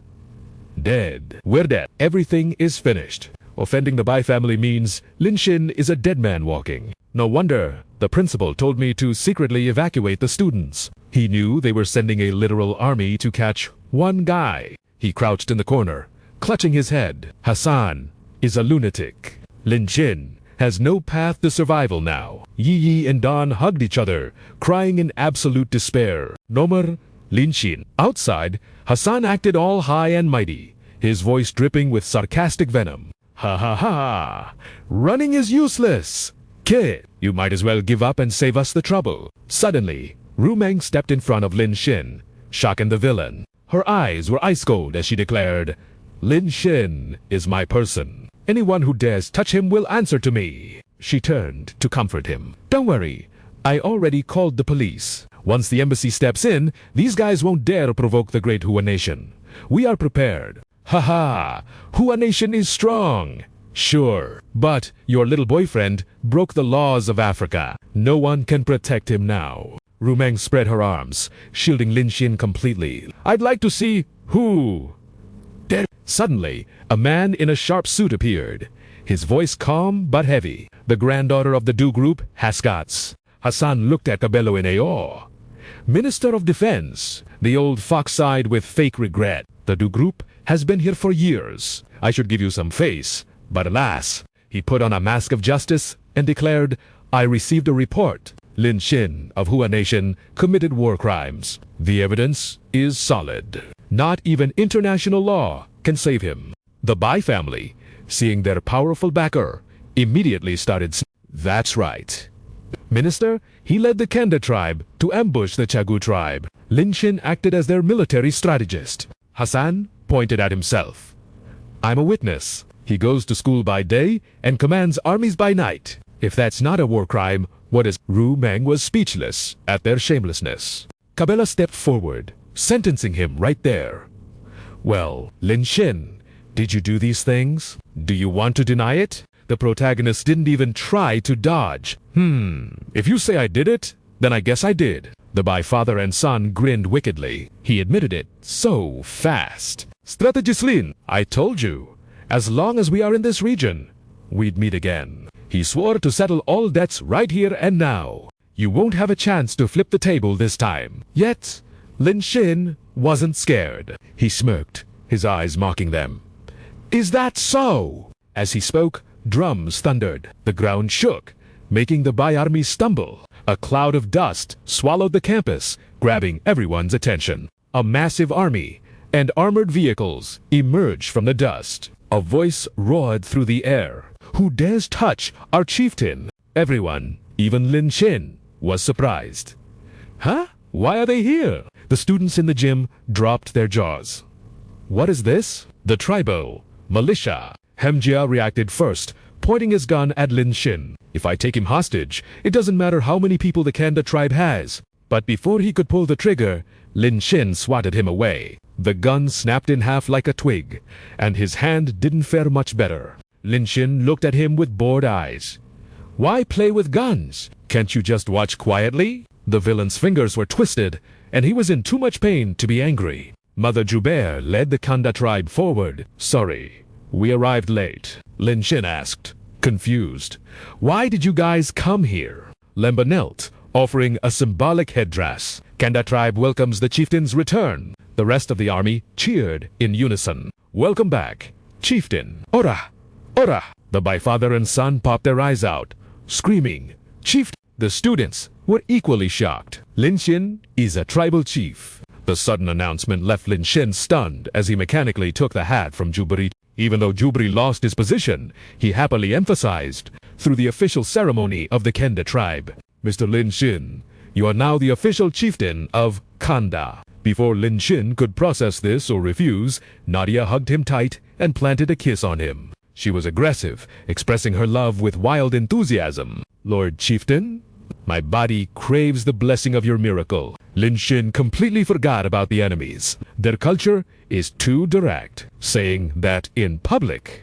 Jubri announced proudly, Lin Xin is our chief. Whatever methods he used in war are fully legal under our customs. This is the law of the grassland. City laws and international laws have no jurisdiction here. The students screamed, What is happening? How is Lin Xin a chief? Did I skip 100 chapters or something? Finally, someone asked the real question. Lin Xin sighed. Why did you guys come and do a coronation now? Can we talk about this later? We will report later, sir. Meanwhile, Cabello was sweating like a waterfall. Damn it, war crimes really don't apply to the law of the grassland. But he needed the benefits the Bai family promised. He regained his composure and pointed an accusing finger. HMPH. You think you can use a legal loophole? Grassland law only applies to Africans. He is from Hua nation. He has no right to be a chief. He didn't let them argue. The Kanda chief title is illegal. Lin Xin's status is not recognized by the government. The war crimes stand. Arrest him immediately. Of course, the armed tribe wasn't having it. Touch our chief, and we'll turn you into meat. Paste. Jubri stepped up, ready for war. We dedicate our lives to the chief. Warriors, charge. But Lin Xin cut him off. Don't panic. He showed zero fear, enunciating every word. I said, this battle doesn't need fighting. I can take down these villains without spending a single soldier. Hamza threw his head back, laughing with the arrogance of a young master who hadn't yet seen his coffin. Yuagua, people love your little dramatic performances, don't you? Troops, prepare to charge. But his command was cut short not by a voice, but by a sonic boom. A shockwave of wind tore through the battlefield, silencing everyone. When the dust settled, the soldiers screamed in terror. Armed gunships hovered above like steel dragons. Tanks and armored legions rolled in, painting a scene of absolute, overwhelming dominance. The soldiers under Hamza's command froze, their souls leaving their bodies. Not a single muscle dared to twitch in the face of such firepower. Finally, the lead helicopter touched down. Stepping out with an aura that could crush mountains was none other than the leader of the nation, President Sekyu. Both Hamza and Cabello instantly recognized the supreme leader. In a moment of pure delusion, they turned to each other, thinking their partner had called in the cavalry. Incredible. You didn't just find me. You brought the president? What a master plan. Brother. Wait, you invited him? As the question hung in the air, the atmosphere turned from hopeful to suffocatingly awkward. A cold realization struck them both. Panic set in. President Sekyu's arrival wasn't part of their script. But then, reality delivered a face-slapping shock. The president walked straight to Lin Xin like an old friend. Heard about you for a long time.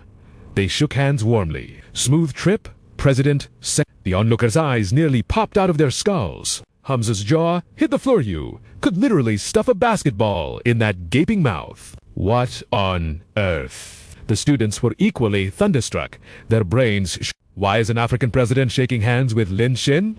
And who exactly is this Director Chen everyone talks about? That's the mysterious Wagwa tycoon who crushed the Japanese Chimera and the Korean Lumeng group. The Kanda tribe members lost the ability to speak, paralyzed by pure shock. Meanwhile, Nadia's admiration turned into obsession. Her heart pounded against her ribs like a war drum louder than ever before. Even the president bows to him. He really is the guardian deity of the grasslands. Rumeng felt a thrill bordering on dangerous ecstasy, barely keeping her composure. So, he really is the legendary director, Qian. This hidden identity was to... The system chimed in.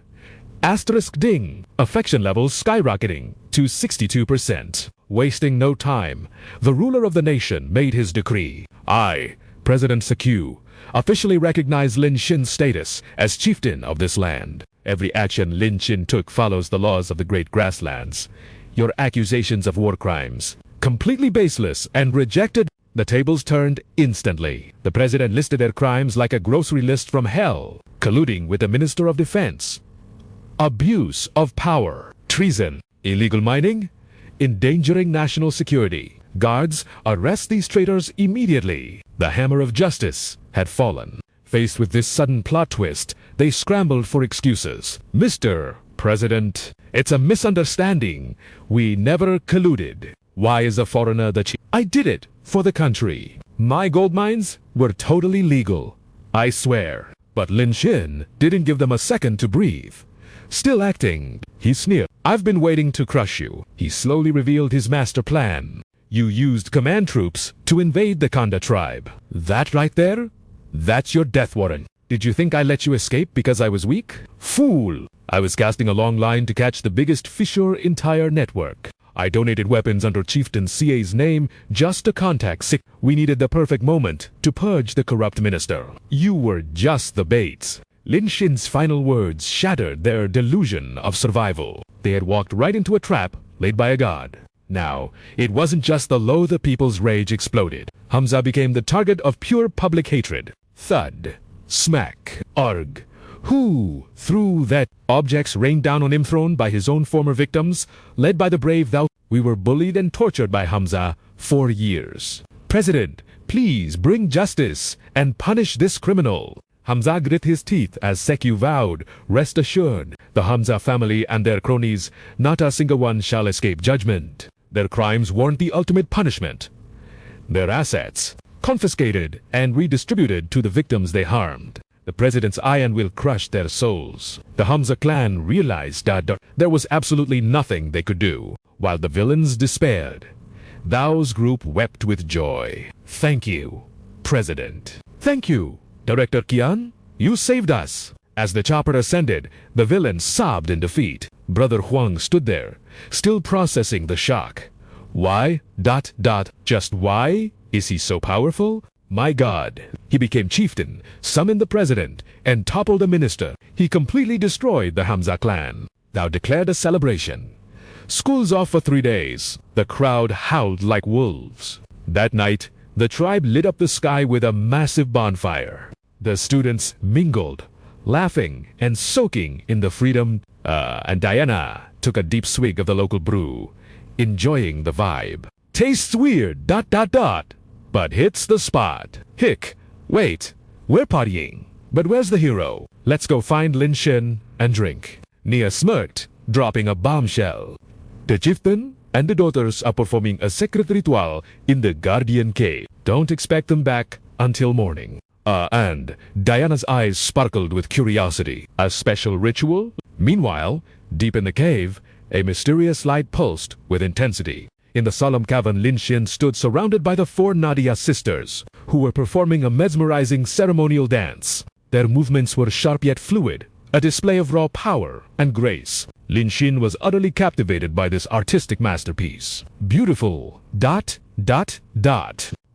it didn't stop there. Diana approached the altar to present the sacred offerings for the ceremony. She placed a strange object down with reverence. Lin Xin squinted at the shape. Wait, isn't that a statue of the god of fertility? Nadia's cheeks flushed crimson, yet she held the artifact with pride. Behold the god of the hunt, who also blesses our fertility. She recalled the intense passion she had poured into creating it. I molded this clay vessel specifically for tonight's ceremony. But before the ritual could deepen, 2 uninvited guests crashed the sacred grounds. How could you leave us out of such ... entertainment? Their voices were heavy with intoxication, swaying as they spoke with slurred confidence. Trying to monopolize our hero for the whole night? Critical. They lunged forward to offer their own blessings, forcing the hero to retreat in a panic. You're both wasted. This is a sacred tribal rite, forbidden to outsiders. He tried to reason with them.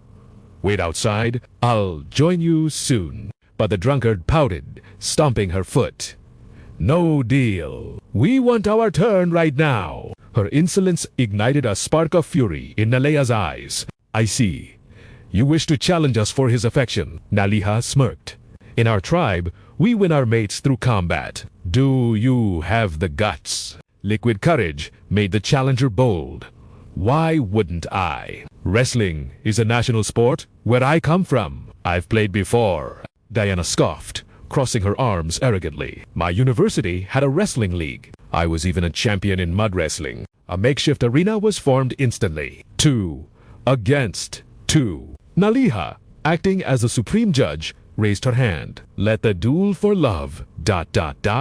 begin. Battle orders flared as they charged. But the city girl didn't stand a chance. In a flash, Na executed a perfect leg lock, freezing her in place. Even the mud wrestling champion, Diana, couldn't escape. Nadia pounced like a jaguar, locking her in an inescapable embrace. The only winner here was the spectator. Our hero watched the entangled limbs with wide eyes. Magnificent. My blood is positively boiling. The epic battle ended in seconds. The challengers collapsed in total defeat, while Nadia hadn't even broken a sweat. Total domination. Pampered city girls can't compare to wild tribal warriors. The intruder frantically tapped the ground. I yield. I yield. Mercy. The defeated duo fled with tears of humiliation. Our hero sighed, watching the view disappear. Oh, the show is over already. Nadia turned back to business. Now, let us proceed with the final rite. But suddenly, Nabi's eyes sharpened. I sensed a rat during the brawl. Before the hero could react, a familiar screech echoed. Unhand me this instant. Dragged from the shadows was none other than President Du. Nadia gasped. Miss Du, have you been voyeuristically spying this whole time? Her face burned redder than a tomato, yet she remained defiant. I only peeked. It's not like I interrupted your little party. This is a sacred ceremony. Forbidden to prying eyes. Nadia hesitated. However, Miss Du did provide us with essential supplies. As our benefactor, she may participate. Before she could agree, they seized her. Panic set in. Wait, what are you doing with those ropes? Release me. The hero, enjoying the view, cheered shamelessly. So pale, so pure. In moments, she became the living altar beneath the statue. You shall serve as the vessel for our offerings. Bound and humiliated, she could do nothing but whimper in frustration. A finger pressed to her lips. Hush now, Miss Du. The ritual requires silence. Then she signaled the shadows. Sisters, are you ready? The transformation is complete. The sisters emerged, their aura completely changed, wearing costumes that screamed danger. Not one, but 3 distinct beast spirits manifested before him. The visual impact was enough to steal our hero's pounding heart. Magnificent. Nadia, adorned in her signature leopard print, whispered, Tonight, we reenact the legend. The hunter against the 4 beast kings. Her eyes sparkled with predatory excitement. We 4 shall embody the spirits of the savannah's deadliest creatures. We each possess unique powers. Defeat means the ritual fails, and you lose your chance to challenge us forever. The hero's mind raced. The sisters stepped closer.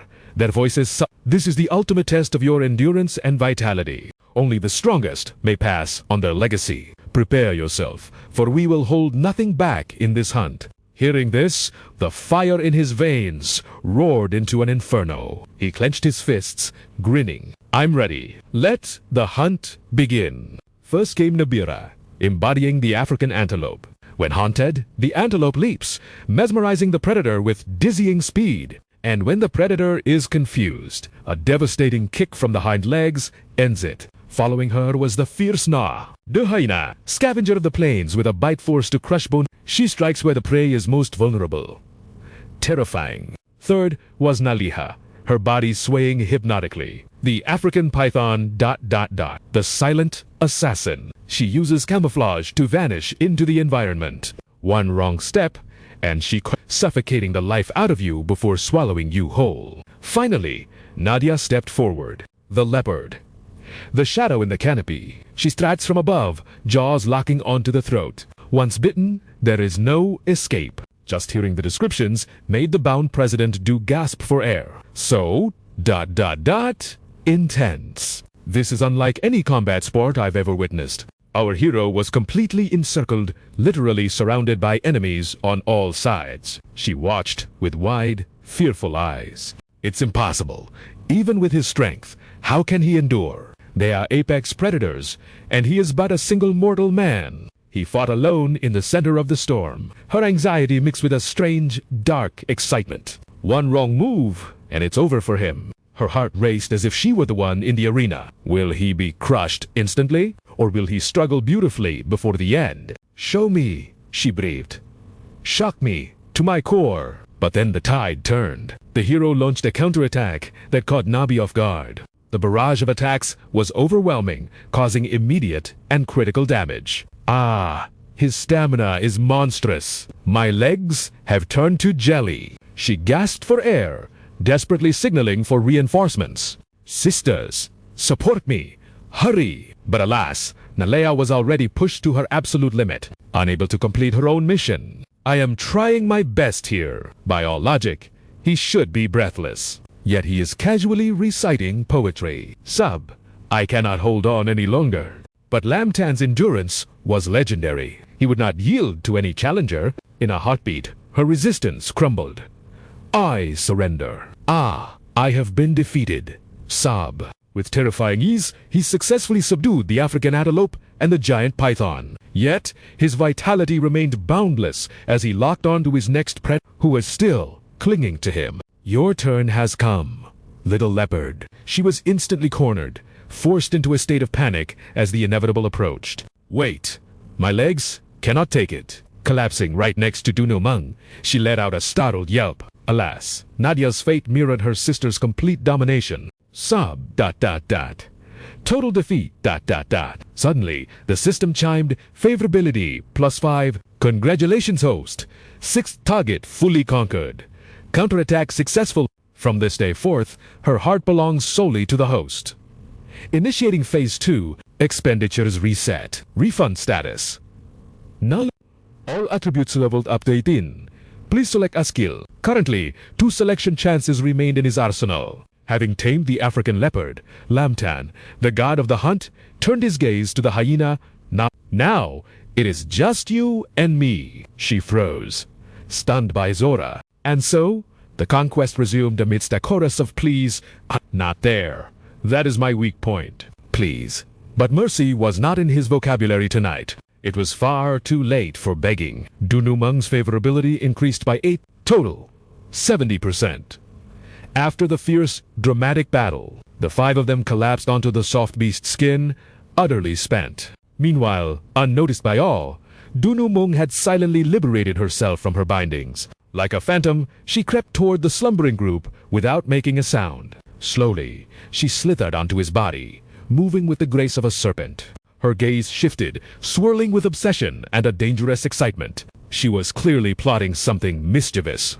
However, before she could act, Lamtan's eyes snapped open. Little Meng, what are you up to? She flinched, startled out of her wits. Without a word, she fled the scene of embarrassment in a panic, leaving him bewildered. Why is she running? Fast-forward time flew like a hound in the fields 1 month later. The exchange program concluded at Cape Town Airport. Before departure, the Kanda tribe arrived to bid a heartfelt farewell. Nadia stepped forward with a report. The government has established deep cooperation with us. We have even been granted the Chagu tribe's territory. We are buried in work rebuilding the tribe. All 4 sisters are busy day and night. Then, a blush colored her cheeks. It is all thanks to you. A trivial matter. He smiled. Now that you have resources, if you ever miss me, fly to Hua country any time. Her face lit up, realizing distance was no longer an obstacle. Once the tribe is stable, I swear I will cross the ocean to find you. The government built signal towers we can video call whenever longing strikes us. Yet, sadness still lingered in her brave heart. Travel safely. I will. Lamtan then shifted his gaze to the chief. Jorik, Chief, answer me this. Why did you rally the tribe to save me that day? I had already arranged for the president's reinforcements. You arrived first, claiming the guardian god guided you. Lam Tan's eyes narrowed. Explain this miracle to me. The night prior, I dreamt you were being plotted against by the Batch clan. That vision compelled me to march at dawn. His voice trembled with absolute reverence. Believe it or not, that was the divine will of the guardian deity we worship. Lam Tan fell into deep thought. Do gods truly exist? Shaking his head. Whatever, I am going home. He noticed New Meng hiding in the back row. Odd. She has been avoiding me like the plague since that night. Did I scare her? Well, at least the sister mission was stress-free now. Actually, this is great. She used to be a clingy nuisance, blocking my fortune. Finally, I can enjoy some peace and quiet. Meanwhile, in a realm of sword and magic, a sweet voice echoed through a castle bathed in radiant sunlight. Darling Tilda dinner is served. Hanam's voice was dripping with subservient sweetness. And your footbath is prepared just the way you like it. Before them sat a row of stunning beauties. Fan Han snapped, What took so long? I am starving to death. Tinda added gently, Hurry up and bring it here. Under Hang Ha-'s satisfied gaze, Nuyet Lam and Jian Ho devoured the food ravenously, a completely normal sight. Or was it? Hanam approached with the basin. Is the temperature to your liking? My love. Suddenly, Nuyet Lam delivered a vicious kick to his chest. You bastard. You expect me to wash with this freezing water? Even Jian Ho revealed a face of terrifying cruelty. You are useless for anything but cooking. Hang Ha screamed as pain exploded through his body. The illusion shattered. The peaceful scene was actually a nightmare of orcs, goblins, and werewolves, laughing. Boohaha! The so-called strongest hero party are nothing but our obedient pets. The monsters turned their admiring gaze to their leader. It is all thanks to the vice-general that we conquered this fortress. Vice-general, la na-ha, disguising yourself as a priestess to lure the heroes, then enslaving them with charm magic. Truly, a master's. Before them sat Nahai, radiating the aura of a dark queen. Correct. Those foolish heroes never suspected their trusted healer was actually a devil in disguise. The monsters drooled, thinking about the bounty. When we return, the Demon King will surely shower you with supreme rewards. I heard one hero is worth 100 magic gold. That is a year's wages for me. But of course, none of us can compare to the Vice-General's glory. Little did he know, beneath her icy exterior, a storm of anticipation was raging. With these 200 demon gold coins, my savings will hit 1,500. Then a small loan of 500 more, and that legendary Hell Crocodile skin bag will finally be mine. Just as the monsters let their guard down, disaster struck. A strange liquid erupted from nowhere, drenching them before they could even react. By the time they regained their senses, the source of the ambush was revealed. The hero, Lin Shen, had arrived to purge evil, but Yaxi wasn't about to let this mockery slide. Her eyes narrowed dangerously. MPH. Seize him. Her minions roared in unison, charging forward with the bloodlust of 1,000 storms. Kill. But the hero's speed was godlike. In a flash of golden light, he and his Excalibur pierced through all 3 demons instantly. It took mere seconds. A complete and utter annihilation of her forces. Vice-General Yaxi could watch no longer. She teleported behind him, unleashing her ultimate technique. The arts of seduction. Reality warped into a steamy paradise. Her voice dripped with honeyed poison. Darling, you have worked so hard today. Why not take off that heavy armor and join me for a bath? Whether he was truly entranced remained to be seen, but his sword clattered to the ground. A smirk touched her lips. The prey was caught. Such a good boy. Here is your reward. But a hero is not so easily tamed. In a heartbeat, the illusion shattered like glass. He smirked, his confidence radiating like the sun. A reward like that? Sorry, but one isn't nearly enough to satisfy me. Yaxi froze in shock. How could a human possess enough mental fortitude to resist her charm? He laughed scornfully. Your pathetic mind control is child's play before my ultimate technique. Want to test it? If you can withstand my power, I will spare your miserable life. His challenge ignited her competitive spirit. I do not know what tricks you have, but succubi are born immune to all mental magic. Controlling me? What a joke. But Lin Shin's next move defied all logic. No, no. I do not need incantations or talismans for this. True control comes from one thing. Wealth. With enough money, anyone can be tamed. He tossed a gold coin, but Yaxi looked at it with disdain. Is that it? Human gold is nothing but dirt to the demon race. Our currency is demon gold. One single piece is worth 10,000 of your puny coins. But then, he revealed the power she craved most. You mean that? This stuff. Coins rained down like a golden storm. Her jaw dropped, eyes widening in disbelief. She cast appraisal, but the truth slapped her in the face. It was genuine demon gold. But he was not done. He activated his passive skill. Tycoon demon gold is boring. How about a demon diamond? Yaxi let out a shriek of pure shock. A demon diamond. It took 10,000 demon gold coins just to buy one. Finally, she understood the terrifying weight of his mental control. Well, do you yield? Kneel now, and I will give you 500 demon gold. His arrogance seemed to darken her expression. A storm was brewing. Or so it seemed. Suddenly, she beamed with a smile brighter than the sun. Sir, you have excellent judgment. I lose. Her tail wagged furiously, transforming the fierce demon into an adorable puppy. Oh, great hero. I slave away at multiple jobs just to scrape together 1,500. Gold. It is such a hard life. Just give me 2,000, and I will be your horse. I will be your cow. I will do anything. But Lin Shin just scoffed coldly at her offer. For 50 gold coins, I can hire a professional maid squad for a month. What use are you to me? However, Yaxi was not a quitter. Great hero, I am Luo Yaxi, top graduate of the Succubus Academy. I was the class president with straight A's in every subject. The human paused, confused. Succubus Academy. She did not hesitate to educate him. Exactly! Every succubus in the human realm must pass the curriculum, and service arts is a mandatory major. She listed her skills like a sales pitch: emotional support, ear cleaning, foot washing, essential oil massage, and so much more. Lin Shin was hooked.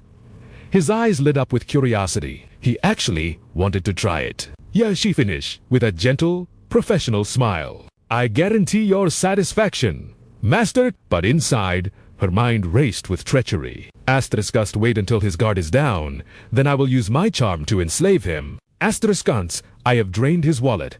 I will drain his life. Asterisk, but before he could answer, the atmosphere shattered. Though they were enemies seconds ago, Lin Shin stood firm. His Excalibur raised to shield her from the sudden blast. Dust swirled, revealing a massive figure. It was the Tyrant General. Yaxi gasped in recognition, but the beast ignored her, focusing his murderous aura on Lin Shin. The last hero, ...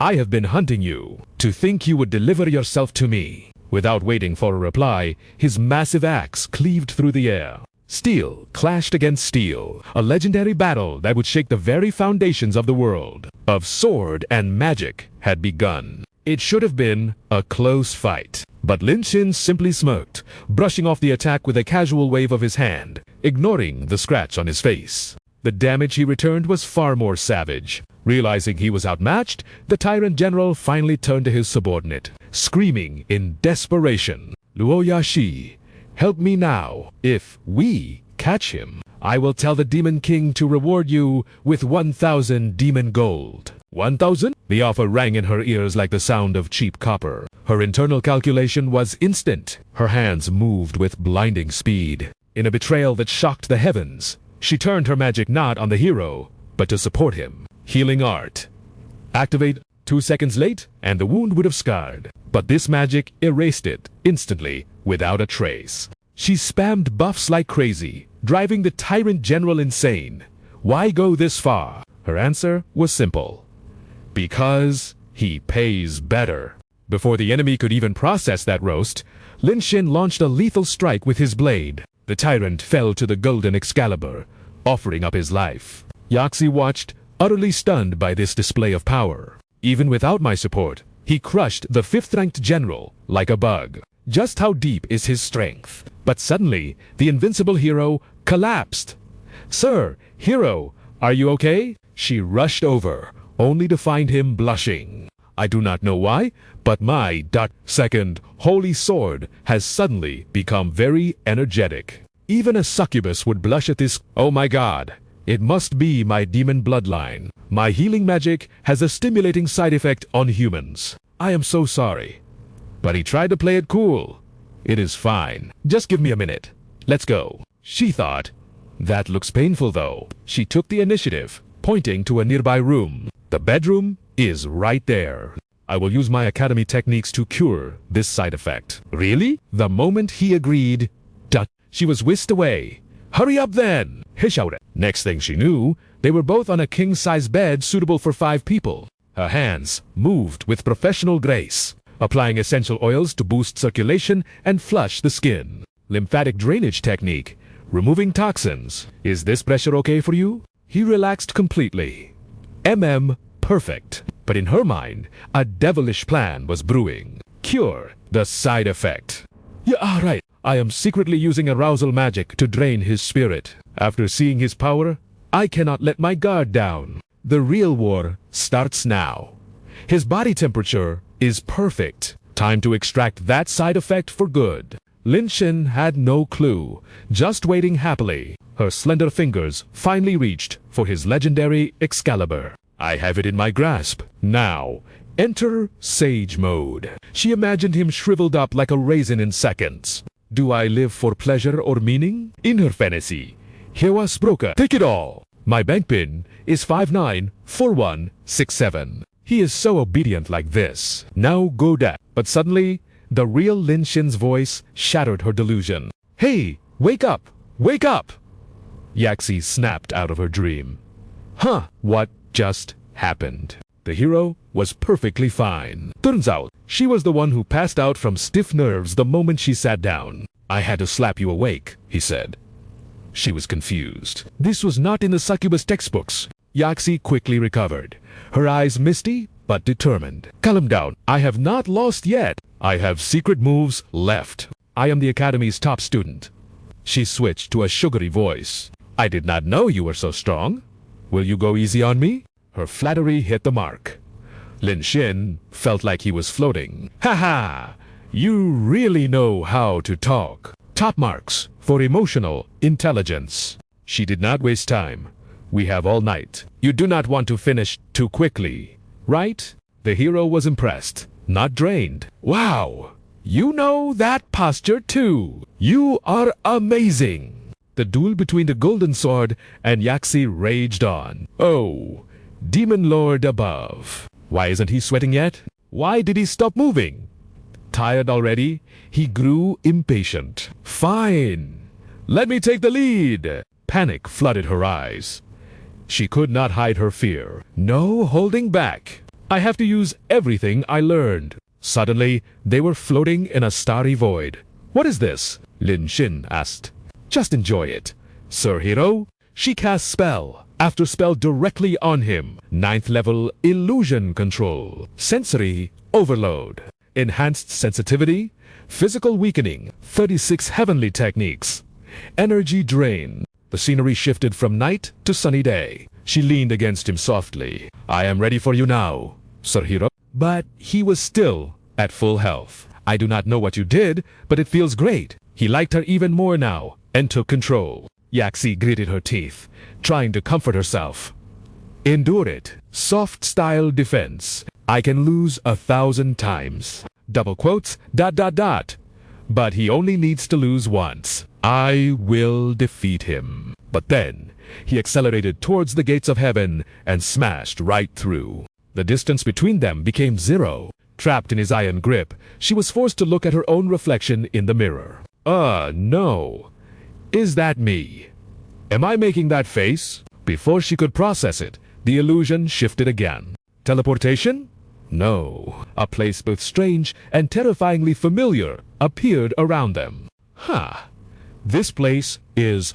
Her subconscious power had manifested a legendary scene. Even facing this, Lin Xin just laughed. the Demon King's palace, and an army. I did not know you were into roleplay, Yaxi. Even for a high-ranking succubus like Nahai, this sensation was overwhelming. No, she couldn't lose control. Not like this. Before she could even protest, Lamtan launched a ruthless A cry escaped her lips as tears of sheer electrifying shock cascaded down her face like a waterfall. She had unleashed every charm technique in her arsenal, yet he remained unshaken. Her mind went blank. All tactical calculations evaporated in the heat of the moment. It was a total defeat. A sudden surge of vitality burst forth, scattering her beloved magic gold coins across the floor like rain. And just like that, the healthy massage battle concluded with her utter surrender. Lamtan sighed, looking at the chaos. A little slip-up and money goes flying everywhere. He stretched his limbs, feeling the satisfying pop of his joints. Truly, clearing the meridians cleared the mind. His spirit felt 100 times lighter. Little Hai, you're amazing! Join my party for future adventures. He dropped the ultimate offer, knowing she couldn't resist. I guarantee an endless supply of gold coins. Suddenly, her body shuddered violently, her breath hitching in her throat. A glowing seal manifested on her abdomen, demanding his immediate attention. Nahai was lost in a trance of indescribable euphoria. Hiru, this is the demon crest. It only appears when body and soul submit completely. It means ... I am yours forever. And so, the wealthy hero Lamtan officially acquired a new party member, the succubus priestess. Together, they would pen a legendary saga of adventure in this mystical world of swords and sorcery. Meanwhile, in the modern world, Ngiochi pulled his electric bike up to the nightclub. A text flashed. Zheng Hao and I are at the airport. You have 30 minutes. He quickly typed a reply, promising to speed over. But suddenly, a voice from the shadows interrupted his plans. Hey! You the designated driver I hired? Ngiochi turned to see 3 figures stumbling out, reeking of alcohol. Good evening. Are you the customer? Ending in 59? Yeah, 167. Whatever. The man carelessly tossed the car keys at him. Don't just stand there. We're in a rush. Ngiochi fumbled, but caught the keys. Right away. Once inside the luxury car, the man barked at the girl. Guagua put on something atmospheric for bust. Guagua immediately slithered into Donthu's arms. Of course, she leaned over provocatively, feigning indecision over the playlist. What track would suit the mood? He wasn't looking at the screen. Emboldened by booze, his hand smacked against her soft thigh with a wet sound. She turned back with a practiced pout. Oh, you're bad. I hate you, Boss Don. I'm trying to DJ here. Donthu's face flushed with lust. Didn't you ask to play with me? Ngiochi, sandwiched between 2 mountains of flesh, didn't dare breathe. She wiggled her hips playfully. Fine.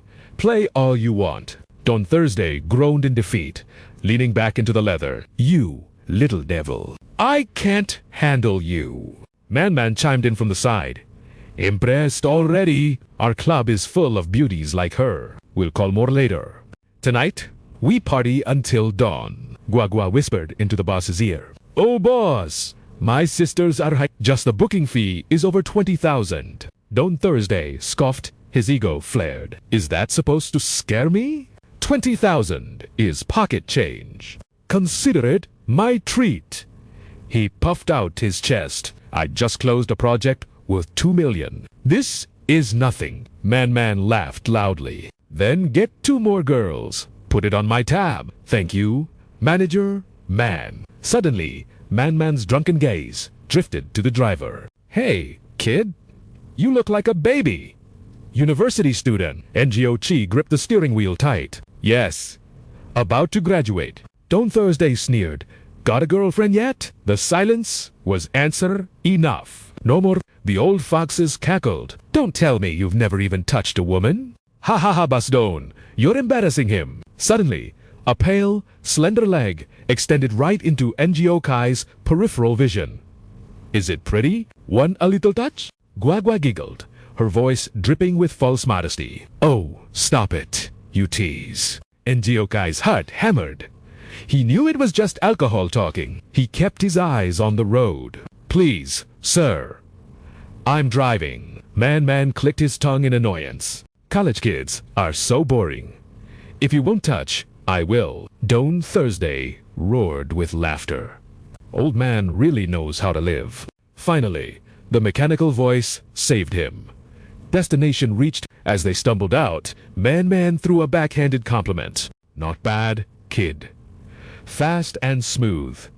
NGO Chi bowed politely. Thank you. The total comes to 52.6 yuan. NGO Chi felt a spark of hope. With guys this rich, maybe there's a tip. Man whipped out his phone without looking. There. Sent NGO Chi checked his phone and froze. Notification. Received 50 yuan. He scrambled after them. Wait, sir. The payment... ... It's not enough. The three high rollers turned around, confused. You're short 2.6. Yuan. Man burst into incredulous laughter. 2.6.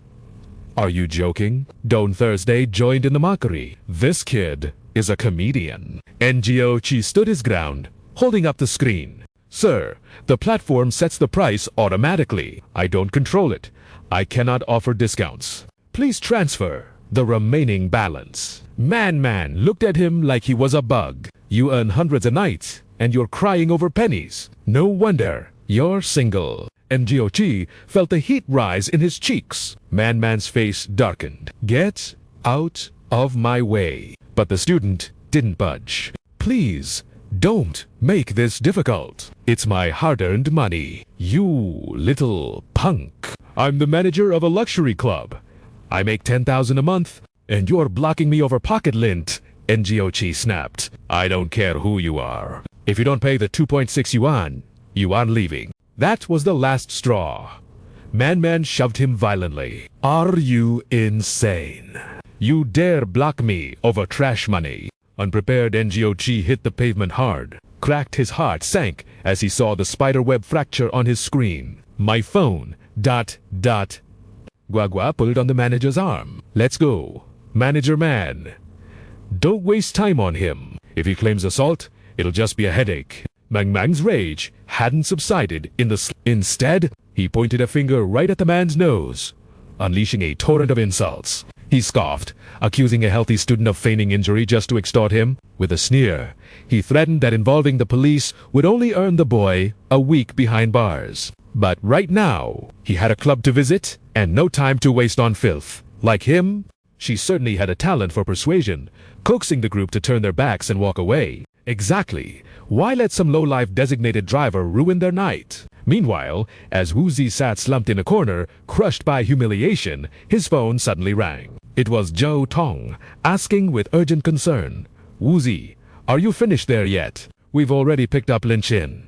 We're at the usual late-night spot, just waiting for you. Hearing this, Woozy grit his teeth, the injustice threatening to consume him. Sigh. I ran into a pack of absolutes. Even deep into the night, the Yanjiang airport remained ablaze with artificial light. Zheng Hao exploded with righteous fury upon hearing the story. That is crossing the line. Refusing to pay is one thing, but getting physical. Is there no law in this city anymore? Zhou Tong hesitated, his voice heavy. Although his own blood boiled with indignation, he tried to be the voice of reason.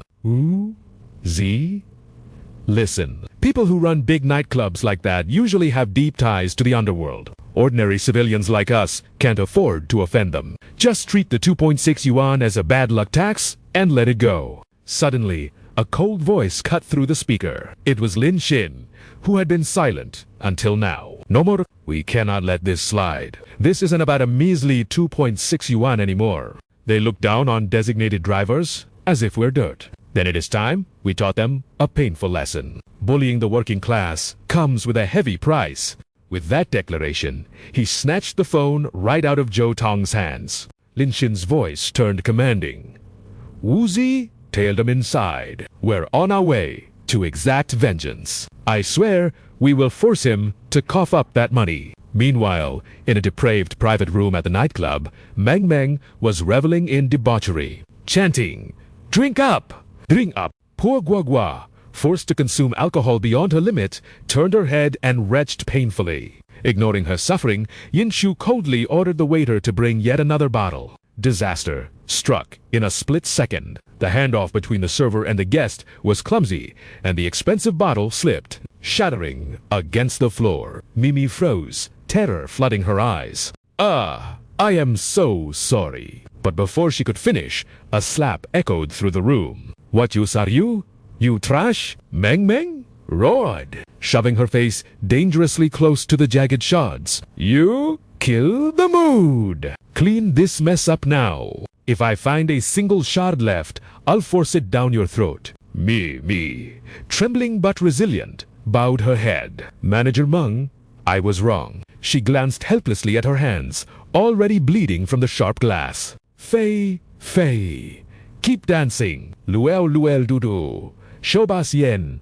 A good time. Yes, sir. Despite the violent outburst just moments ago, Yin Shu remained unfazed, happily wrapping his arms around two beauties. Suddenly, a commotion erupted outside the door. A masculine silhouette cast a shadow against the frosted glass. Meng, whose anger had barely cooled, felt his face twist into a scowl once more. Who the hell is that?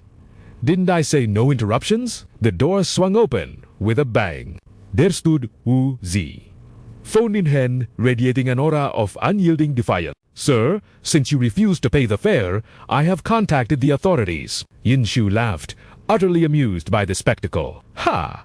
Would you look at that? The fool actually followed us all the way here. Meng shot up from the sofa, bellowing with laughter. You're really chasing me over 2.6 yuan. That's why you'll be poor forever. Do you really think the police have time to open a case for pocket change? Wuxi held his phone high, the screen glowing like a beacon of justice. I have recorded evidence of your illicit activities here. The police won't arrest you for the fare, but they will certainly arrest you for solicitation. Just you wait for the cell. In rage, Meng rolled up his sleeves, his eyes murdering the boy. You dare threaten me. Let's see if I don't beat the life out of you right here and now. On behalf of the heavens.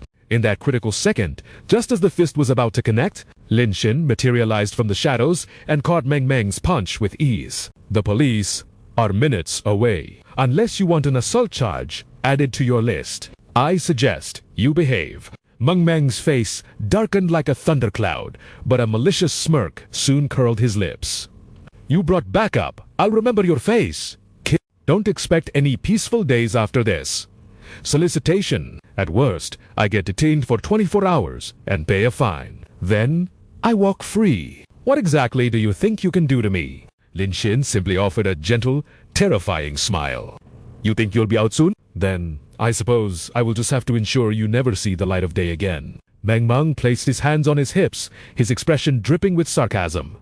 You'll keep me in. Oh, I'm shaking in my boots. Please, show me this amazing power of yours. You really think a nobody like you can put me in prison? Lin Xin treated the man like empty air. He turned his attention to me. Me, his voice softening. Is your hand all right? Please, bring me the card machine. We needed to nail this coffin shut. The poor girl stood there, blinking blankly, unable to process the sudden shift in power. Yin Shu, watching from the sidelines like it was a theater show, chuckled. This is getting good. Way more entertaining than the girls. Go on, get it. Let's see what a mere college student can possibly do. Oh, okay. She obediently fetched the machine, but whispered a trembling warning to Lin Xin. You should really leave. Manager Meng isn't someone you can afford to offend. Ignoring the crowd, Meng laughed arrogantly, taunting Lin Xin. So, you got the machine? What now? Gonna smash my head with it. Or do you want me to swipe my credit card for your precious 2.6 yuan? Hysterical laughter erupted. The onlookers began to gossip loudly. Is this student really fighting the manager over pocket change? He's finished. Offending Manager Meng means a hospital trip within 3 days. Wuzi listened to the whispers, panic rising in his chest. But Lin Xin, he wasted no breath on words. With a fluid motion, he unleashed his ultimate technique. The swipe, the machine beeped, displaying a balance of 50 million. Friend and foe alike froze, their jaws hitting the floor. What? Even the wealthy Yin Shu narrowed his eyes, calculating, is this kid a hidden second-generation billionaire? Holding the machine like a royal decree, Lin Shin's voice rang out calmly. I am now collecting evidence of this scumbag manager's crimes. Anyone who can provide a single piece of evidence will be rewarded 30,000 yuan. First come, first served. The moment the evidence is verified, the money is yours. The shocking offer left every employee paralyzed in a trance. Meng Meng, furious but with nowhere to vent, roared, "You bastard! Who the hell are you really?" Lin Shin coolly shoved his hands into his pockets and spat out 6 words. Just a rich guy seeing injustice. Even in this chaos, his eyes swept over the crowd with a terrifying, king-like pressure. Fine, you under me? Come on, let's see who dares to speak up. Under his murderous glare, the spark of greed in the employee's eyes was instantly extinguished by the fear of death. Seeing his intimidation work, Meng Meng grew bold again. You think waving a few dirty bills around is enough to scare me? Do you really think anyone trusts you? In fact, I'm suing you both for privacy violation. Anyone who testifies against them gets 5,000 yuan right now. His face twisted into a demonic mask. Trying to outplay me. You're 100 years too early. Kid, you want to fight me? But before he could finish his tirade, a voice sliced through the air. I have the evidence. It was me. Summoning every ounce of her courage, she stepped forward. I know all about Manager Meng's criminal activities. She raised her phone. Hi. Manager Meng frequently dilutes leftover alcohol with water and resells it as new bottles. The crowd of wealthy guests erupted in fury. That bastard, I knew the taste was off tonight. He even claimed that once wine is opened, the flavor changes naturally like that. I spent tens of thousands to buy that bottle. Compensate me. Throw him in jail. Seeing the situation spiral out of control, Manager Meng immediately denied everything. You lying wretch, that was my wine.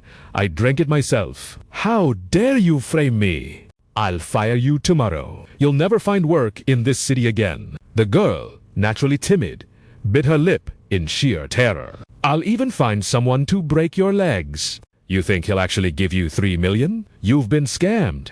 You cheap tramp. But Mimi finally snapped.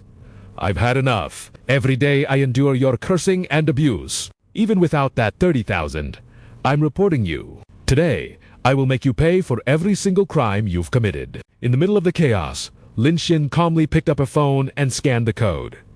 Ding! 30,000 transferred instantly. A strange silence fell over the bar until he broke it by praising Mimi. You are brave. This crime alone is enough to lock him up for months. Consider this the reward you deserve. Manager Meng's face twisted into a mask of pure ugliness. You bastard. The staff exchanged glances. This rich heir is loaded, and he actually keeps his word. If we all report him together with that many charges, who cares if Manager Meng wants revenge later?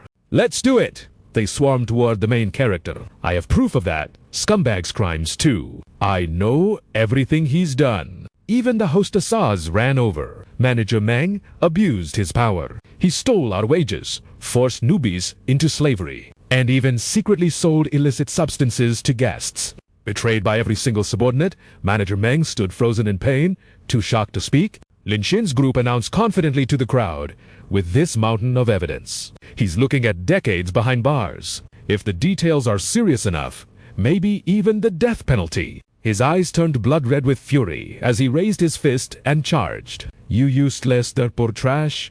You dare rebel against me. Go to hell. All of you. But Lin Shin stood like a guardian deity, shielding the witness. Still trying to hit people. Prepare for prison. You piece of filth. Suddenly, he was a mess of snot and tears, muttering crazily. I get it. You were sent by a rival bar to destroy our business. You people are ruthless. The main character of this incident, Wu Zi, stepped forward to scold him. As expected, you still don't understand anything. In your eyes, me fighting over 2.6 yuan is just sabotage from a competitor, right? The manager was speechless, unable to answer. He clutched his chest, eyes burning. To you, 2.6 yuan is nothing. But to us, every penny is blood, sweat, and tears earned from waking up early and working late. You trample on our dignity and expect us to stay silent. Look me in the eyes. And answer. His words ignited a fire of rage in the crowd. Answer us. Manager Meng retreated in terror. Suddenly, uniformed officers spoke with stern voices. Who called the police? The staff scrambled to report him, overwhelming the officers. It was me. I want to report that scum. Me too. Because Manager Meng was suspected of multiple serious crimes. He was fined 2,600,000 yuan and sentenced to 38 years in prison. The bar was shut down forever. Furthermore, the police station launched a massive cleanup operation across Yanjiang City. All bars were ordered to close for rectification for 3 months. Losses were estimated in the hundreds of millions. Inside his cell, Meng wondered in despair. How? All because of 2.6 yuan. He hugged the iron bars and wailed. Don't. I was wrong. I'll pay back the 2.6 yuan right now. I'm sorry. I'm really sorry. Meanwhile, the night market glowed with warm orange lights and steaming food. The Dorm brothers raised their beer cans happily. Bottoms up, brothers. The brave staff members were equally moved. Thank you, God of Wealth, for getting us justice and our pay. Long live the God of Wealth. The next morning, Zhou Tong asked Zhao Hua, Zhao Hua, it's your birthday today. Have you decided where to celebrate? She looked up from her phone, startled. Ah, not yet. I'm checking online for new places. He really spoiled his girlfriend. Okay, pick whatever you like. She showed him a photo of a cafe. Zhou Tong. Look, this place is gorgeous. Zhao Hua spoke excitedly.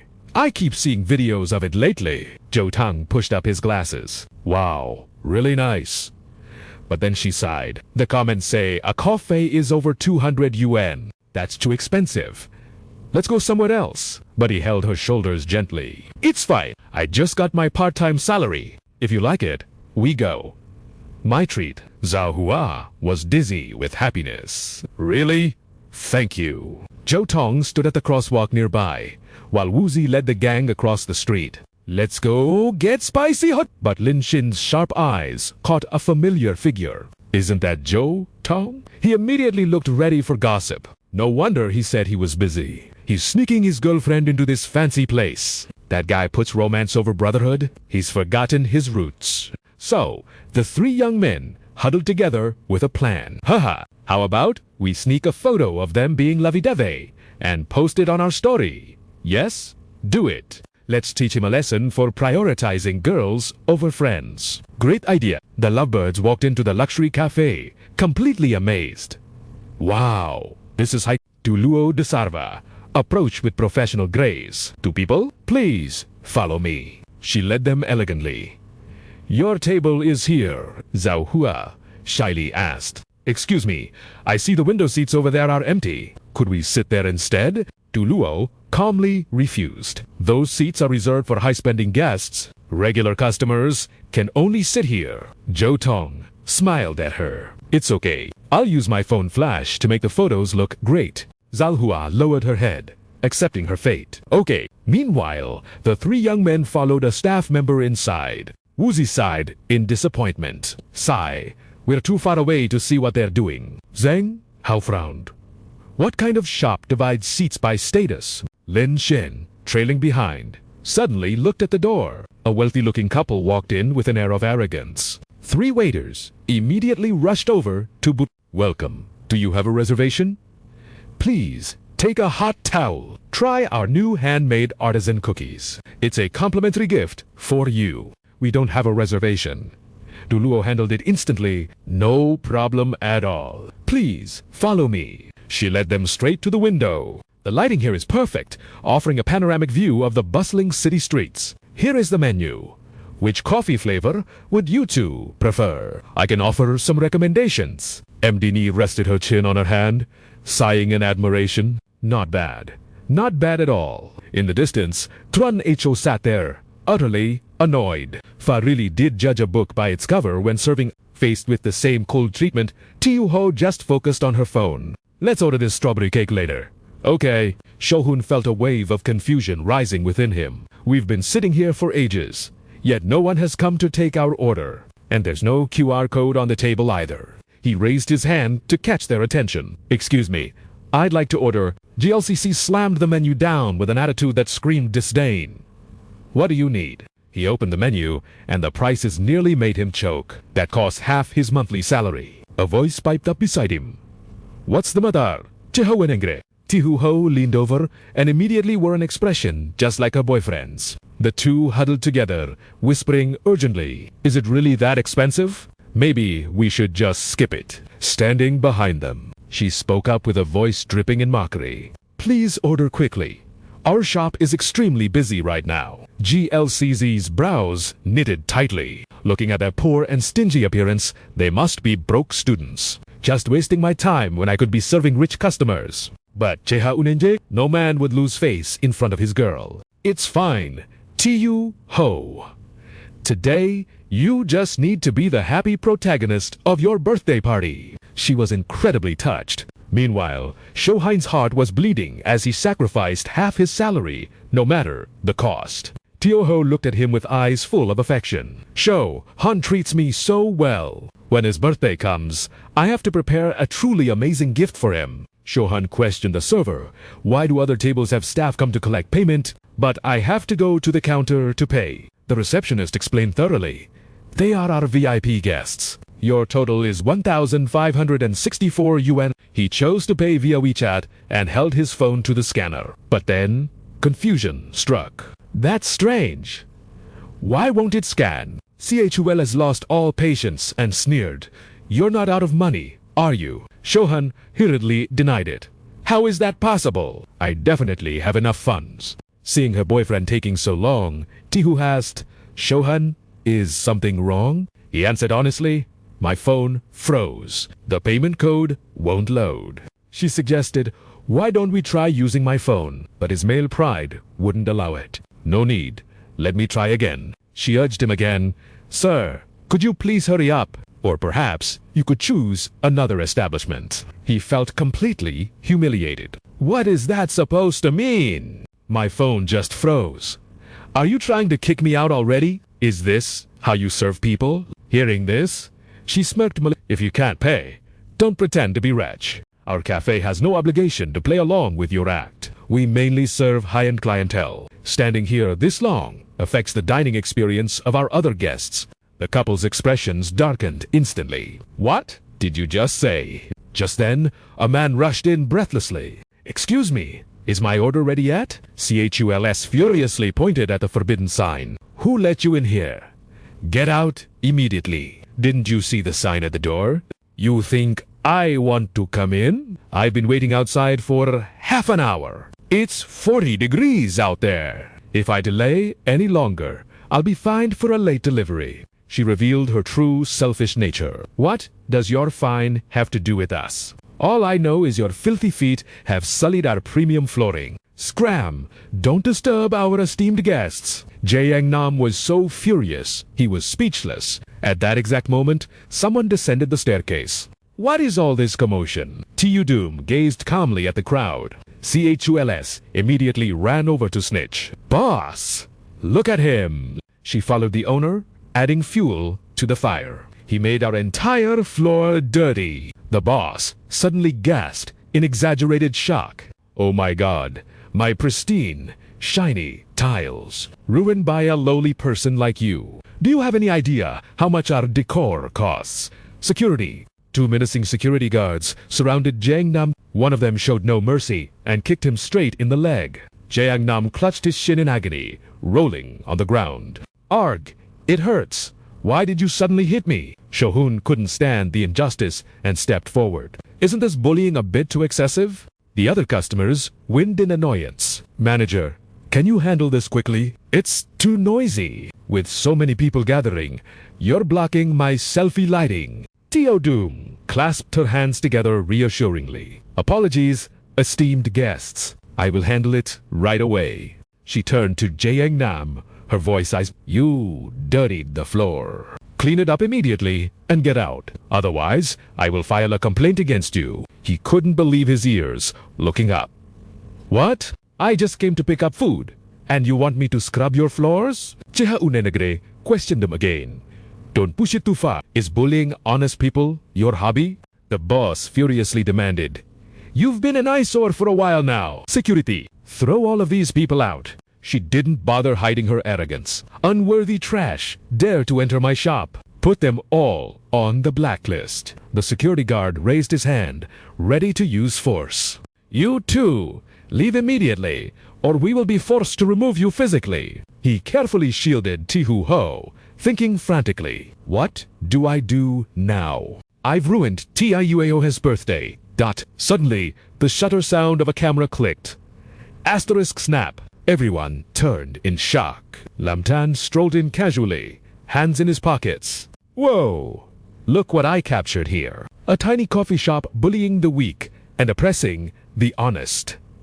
How interesting! Shohan and Tiu Ho were stunned by his arrival. Teodum furiously interrogated him. You bastard! Who are you? What are you shooting? Delete that immediately. CHULs deliberately framed him. They must be in the same group. She ordered with contempt. Just poor students here to leech off the air conditioning. Right? Don't just stand there. Security! Snatch that phone. Now, 3 guards charged aggressively on command. Lam Tan easily kicked the lead guy in the legs. Then, he dismantled the whole crew, leaving them howling in pain. Arg, my leg. The boss twisted the truth, screeching, you dare to hit my staff. I'm calling the police. He didn't flinch one bit. Go ahead, call the cops. I'll be calling the Consumer Protection Association. Is your discriminatory behavior of choosing customers even legal? Yet, Tiu Doom rubbed her hands together, smugly choosing customers. If you were rich, of course, we'd welcome you.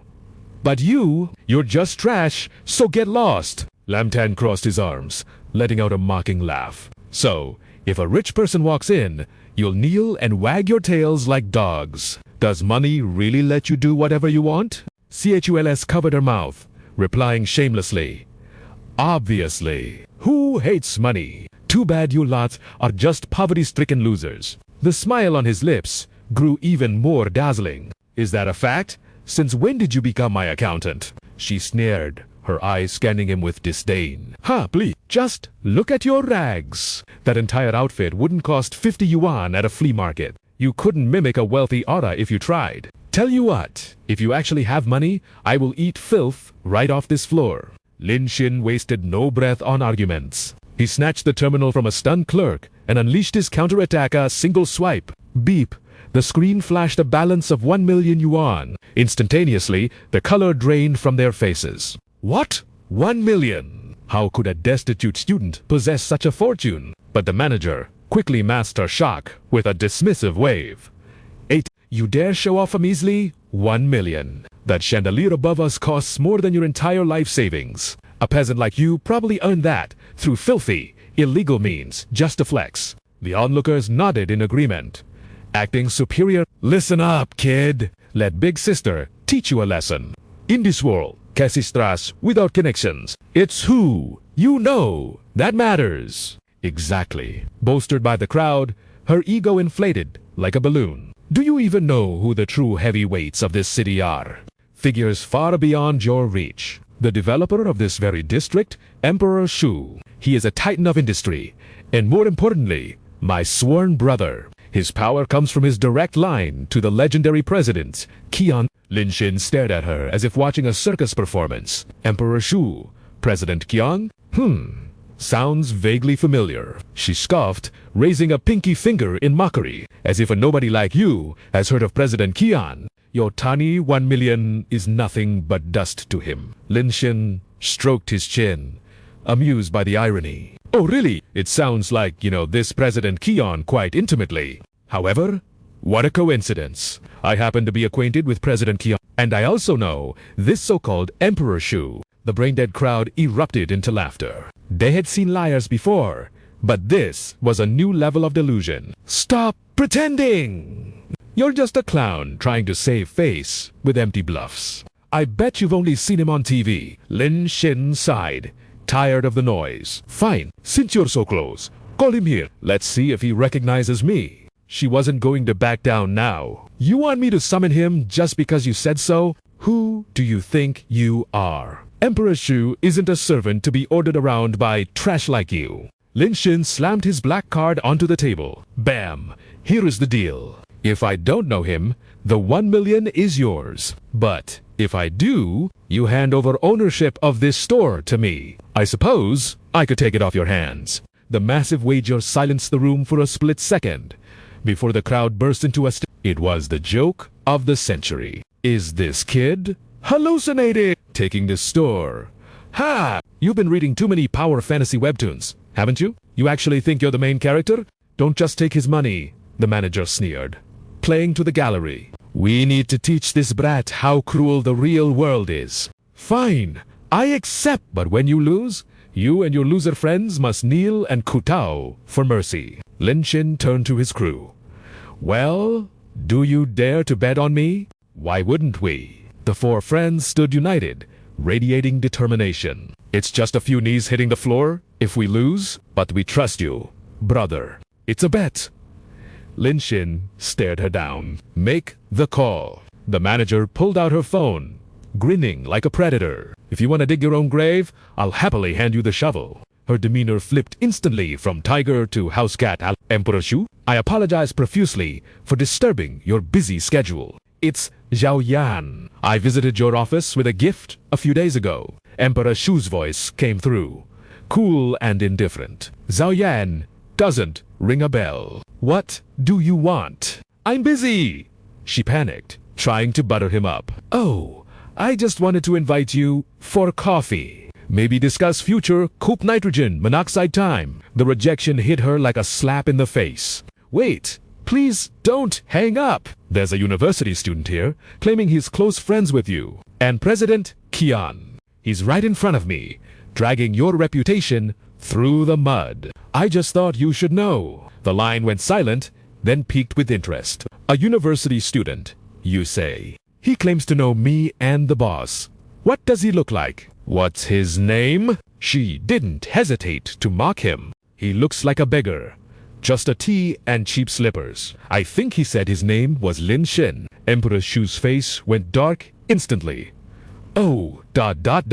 Is that so? Tell me your location. Send the address. I'm coming over personally to settle this. Zhao Yan beamed, thinking she had won the lottery. We await your glorious arrival, Emperor Shu. The conference room was deadly silent. Shu cleared his throat awkwardly. Asterisk. Cough. Cough. The elites began to whisper. Does that description sound familiar to anyone else? Student Lin Shin. T-shirt and slippers. Isn't that President Qian? It has to be. Come on, let's go support the boss and give him some face. The group scrambled to their feet. If we make the boss happy today, maybe I'll get that bonus villa I've been dreaming of. Let's go. It's time for the performance of a lifetime. Moments later, a convoy of luxury supercars roared onto the highway like a pack of steel beasts. Zhao Yan was still floating on Cloud 9, completely oblivious to her impending doom. Oh my god, Emperor Shu is actually coming. This is perfect. Once he crushes this Brett, I'll charm him over dinner. Maybe I'll even get introduced to the legendary President Qian. My rise to the top is unstoppable. She posed arrogantly. Emperor Shu is on his way. Kneel now, Ambeg boy. Maybe I'll show mercy and ask him to spare your pathetic life. The customers added fuel to the fire. You're done for, kid. Offending him means your future in Yangzheng City is over. Lin Shin just chuckled, his eyes dancing with amusement.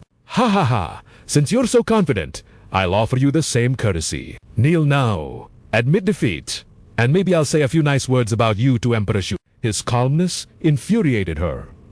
Enough? You refused to give up. Fine, start counting the seconds, because your despair is arriving in 3, 2, 1. Screech. A fleet of hypercars ground to a halt, stunning the pedestrians. Holy heaven! Is that a Ferrari Plus? That beast is worth 9 million. Easy. And a Lamborghini Silver Soul. There are only 30 of those in the entire world. The doors opened, and the city's financial titans stepped out in unison. Inside the shop, faces pressed against the glass like flattened pancakes. Well, every tycoon in Yanjiang has gathered here. Zhao Yan spun around, trembling with excitement. Heavens! It's not just Emperor Shu, young Master Feng, Director Jia. These are the overlords of the city's economy. And Lu, that's the eldest miss of the Zhang family, the CEO of New Year Tech. The staff lined up, bowing at 90 degrees. Welcome, distinguished guests. Zhao Yan rushed forward to fawn over them. Emperor Shu, you're here, and you brought so many legends. Our humble shop is unworthy. Emperor Shu ignored her flattery, his expression unreadable. Where is the student you mentioned? Zhao Zhan trembled like a leaf, pointing a shaky finger at the room. What? Why have you titans of industry come for that? Nobody inside? Inside, Lin Xin sat on the sofa like a king on his throne. The heavyweights froze, their eyes widening in shock. A subtle wink from the money god himself signaled the play. One of the bosses cleared his throat. Ahem, is this the troublemaker you mentioned? Zhao Zhan poured oil on the fire, oblivious to his doom. That brat Lin Xin dared to drag your names through the mud? He needs a severe punishment, or he'll never learn respect. Exactly! Boss Shu, gentlemen, we cannot let this slide. This student needs to be crushed. Zhao Zhan turned, sneering at the protagonist. Well, Lin Xin, the legendary Shu Emperor, is here. Dare to claim you know him now? You've lost. On your knees and beg for mercy. But Lin Xin didn't even flinch. Lose? Who decided that? I'm actually best buddies with the money boss. Since you've never met him, if you beg nicely, I might just introduce you. Zhao Zhan scoffed loudly. You, introduce me. Don't make me laugh. The crowd erupted in mockery. Do you have any idea who the money boss is? A broke student, knowing the supreme tycoon? What a pathetic clown. Still bluffing at death's door. Lin Xin raised 3 fingers, his voice calm but commanding. I'll give you 3 seconds to see the truth. 1, 2. The mob jeered. Ha! Watch this idiot dig his own grave. He's finished. 3. As the number fell, the titans of industry bowed in unison. The onlookers' eyes nearly popped out of their skulls. Zhao James looked like he'd seen a ghost. His reality crumbled. These billionaires were treating Lin Xin like their emperor. Boss was the yacht to your liking. Sir, why are you in this dump? Does the Rolls-Royce drive smoothly? Should we upgrade you to a Bentley? The stunning Zhang Shen threw herself into his arms. Lin Xin, I missed you so much. Lin Xin patted her head gently. Not now. Darling, I'll play with you later. Be a good girl. She beamed. Okay, I'll wait. The crowd was paralyzed with disbelief. He's the money boss. Zhao Zhan's legs gave out. He collapsed to the floor, trembling. You're really the big boss. Lin Xin looked down with cold, indifferent eyes. Take a guess. Suddenly, a boot connected with Zhao Zhan's face. You blind fool! How dare you offend the supreme boss? Zhao Zhan clung to the Shu Emperor's leg in desperation. Emperor, please, put in a good word for me. But the Emperor kicked him away in disgust. You insulted him. That means you insulted me. Get lost. Tayon Hai sighed, preferring psychological warfare over violence. Little brother, our boss is humble. He doesn't flash his wealth. If he's here, it's to fight injustice. You brought this on yourself? Deal with the consequences. CHULA held his head in despair. We thought he was a nobody. We just declared war on a god. Battered and bruised, Zhao Zhan finally understood. He slammed his head on the floor. Boss, I was wrong. I was blind. I'm a bully.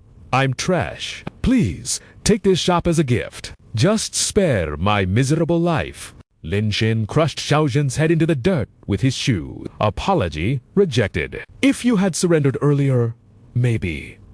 But now, too late. Terror seized the man, and a dark stain spread on his trousers. No, boss, please, take the store. If you don't, I'm ruined forever. My life is over. The crowd recoiled in disgust. Oh God, he peed himself. The money boss's aura is too terrifying. It smells awful. Hey, manager, go change your pants. Blood mixed with tears as the broken man wailed. Boo-hoo, I won't stand up until you forgive me. Lin Xin sighed, rubbing his temples. Good grief! You're pathetic. Fine. I'll take the shop. He pointed a finger at the stunned waiter. Tang Nen, but give the ownership to him. The waiter froze. What? Emme, the owner. It was the ultimate insult to Zhao Zhan. Give it to him! Lin Xin raised an eyebrow. Got a problem with that? No! No! I agree! Immediately! The waiter burst into tears of joy. Holy cow! I'm the boss now. Yes! The onlookers gasped. One word from the boss changed his destiny. The servant is now the master. What a show! Outside, the group of elites swarmed Lin Xin. Boss, everything is settled. Let's grab dinner. Join us. But Lin Xin waved them off. Not tonight. Xian knows I like to keep a low profile. Thanks for the backup, brothers. I'll treat you all to a feast in 2 days. Be there. With a grin, he walked off with his roommates. Gataran, it's my roommate's birthday dinner. Ciao. Scene shift. An ancient courtyard bathed in the glow of red lanterns. Hero Lin Xin danced through the shadows, striking down assassins with ease. The delicate Luo Bing cried out, Lin Xin, are you hurt? He turned, looking sharp. Please, these amateurs couldn't even touch my shadow. How about you? She blushed, looking down. My heart, ... It's racing. Lin Xin panicked. What? Did they use poison? She looked at him with doe eyes. No, silly. It's racing because of you. Lin Xin stiffened like a board. Hold on. Have some self-respect. I have a girlfriend. But she lunged at him. In the struggle, they tumbled onto the bed. Straddling him, she whispered with a flush on her cheeks. Lin Xin, help me. He threw his hands up in surrender. Wait, this isn't what it looks like. Suddenly, the door crashed open. I knew it. You two are cheating behind my back again. Tuet Nia's grip tightened on the ticking time bomb, madness swirling in her eyes. I will drag Dong Quai Vu down to hell with me. We die together. Luo Bing whipped around in terror, just as the timer hit 0. Her eyes widened, mouth agape, in a silent scream. But wait, was the ringing phone pulling her back from that nightmare? Calming her racing heart, she answered the call. A polite voice responded, Long time no see, Bing Bing. Sorry to disturb your morning slumber. She paused, calculating. Director, you had pulled strings for her before. He was a heavyweight ally she couldn't ignore. Meanwhile, in his office, Director Yu laid out his trap. Season 6 of Love on the Isolated Island airs next week. We want you as the star. Do you have the schedule for it? This was the nation's hottest romance reality show. 6 strangers, 1 deserted island, 5 days of survival. Through games and trials, sparks would fly. Only the couples who successfully held hands could escape this paradise prison together. We don't just cast celebs. Ordinary people join too. No scripts, just raw drama. It's the perfect formula for netizens to go wild shipping couples and investing their emotions. Luo Bing frowned, confused. Director Yu, isn't this outside your department? Why come to me personally? He chuckled smoothly. The higher-ups know we have a bond, so they sent me as the negotiator to charm you. She tried to decline. Sorry, I don't want to be part of any manufactured romance. But the director wasn't giving up. Wait, don't hang up. Bing Bing, you are trending right now. We need that heat. The PE is astronomical. And listen, you don't have to date anyone. Just stay single till the end. Then came the final blow. Striking like lightning, we are literally just missing 1 man and 1 woman to start filming. For the sake of our friendship, ... I am begging you, I'll owe you a huge favor. Suddenly, Luo Bing's expression shifted faster than a mask change. Fine. I'll join, but I have 1 condition. I want to bring a normal male friend with me. Director Yu was ecstatic. Done. We need normal people anyway. Thank you so much. As she hung up, Lin Xin's image filled her mind. That nightmare. It was just her subconscious screaming that she missed him. She had struggled to find a reason to talk to him. But this reality show, it was a gift from the heavens. 5 days to get closer to Lin Xin. Meanwhile, in the university's boys' dorm, At Ping, brother Lin Xin, there's a reality show. Are you free to join me? Lying on his bed, legs crossed, he calculated free island vacation, plus a cash appearance fee. Refusing would be a crime against my wallet. Plus, I haven't seen Bing Bing in ages. A few days later, the survival romance spectacle, Love on the Isolated Island, hit the airwaves. The hosts hype up the crowd. Welcome to Season 6. I am Big Black. I am Little White. And beside us is our golden sponsor, the CEO of Ranchi Cosmetics, the stunning Ms. V. The atmosphere was electric. Our goal: 6 beauties and hunks surviving on Starvation Island pass the trials to reach Luxury Island. The winning couple takes home 1 million credits. Every day, audience votes decide the rankings. But here is the twist. The winners might not even be a real couple. And real couples might not win a dime. How will these relationships tangle? Let's watch and find out. Please welcome ...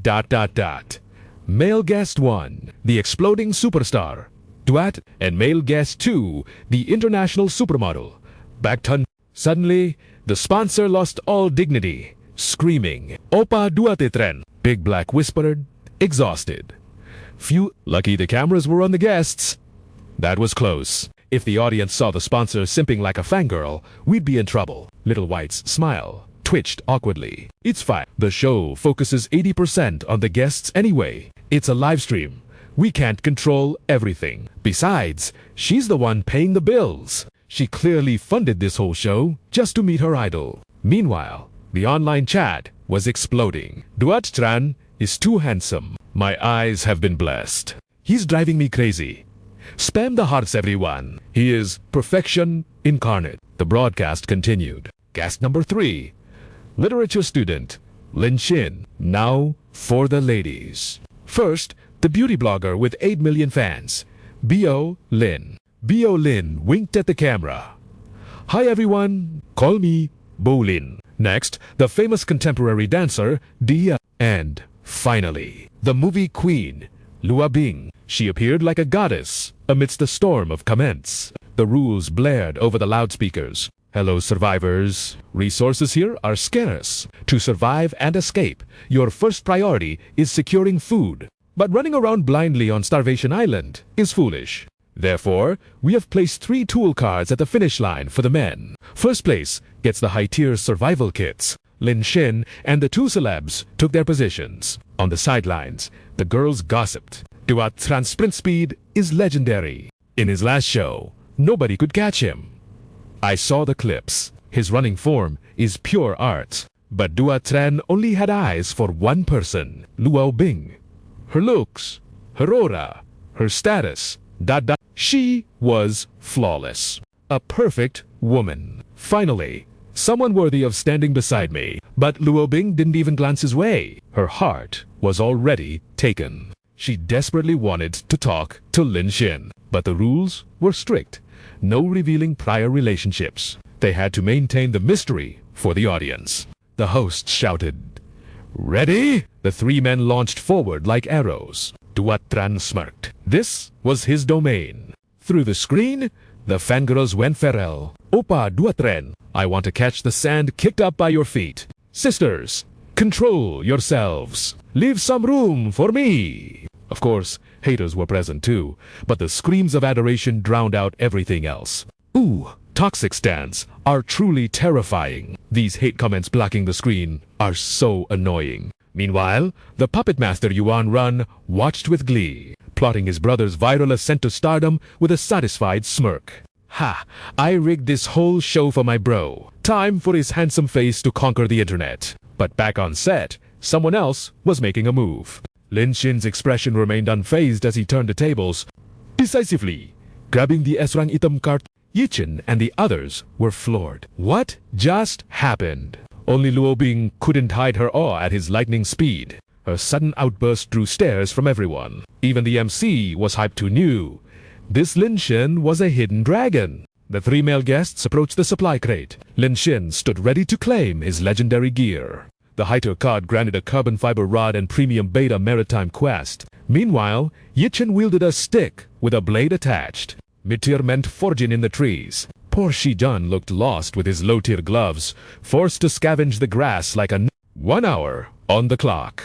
The victor claims a royal feast and the right to choose a beauty to share it with. The Great Foraging War began. Yizheng immediately struck. Using his reach to harvest high-hanging fruit, I might not be first, but at least I'm not wet or sweating. Fruit is plentiful. Feasting, ha! They can't compete with my efficiency. He posed, wiping non-existent sweat.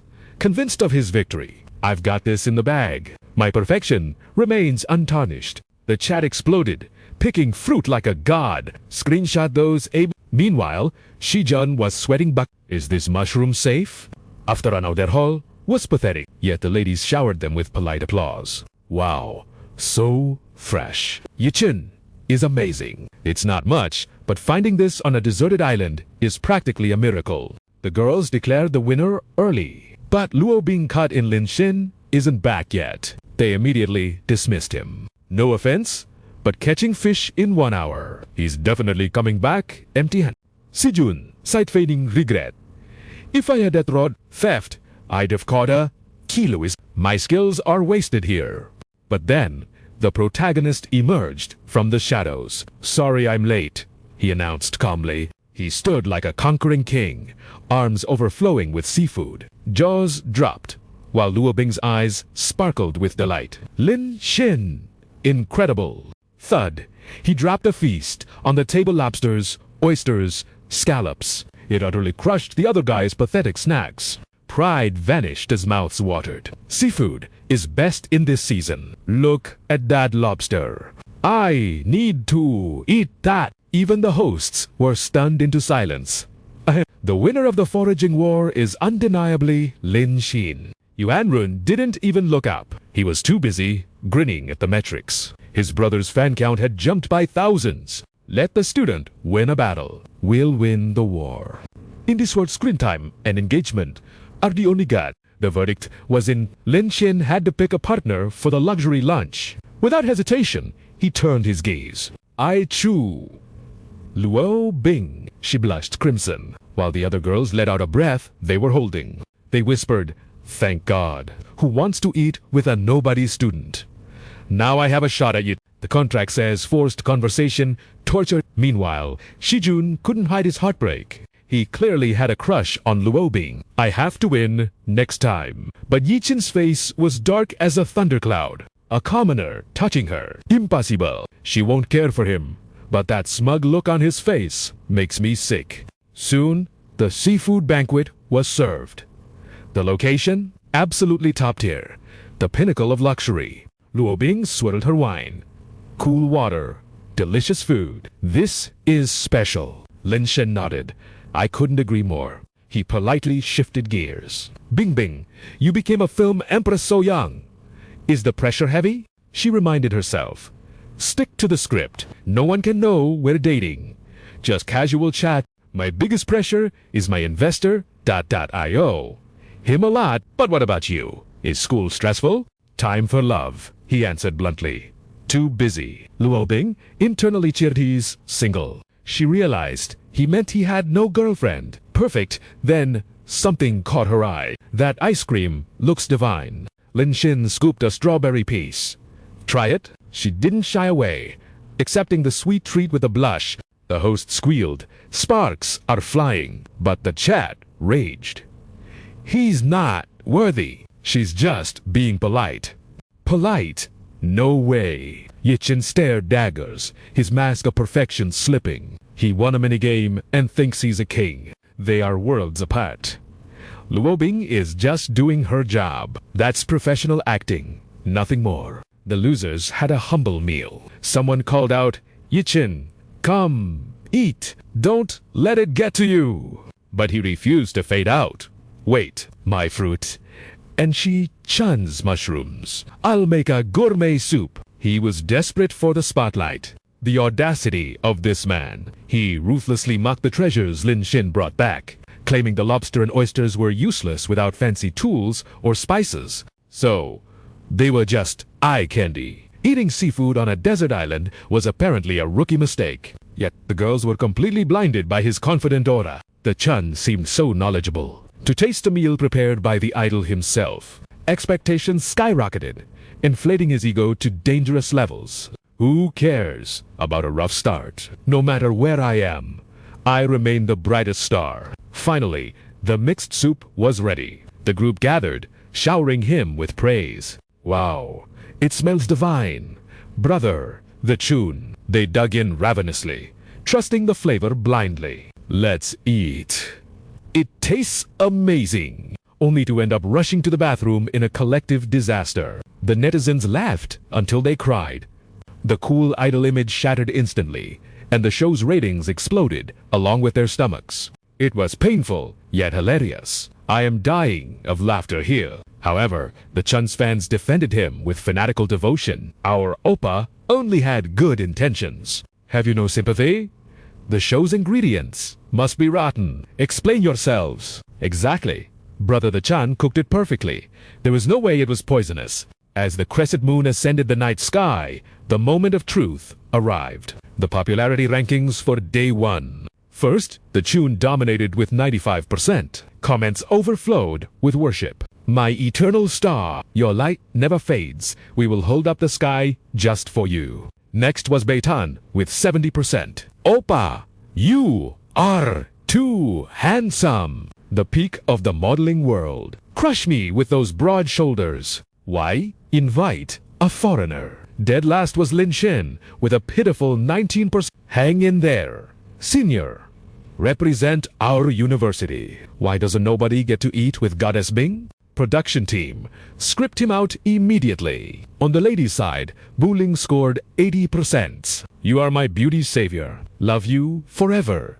Ani, you saved my skin and my wallet. Take all my votes. Yao Dao took 70%. Even stranded, her teacher-like aura remained unshakable. Please perform the city. Reigning supreme was Dila Bing with 90%. Even without makeup, she shone like a diamond among stones. White jade skin reflecting the moonlight. You light up my future. Meanwhile, in a clearing, 6 tents stood side by side in the silent night. It was late, and despite being drained by the bathroom incident, the Chun was still plodding. Today was a minor setback, but in the next match, I will make Dila Bing fall for me completely. She can only belong to me. While Labing drifted into a peaceful slumber, his obsession burned brighter than ever. In this world, I am her only worthy match. The next morning, the sun pierced the horizon in a magnificent display. Let the survival romance begin. Day 2 of the broadcast. Everyone knows water is the essence of life. The rules for the next challenge were announced. Finding clean water is more critical than food. Plus, it means a chance to bathe. Therefore, today's battle belongs to the 3 ladies. Whoever finds the hidden water source first wins. The gentleman stood leisurely by the shore as the prize was revealed. A cooling survival pack. Searching blindly on this massive island is a fool's errand. One could easily get lost in the wild. Suddenly, all eyes locked onto a circular object floating on the sea. A compass and a 15-minute head start. But only one queen can claim this advantage through a fierce battle on the floating platform. The host continued his briefing. The rules are simple. Push the other 2 competitors into the ocean. The last woman standing wins the priority card. Please welcome our contenders to the arena. The first stepped out in a fresh, innocent swimsuit. The next was far bolder and daring, while the last struck a perfect balance between the 2 styles. The comment section exploded at the sight of Buling and Yao Dao. Yao Dao actually has 11-line abs. A true dance expert. Those legs go on forever. Buling's waist is impossibly small. She is giving Labing a run for her money. Bing Bing is ethereal. First time seeing her in swimwear. Thank you, survival gods. I am dizzy. How can someone be this stunning? Meanwhile, Lin Shin and the others were losing their minds with excitement. Each has a unique flavor. Fight, fight. Once the 3 beauties took their positions, the host issued a final warning. Remember, no hair pulling, no grabbing clothes, and no striking your opponents. Before the signal even dropped, Buling was already calculating. I'll let them destroy each other. Then I will swoop in for the easy victory. Yao Tao was equally determined. The stomach flu weakened me yesterday, but my athletic advantage remains. I must eliminate Di Lebing first, then deal with Buling. I must win the right to partner with the Chun. Unlike the schemers, Lebing seemed hesitant, her mind a blank slate. The whistle blew. Start. Yao Tao instantly locked onto her target. She wrapped her arms around Lebing's waist and slammed her onto the mat. Bing Bing, I love your movies, but this is war. Sorry. The intense grappling sent the viewers into a frenzy. Yao Diao's leg strength is I declare this the variety show of the year. Why are the comments so slow? The three men watched the beautiful chaos, faces flushing red. Wow. Hang in there. Bing Bing must survive. On the verge of elimination, she cried out for help. If I go down, you are next. Buling hesitated, weighing her options. Me. Finally, she squeezed her eyes shut and charged in. I am coming. She tackled Yao Diao's long legs, using her weight to successfully pry the two apart. Seizing the chance, Lebing grabbed the other leg. Let's push her off together. But disaster struck. She and Buling pulled in completely opposite directions. The one suffering most was poor Yao. Lebing shouted in panic. Buling, wrong way. You are pushing her back onto the mat. Buling was gasping for air. Phew! Lin Shin could barely contain a nosebleed, giving a thumbs up in pure admiration. Heavens, this single scene is worth the price of admission. After being stretched to the limit, Yao Dao unleashed her fury. My turn! Relying on her dancer's flexibility, she planted her hands and leveraged her body upwards. Buling lost her balance, teetering on the edge. Splash! She dove headfirst into the water, leaving only her lower half on the platform. Buling! Eliminated, but the netizens refused to accept it. Ah, my Buling! Quick, pull it up. My goddess can still be saved. Now, only Yao Da and Lebing remained in the duel. She spun around with lightning speed, locking her opponent's leg in a vice grip. LCC Bang had successfully immobilized her target. The commentator lost his mind at the intense turn of events. Heavens! Look at him roll! Dayuechio is actually rolling with the queen. That muscle power is simply invincible. Unless LCC Bang finds a counter-strategy instantly, a watery defeat awaits. She has been backed into a desperate corner. Her opponent is simply too formidable. But suddenly, Lam Tan's voice pierced through the noise. BNG, fight on. You will win. I believe in you. Wait, is Lam Tan openly cheering for his goddess? However, TUB Siege remained skeptical. No amount of cheering can change a decided fate. Deity Turn, meanwhile, suffered from his usual narcissism, convinced the winner would naturally choose him. Oh dear! Everyone fighting over me! How helpless I feel! He thought. Better luck next time. Bang bang. Tijin scoffed with pure sarcasm. Ha! Shouting like that? Just to force a romantic ship. Too bad I'm here, so your plan is doomed to fail. Yet, those words worked like magic on LCC. Bang! Lam Tan was cheering for her. Fueled by a surge of affection, she flipped her body, shocking Dayuechio to the core. What? Fire blazed in LCC Bang's eyes. I will absolutely win this. She refused to yield, trying to escape my grasp. Not in this lifetime. Using the floor as a pivot, LCC Bang unleashed a powerful kick, sending her opponent flying to the edge. Splash! Dayuechio plummeted into the water. Aside from an ecstatic Lam Tan screaming well done, the entire crowd was left in stunned silence. Someone check if she knows secret martial arts. Is this even scientific? One moment she was finished, the next a miracle. Sister Bang Bang definitely toggled her hacks on. The commentators were overwhelmed with emotion. An unimaginable victory for DLCC Bang. To think she pulled off such a legendary counterattack from the jaws of defeat. Indeed, the movie queen has earned a new title, Empress of the Water. Shortly after, LCC Bang pointed her finger toward the majestic waterfall. The host made the official proclamation. After 30 minutes of intense drama, the victor is none other than the LCC Bang. She has successfully located the pristine water source. Standing before the cascading falls, everyone felt their souls cleansed. Wow! Breathtaking. So refreshing. Compared to the scorching beach, This place was a cool paradise. Ah, look over there. Before the sentence could be finished, the host cut in with exciting news. Correct. That is a luxury open-air spa invested heavily for our guests. It features an independent eco-drainage system. Hearing this, Liu Hayu's eyes sparkled like diamonds. Finally, a bath. Tijan groaned in misery. Not showering yesterday nearly killed me. Following instructions, LCC Bang took the lead toward their prize. Please follow the wooden path. There, nestled beneath a towering ancient tree, lay a pristine natural pool. This was the ultimate cooling reward the production team had prepared exclusively for the champion. DEUIUNB Linside with Envy.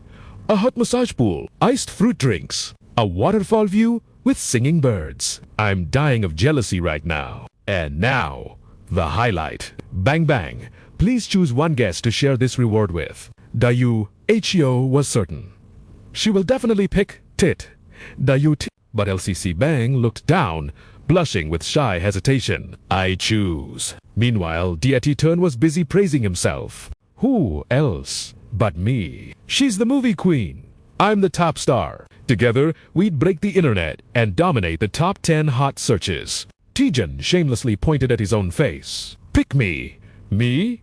Me. Finally, LCC Bang made her destiny-altering decision. LMTN, the choice, hit like a thunderbolt. Why on earth would she pick a nobody with zero influence? The internet exploded in confusion. Such wasted potential for views. I thought she'd pick Dititer N. Bien Lin and Dayu Achio exchanged awkward glances. Reluctantly, the losers were forced to retreat under the host's strict orders. The rest of you, back to the beach. Let's give them some privacy. Deity Turn was seething with humiliation.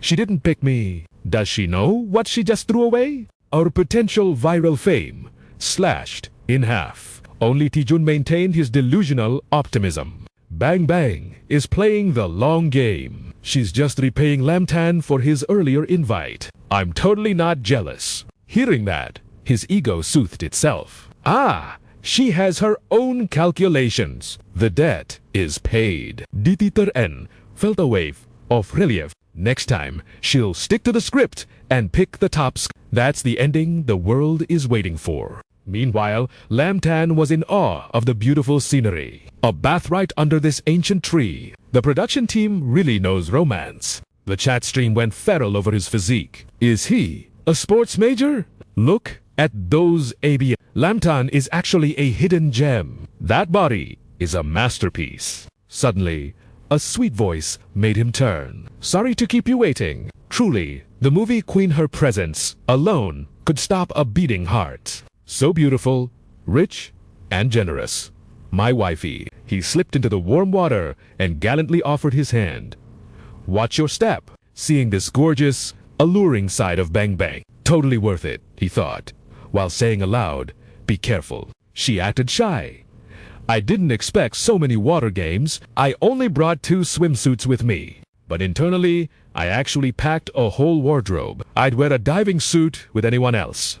Lamtan took a sip of water, acting polite. Thanks for inviting me, he said. But she cut in. No, I must thank you. Your voice saved me. I was ready to surrender. Amidst falling petals, his sincerity shone like gold. My intuition told me you'd win. Her heart skipped a beat. He always believes in me unconditionally. Only he understands my true self. Affection meter rose by 2%, reaching a staggering 92%. Just then, the water beneath them rippled mysteriously. LCB and Gasp. They both leaned in, captivated by the sudden surprise. Look at all these suds. It is my first time soaking in a proper bubble bath. It would be a crime against humanity not to start a bubble war in a place like this. The moment the words left his lips, Lac Bang attacked. Classic behavior. Seeing Lamtan looking like a snowman made of suds, she burst into uncontrollable laughter. Ha ha ha.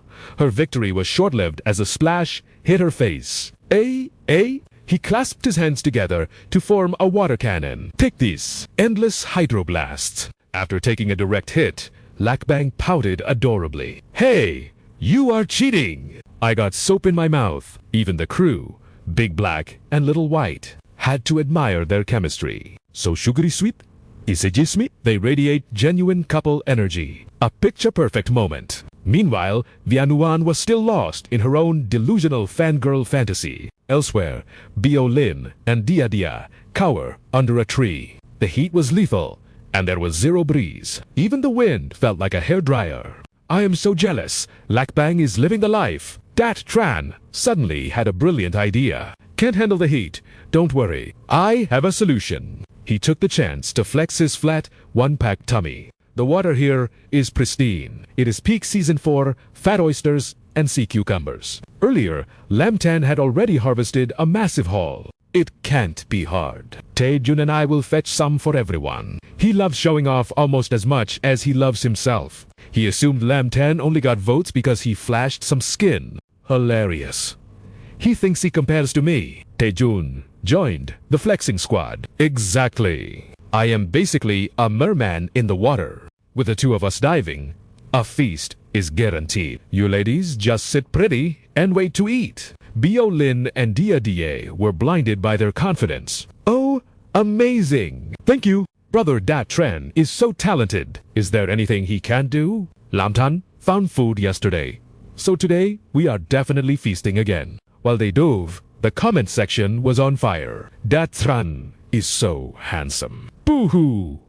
That body. Wait, are these fans brainwashed? You call that hot, he loses to Lamtan instantly. Are you blind? His face is okay, but that's it. I actually prefer the slender look. That is the perfect physique. If he gets serious, he will catch 10 times more than that loser Lamtan. The male viewers were ready to throw hands in the chat. Ha ha, I doubt it. Giant oysters live 7 to 10 meters deep.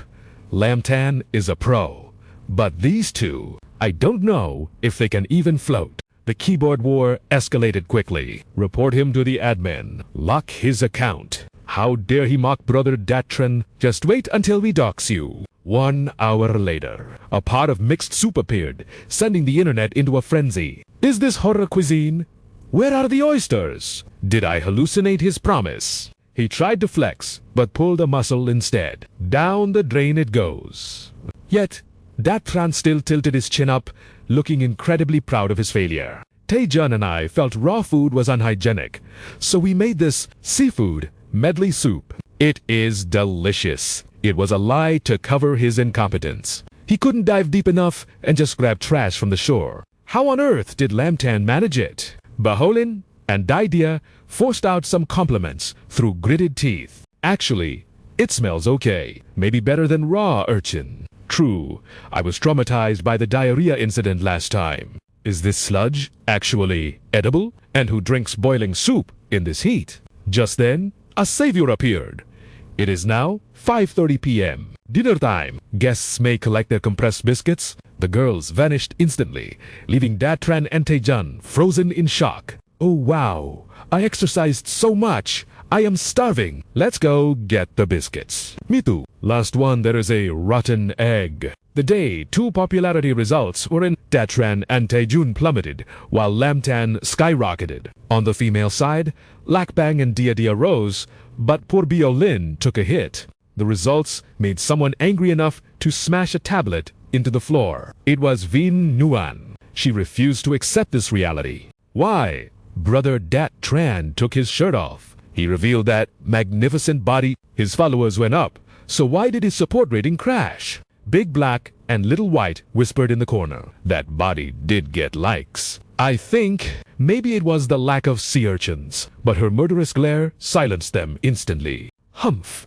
Her brain performed mental gymnastics. Datran just got unlucky. He dove in a spot without urchins. If there were urchins, he would have won. His rating would be top tier. Yes, exactly right. Vien Yuan flopped onto the ground, throwing a tantrum that shook the building. I don't care. The crew had to soothe the beast. Miss Vien, please calm down. The production team has fixed it. Tomorrow is a male competition. We made sure that Tran will crush everyone with the highest score. Vien Yuan puffed out her cheeks.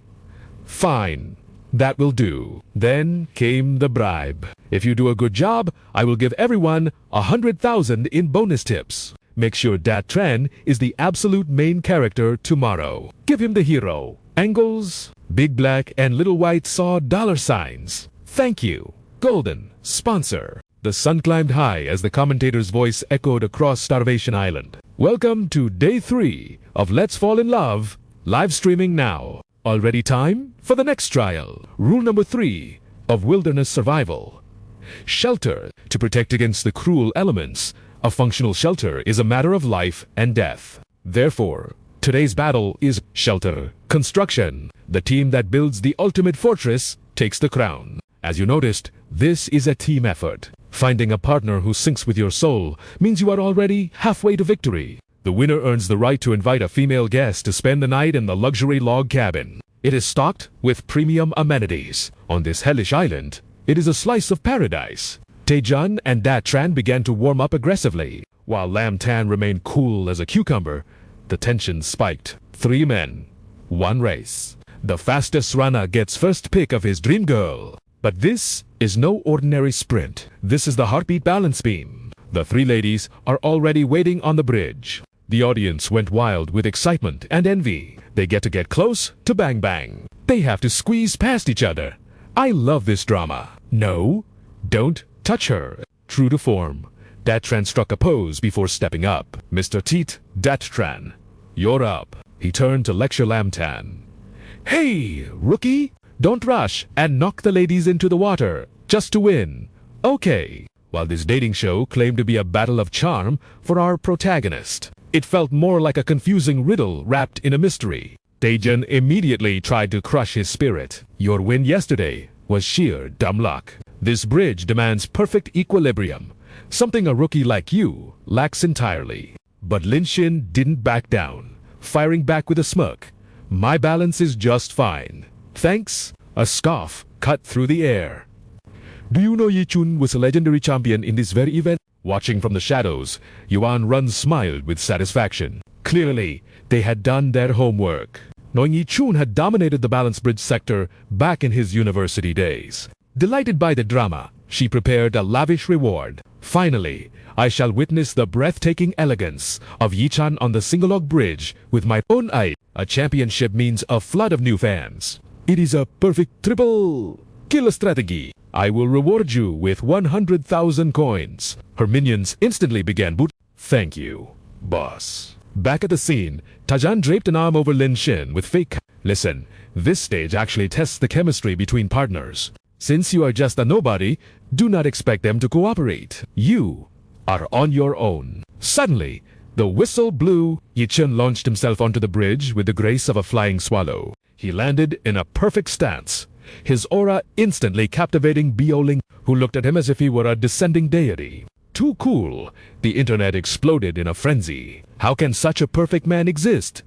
Yi Chan's long legs are absolutely lethal to my heart. Ye Chun held her gaze, his voice dripping with honey. Trust me, I will not let you fall. Bioling blushed. Even with the contact, he skillfully used his mannered hands, supporting her only with his wrists. The comment section went wild over this detail. Oh my god! Look at those gentleman hands. As expected of her idol, Yi refusing to touch a lady with his palms, only using his wrists. True elegance. But soon, only the Ice Queen, Luo Bing, remained in his path. His speed was godlike. In the blink of an eye, Yi Chun had bypassed the first 2 girls with the fluidity of water. However, with Luo Bing, he deliberately closed the gap. Surrender your weight to me. I have got you. The screen filled with screeching fans. Is this a new ship sailing? He dropped the mannered hands. The difference is obvious. Yi Chen definitely has feelings for Luo Bing. Yi Chen smirked, reveling in his own calculated performance. Asterisk. The comments must be losing their minds right now. I was invisible 2 days ago, but today, my popularity is skyrocketing to the heavens. A flush colored his cheeks, but his thoughts were far from pure. Asterisk. The first 2 were disappointingly flat, but as expected. Bing Bing possesses the true softness a man desires. Suddenly, Luo Bing shoved his chest away. The chat flipped instantly. Haha! Look, our Ice Queen is resisting the grate. You delusional shivers. Did you ask Bing Bing? Does she look happy? What a joke! Ignoring the resistance, Yi-chan tightened his grip, forcing the embrace. Bing Bing, stop struggling or you will drop, he whispered, masking a threat. He decided to go all in, planning an accidental graze of her curves to spice things up. This scene will cement us as a couple. But before he could act, Luo Bing delivered a critical knee strike directly to his jewels. Yi-chan's face instantly turned the shade of a dying leaf. While his legs trembled like jelly, Luo Bing made a strategic exit, splashing into the water. Despite the soul-shattering pain, Yi-chan desperately clung to his idol image. Bing Bing, are you alright? My clumsiness. ... But inside, he was screaming. It hurts! Why is this woman so difficult? Does she not want the screen time from a couple angle? Even knowing she was being used, she kept her cool. I am fine. Just go. You are running out of time. Sharp-eyed viewers caught it. Did she just knee him? Good job. No one controls my wifey. Quit the fake gentleman act. Yi-chun reached the finish line, though his lower half vibrated like a tuning fork. 15 seconds. An incredible record. The whistle blew for round 2. Tajan stepped up, his eyes burning with a twisted desire for victory. I have found the glitch in this game, he thought. Asterisk, the men must stay dry, but the women are expendable. With a wicked grin, he sprinted, shoving Bueling and Yao Dao into the water without mercy. Even Luo Bing could not halt his bulldozer strategy. Asterisk, I wanted a moment with you. Beauty, but victory comes first. Prepare to fly. Asterisk winning means I get to choose my partner. It is just a tactical sacrifice. Sorry, Bing Bing. Nothing personal. But before his dirty hands could reach her, she voluntarily dove off. Taejin froze, mid-shove, completely baffled. Whew. He slammed the finish button, eyes still glued to the water where she vanished. 12 seconds. A new record, shattering Yi-chan's time. Bioling emerged, wet and furious, screaming at the top of her lungs. Taejun, are you out of your mind? That fall hurt. You would sell your soul just to win. The internet cheered for her fiery spirit. Meanwhile, Taejun tried to argue with Yao Dao. Sorry. ... I did not mean it, but the rules never forbade it. Ask Yi-chan, but the rebuttal was swift. Yi-chan was an accident. You were a bulldozer. Karma struck fast. The production team huddled and delivered the verdict. Taejin is disqualified for unsportsmanlike conduct. He clutched his head, howling in despair. From this chaos, a new law was born, announced solemnly by Dahei. To prevent such barbarism, a 5-second penalty will be added for every female partner who falls into the water. Zhao Bai nodded vigorously. Correct. We must protect our guests. When male ego runs wild, innocent bystanders get hurt. They turned to the screen, rubbing their hands together. Boss, does this please you? Yuan Run smirked. Immensely, your ability to adapt to the drama is commendable. Ye-chan has this in the bag now. Down below, Bioling worried. Wait, isn't this rule unfair to the last player? I think it is fair, Luo Bing replied coolly. Yao Tao rubbed her bruised backside. Easy for you to say, my butt is on fire. Bing Bing, you are not planning another dive, are you? Finally, it was Lin Shin's turn. Yi-chun sneered, his jealousy leaking out. For a background character, you are getting too much screen time. Learn your place, trash. But Lin Shin's retort was sharp as a blade. I thought my 2 pots of soup were the highlight of the show so far. Who could possibly steal the spotlight from him? He shut that guy down instantly. Still, Yi-chun tried to play it cool. Good luck, he sneered, hoping to have the last laugh, while desperately trying to calm his raging internal monologue. Why waste anger on a buzzing fly that's destined to lose anyway? A little scheming never hurt. If he wins the shelter challenge and pairs up with Luo Bing, perfection. Their bickering instantly drew the attention of the hosts. It seems Yi-chun and Lin Shin were exchanging pleasantries about screen time. Just a friendly declaration of war before the match. As they say, men are just teenagers until the day they die. Who knew Ye Chun had such a petty side? Even the host looked disdainful. Does that nobody really deserve a challenge from a top star? He claimed it was just a friendly reminder. Just hurry up and finish, the director thought. Whenever the camera pans to him, I want to fast. While Lin Shin calculated his move, the signal to start blasted through the air, while she mentally mashed the skip button. Lin Shin launched himself skyward with the grace of a feather. Bu Ling could only stare up in awe as he practically flew right before her eyes. But as he stuck the landing, she lost her balance. Realizing she was about to take a nasty spill, Bu Ling let out an ear-piercing scream of terror. Luckily, a strong hand snagged her waist just in time. With a gentle tug, Lin Shin saved the damsel in distress. The female fans in the audience instantly felt their hearts skip a beat.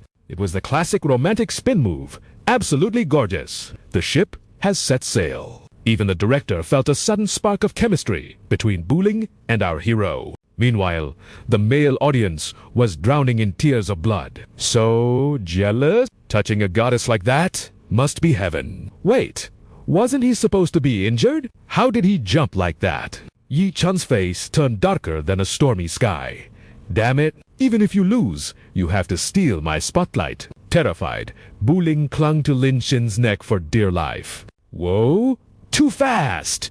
Don't let go. But Lin Shin looked completely unimpressed. If it weren't for the time penalty deduction, he wouldn't have bothered saving her at all. Putting her down now would waste precious seconds. He glanced at Yao Dao, who was standing there frozen in shock. Well, he decided, there's only one way to handle this. Seeing Lin Shin charging at her while carrying a human backpack, she panicked. Hey, don't you! Come over here! In a flash, a shadow swept past her waist. Suddenly, he was carrying two girls while calmly continuing his run. This impossible feat made Yi Chun's eyes nearly pop out of his skull. Are you even human? Bu Ling and Yao Tao were screaming their lungs out, yet Lin Shin maintained the stoic expression of a monk in meditation. Perfect! As long as I keep my center of gravity. This is easy. But he wasn't done showing off yet. He decided to shock the world one last time. Luo Bing, jump on. Without hesitation, Luo Bing leaped. Despite the incredibly awkward posture, the two managed to share a tender, heart-fluttering gaze. And so, Lin Shin sprinted across the bridge, carrying three grown women, leaving the entire audience with their jaws on the floor. Holy heavens! He smashed the finish button, and the results flashed instantly. Lin Shin clocked in at 9 seconds. First place, he celebrated with Luo Bing still in his arms, while the viewers at home questioned their own reality. What a beast! Is that even physically possible? And he still looks so handsome. The host quickly regained composure. All right, gentlemen, please choose the partner you wish to team up with. Lin Shin didn't hesitate. I choose Luo Bing. Defeated, Yi Chun reluctantly picked Bu Ling. The rules for the next round were then announced. Guests must gather materials and build a shelter. Time limit: 3 hours. The winner gets the privilege of choosing a female partner to share the luxury wooden house tonight. The audience immediately spotted the drama. Wait, this means if a girl works hard to help her partner win, he could just ditch her and pick someone else to enjoy the reward. How would the men handle this moral dilemma? The anticipation was driving everyone crazy. In the sun-dappled forest, Lin Shin and Luo Bing were the picture of efficiency. One chopped wood, the other stripped bark, a perfect symphony of hard work. He even hoisted her onto his shoulders to reach high vines. Seeing their flawless teamwork, Yi Chun ground his teeth so hard they nearly cracked. That pest steals my screen time and flirts with my target. In his moment of rage, he let his mask slip, and Bu Ling caught a glimpse of his true, ugly expression. Ye Chun, are you okay? You looked terrifying just now. He immediately snapped back to his fake gentleman persona. Ah, I was just intensely focusing on the design. I want to win, so I can invite you to enjoy the luxury house with me. Her face lit up like a festival lantern. You, ... you choose me. I'll do my best, she cried, unaware she was being played. Yi Chun internally scoffed. Calm down. A perfect being like me can build the best shelter, regardless of who the useless sidekick is. But make no mistake, tonight, it will be Luo Bing sleeping in that wooden house with me. An hour later, while Luo Bing was securing the frame, she heard soft sobbing. She turned in surprise to see Bu Ling limping toward her, looking utterly defeated. Bu Ling, they paused their work. Why are you here alone? Where's Lin Xin? Luo Bing asked. He went to gather more timber, she replied. What happened to your leg? Shouldn't you be helping Yi Chun? Bu Ling snipped. Eye twisted. Honestly, he's nothing like the perfect prince. Everyone says he is online. She looked down, hiding her tears. Before we started, he promised he'd win and invite me to the house. I was so happy, but the moment the cameras turned away, he changed. His voice turned cold. He started barking orders at me like a servant. He kept getting angry, saying I was useless and couldn't do anything right. He forced me into the deep woods to gather logs alone, and that's how I got hurt. As she spoke, her sadness turned to burning rage. If I wasn't terrified of his crazy fangirls, I would have slapped him right across the face. Luo Bing suddenly pressed a finger to her lips. In the distance, Lin Xin strolled back, casually carrying a massive tree trunk.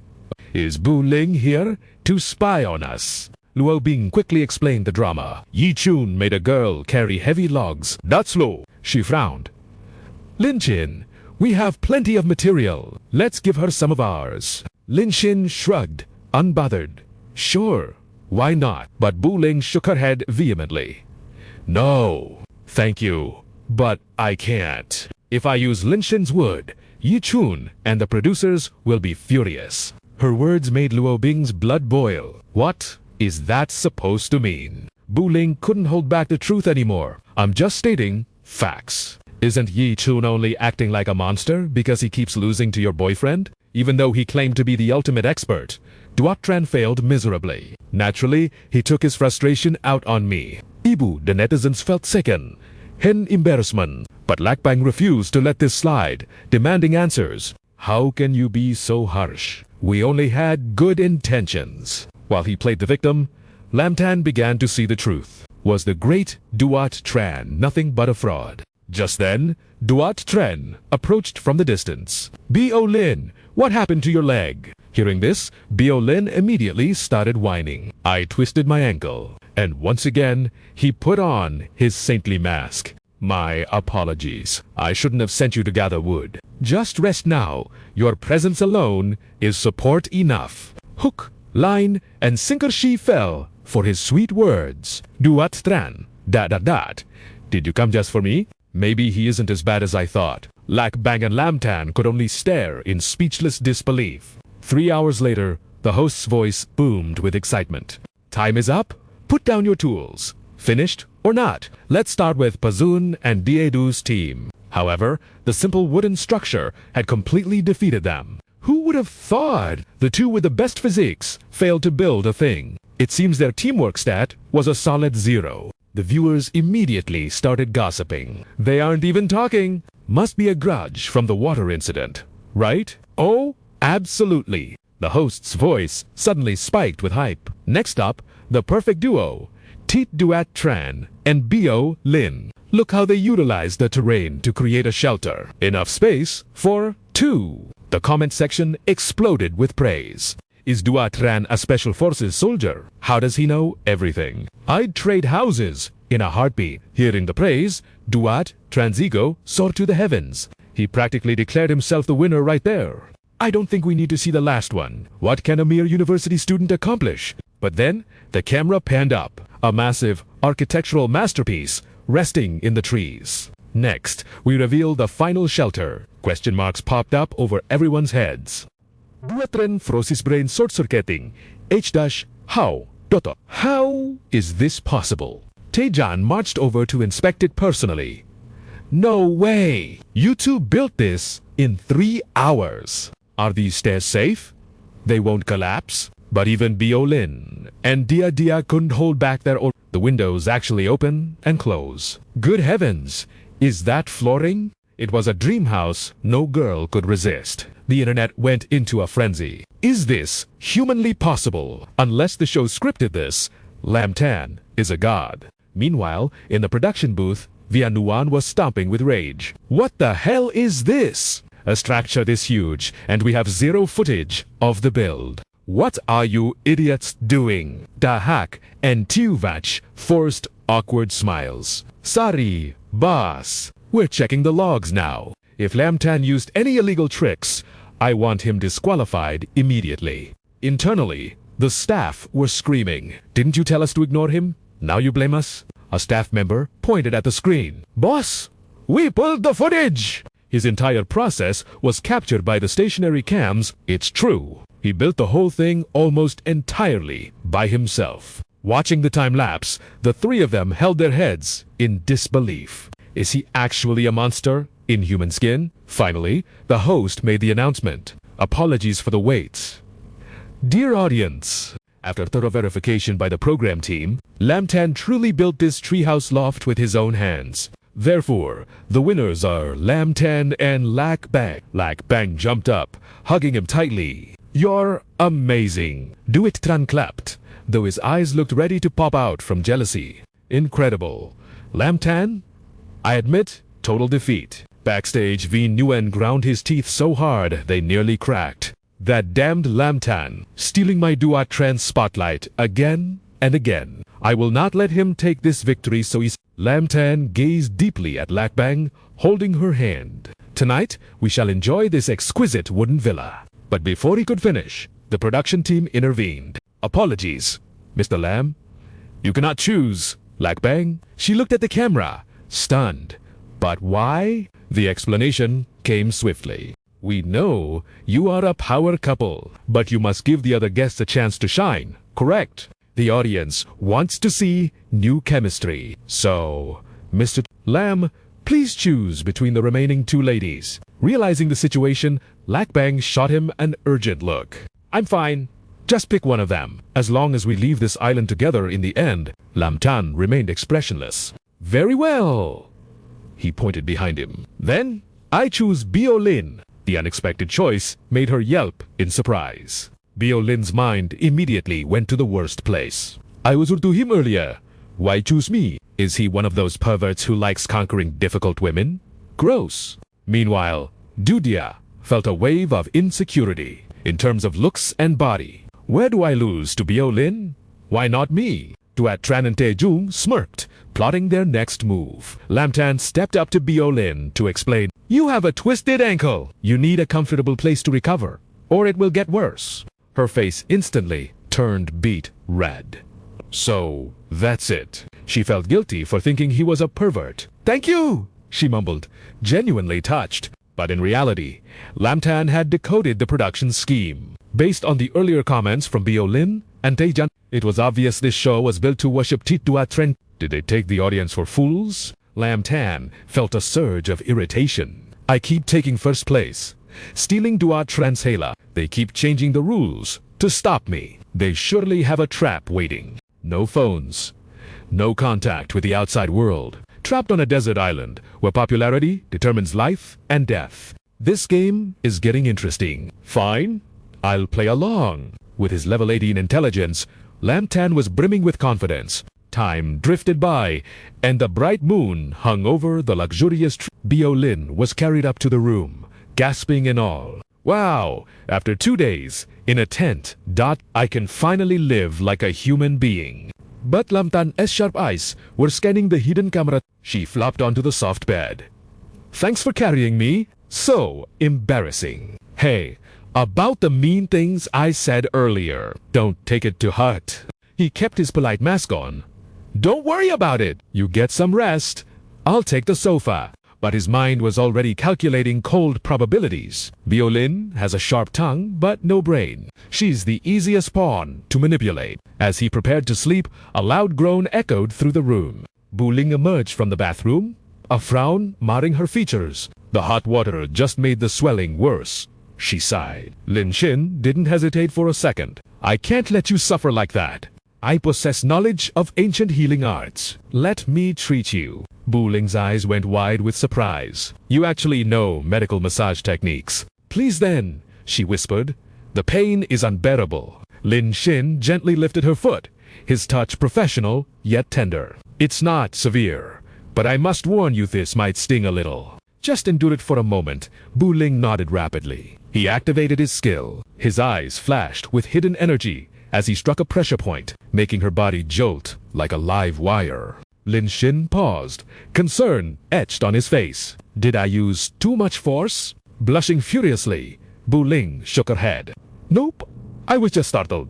Please, keep going. His hands moved with legendary precision, executing a flurry of techniques. A strange tremor ran through her entire body. Was a simple massage supposed to feel this intense? Numbness replaced the pain, and just like that, the agony vanished. Bu Ling collapsed onto the bed in bliss, while the live chat absolutely exploded. What kind of divine technique is that? Master, please accept me as your disciple. Is she melting right now? This content is pure gold. Thank you, brother Lin Xin. Look at these numbers. Big Black roared. In just 2 minutes, viewership had skyrocketed. Little White was floored. What? Back in the room, Bu Ling suddenly sat up, eyes wide. Wait, her gaze locked onto Lin Xin. Seeing his unwavering focus, Cupid's arrow struck hard. In that fleeting second, Bu Ling's heart was completely stolen. He was so serious about helping her. And here I was, thinking nonsense, she thought, when he's actually devastatingly handsome. Lin Xin finally exhaled. It is done. You need to rest properly tonight. Keep weight off that leg. By morning, you'll feel like a new person. She sighed, her shoulders slumping. I guess I'm useless for tomorrow's match, but thank you regardless. Blushing, she timidly pointed to the mattress. This bed is quite spacious, and you did win this luxury cabin. After all, it wouldn't be right to make you sleep on the sofa. Before she finished, Lin Xin had already flopped down. Ah, heaven, if you need the bathroom, just holler and I'll carry you. Bu Ling turned beet red. I do not have such habits. The night faded, and the dawn of day 3 brought the ruthless judgment of the popularity polls. While the idols Yi Chun and Tae Jun plummeted, Lin Xin's stats were soaring to the heavens. Luo Bing saw a slight rise, while the others remained at the bottom of the food chain. Producer Yuan Run was fuming. Have you idiots come up with a plan yet? Ye Chun needs screen time with the goddess, Luo Bing, immediately. The internet demands this couple. Make it happen. Big Black and Little White exchanged villainous grins. Consider it done, boss. We've cooked up the ultimate scenario. Tomorrow's cavalry battle will force Luo Bing and Ye Chun together, whether they like it or not. On the sun-drenched beach, the 6 players gathered as the speakers blared the show's anthem. Fall in Love, Idol of the Wilderness, was officially live. Bu Ling, Luo Bing, and Yao Dao waited with bated breath for the girls' turn. The camera panned sharply to the men's side, capturing the tension between Taejan and Lin Xin. Little Black's voice boomed with excitement. Today's challenge is a cavalry battle. Ladies, it's time to choose the steed you wish to ride into war. Since Bu Ling has a leg injury, this format is perfectly safe, right? The girls nodded, but a sudden question cut through the atmosphere. But what if one guy is too popular?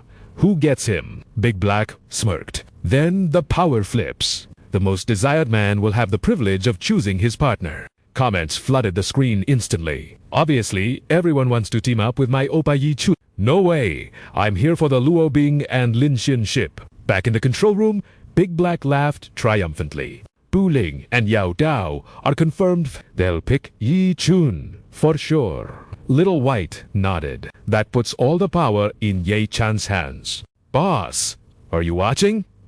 Yuan Run smirked, satisfied. Good. Let's get this over with. Luo Bing will serve as the perfect stepping stone for Yi Chun's popularity. She should be honored to sacrifice her fame for him. The producer closed her eyes, lost in a greedy fantasy of wealth and status. Once I've drained Luo Bing dry and elevated Yi Chun to godhood, my bonus will be astronomical. Back on the beach, Little White raised his megaphone. Ladies, the time has come. Choose your warrior. Long legs strode across the sand. Yi Chun stood tall, arrogance radiating off him as he extended a hand. Bing bing. Finally, destiny brings us. ... The chat room went nuclear. It's happening. Everyone wants the king of popularity. Yi Chun saw only Luo Bing. In his mind, he was already fantasizing about the intimate contact, believing he was the only worthy candidate. But he was blind to the truth. The name carved in her heart was spelled Lion Ik. Nearby, Taejun ground his teeth, glaring daggers at his rival. Damn, this cruel show. Even if the goddess picks me, Yichun will just use his popularity privilege to steal her away. But then, the impossible happened. Bu Ling skipped right past the idol, beaming at someone else. Lin Xin, be my partner. Luo Bing gasped. What? Lin Xin. Luo Bing stammered, blushing but determined. I also choose Lin Xin. The man in question offered a gentle smile, while the entire production crew dropped their jaws to the floor. What is going on? The netizens erupted in fury. Impossible. Absolutely impossible. Has Bu Ling lost her mind? Why reject the king? She was fangirling over him yesterday. What changed? Meanwhile, the anti-fans were having a field day. Look at Yi Chan's face. He looks like a total clown. I'm dying. Bwahahaha, panic set in on set. Big Black scrambled for an excuse. Clearly, our guest Bu Ling has severe myopia. Ye Chun is standing right there. Bu Ling, check your eyes. The audience wasn't buying it. Hey MC, did you forget your hearing aid? She was clear. It was chaos. Scripted chaos. Bu Ling didn't hesitate. She looked the camera in the lens. I said what I said. I chew Lin Xin. She hopped energetically to prove her point. He massaged my sprained ankle last night, and it's completely healed. He's like a wizard. Her cheeks flushed pink. As the memory of the night his hands really are magical, she murmured, eyes sparkling. The blood circulation was so intense. My whole body felt like it was on fire last night. Bio Lin stood her ground, declaring her choice was final. But Daihak just had to poke the bear, asking if it was love or just pity, making her blood boil. What of it? I like Lamtan. Got a problem? To stop the set from imploding, the host quickly backed down and accepted the chaos. So, Lamtan had become the harem king. Just as he was about to pick his partner, a sudden crash shattered the atmosphere. Ignoring the chaos, Lamtan delivered a polite but firm rejection. Apologies, but my choice is Bang Bang. Bu Ling nodded, as if she foresaw this fate. Fine then, Datran gritted his teeth and settled for the remaining option. I choose Diao, Diao. The girl practically glowed with excitement. Taejun scratched his head, gritting his teeth. Guess it's just you and me? Bio Lin. But the system remained silent, plunging the studio into an awkward haze. Where did the host go? Backstage, Daihak was busy managing a natural disaster. Yuan was in a state of absolute frenzy. It's not worth the wrinkles, boss. Tubach pleaded desperately. Rage is terrible for the complexion, but the demoness couldn't be tamed. She stormed over to the posters, tearing Bio Lin's image into confetti to vent her wrath, screaming curses like a banshee. That wench dared humiliate my Datran. Do you have any idea how much sweat and blood he sacrificed for this fame? He is my shining star, and I will make her pay. Tubach tried a different tactic to soothe the beast. Boss, wait. Datran pairing with Dia is actually a blessing in disguise. With their long limbs, they have the absolute advantage in a cavalry battle. Once they crush the competition, his reputation will be restored. Daihak nodded furiously. Exactly! Totally true. Unfortunately, the darkness in her heart wasn't so easily dispelled. The damage to my idol is already done. I will show no mercy. She snapped her fingers. Get in here. The assistant materialized instantly. Esposi Biolin and destroy. Lamtan, she barked orders without taking a breath. Unleash the full power of the Datran fan club upon him. I want his dying wish to be an apology to my Datran. With the scheme set, the hosts returned to the stage. The cameras panning over the battlefield. The ladies were geared up. The rules of engagement were simple. Tear off the opponent's ears and tail to claim victory. Lamtan dropped to one knee with the grace of a prince. Shall we claim this victory together? Lakbang climbed onto his shoulders, heart pounding. You, steady up there, he asked. She looked down, her face burning with a rosy flush. The teams were set. Daihak issued a final warning. Gentlemen, keep your hands to yourselves. You are merely the steeds for these warrior princesses. Battlestar DADA, with her contemporary dance background, radiated pure confidence. Sorry, ladies, but this stage belongs to me. She and Dad Tran locked onto their target Lam Tan. They charged like a freight train. Baolin tried a sneak attack, but Diadu's reflexes were gone. She dodged effortlessly and snatched Baolin's headband instead. A sneer twisted her beautiful face. Did you really think that amateur move would work twice? Baolin panicked!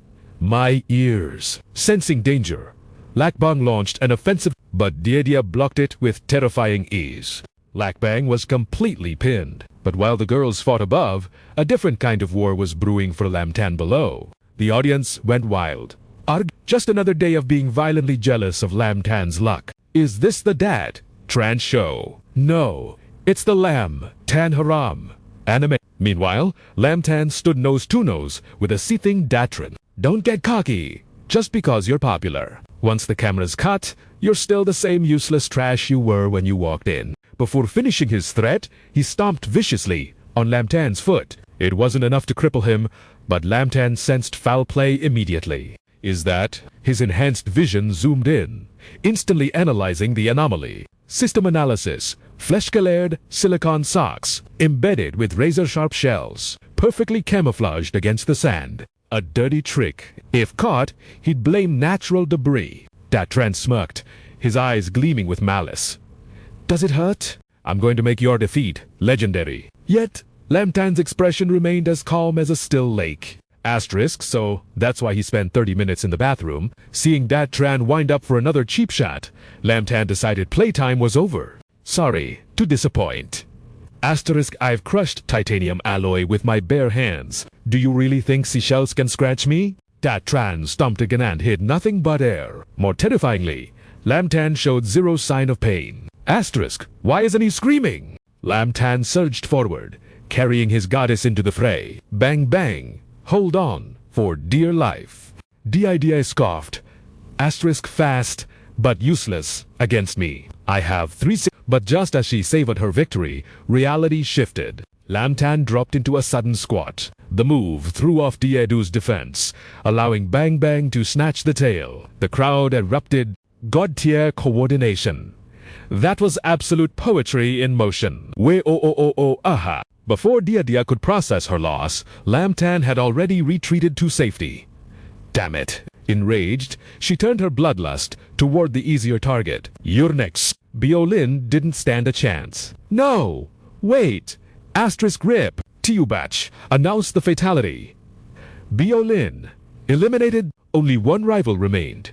Hope sparkled in Bang Bang's eyes. We can actually win this. Lam Tan smirked, his aura overflowing.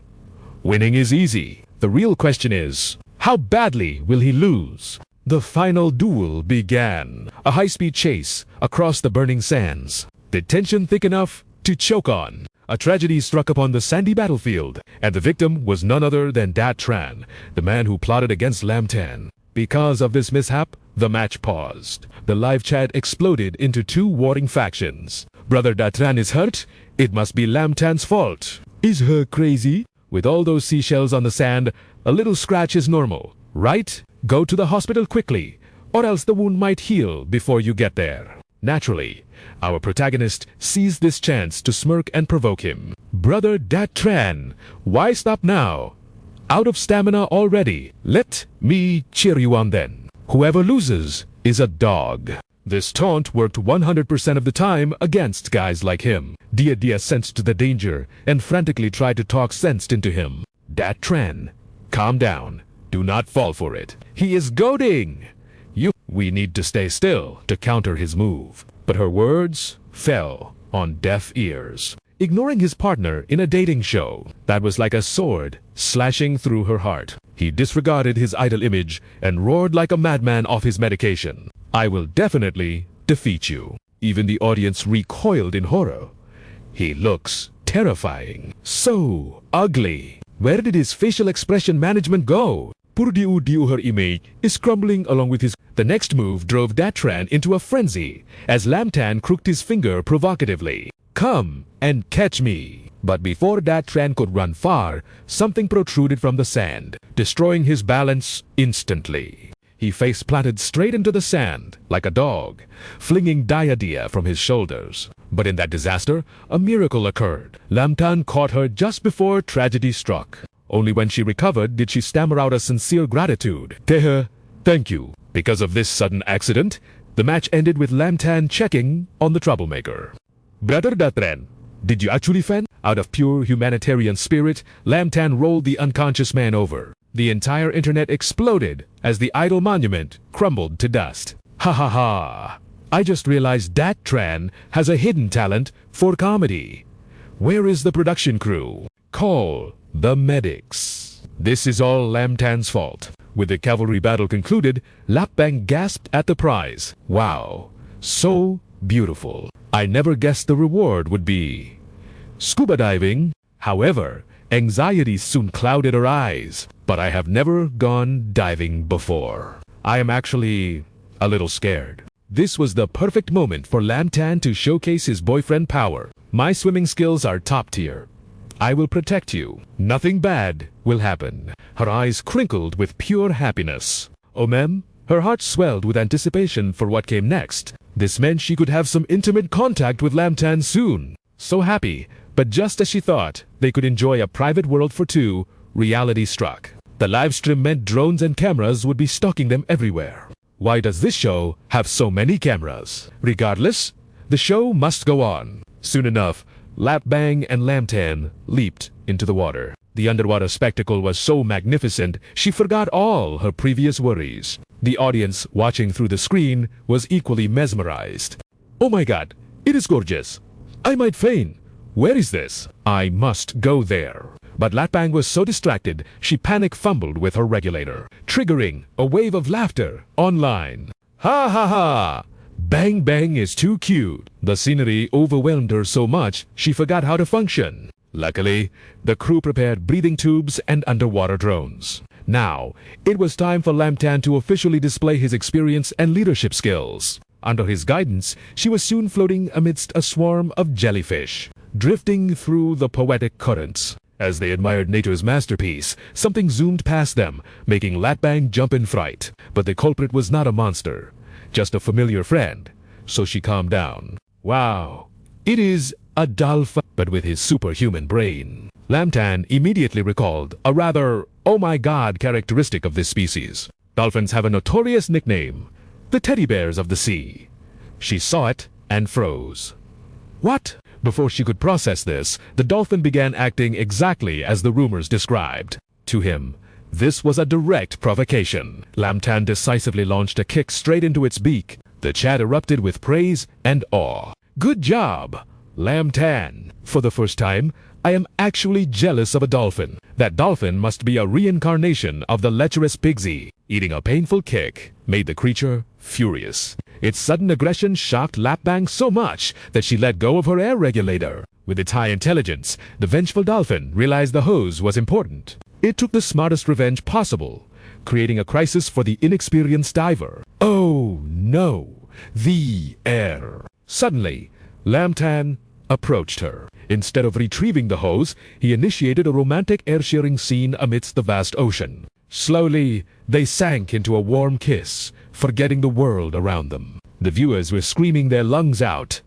You scoundrel. Let go of Bang Bang. He is saving her life.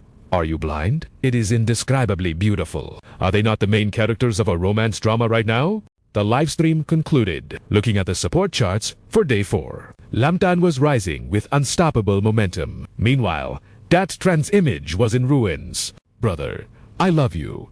I declare Lam Tan is true perfection. Lam Tan should debut immediately. On the female side, aside from Biolin's unpopular performance, it seems the other two girls are progressing well. Biolin and Lam Tan surely have a secret deal. Wait, clearly she just flatters Brother Dat Tran all day. DA is gorgeous. Bang Bang and Lam Tan really give off couple vibes. Meanwhile, the medical tent remained the only light burning in the dark of day 5. Finally, Dat Tran awoke from his grievous injuries, the name Lam Tan haunting his mind. But before he could calm down, Vian Nguyen lunged at him, happier than a lottery winner. Brother Datre, you are finally awake. He did not seem the least bit surprised by this woman's sudden appearance. Get out. Where am I? The mere mention summoned the rage of a true crazy fan. It is all because of that bastard Lamtan. He caused you to faint in the competition yesterday. That is why I immediately brought the medical team to treat you. Luckily, Brother Dat Tran only suffered a concussion. There will be no lasting effects. But these words offered no comfort to his soul. They only spiked his stress levels. I fainted. Does that mean my perfect image was broadcast live in that state? The Nguyen understood his worry and flashed a bright smile to reassure him. Rest assured, Brother Dat Tran. I cut the livestream signal immediately. I've bought out the entire production crew. Now, I hold the ultimate power here. Every single camera is under my command. Only this news allowed him to finally exhale a sigh of relief. He thought peace had arrived, but his twisted nature would never allow it.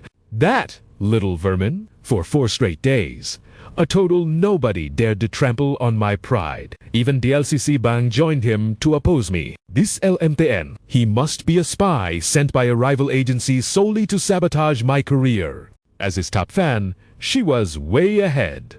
Don't worry, my idol, I've dug up his past. Fake scandals, paid actors, academic fraud. His life is effectively ruined. Really? Her smile twisted into something truly diabolical. Deity turn.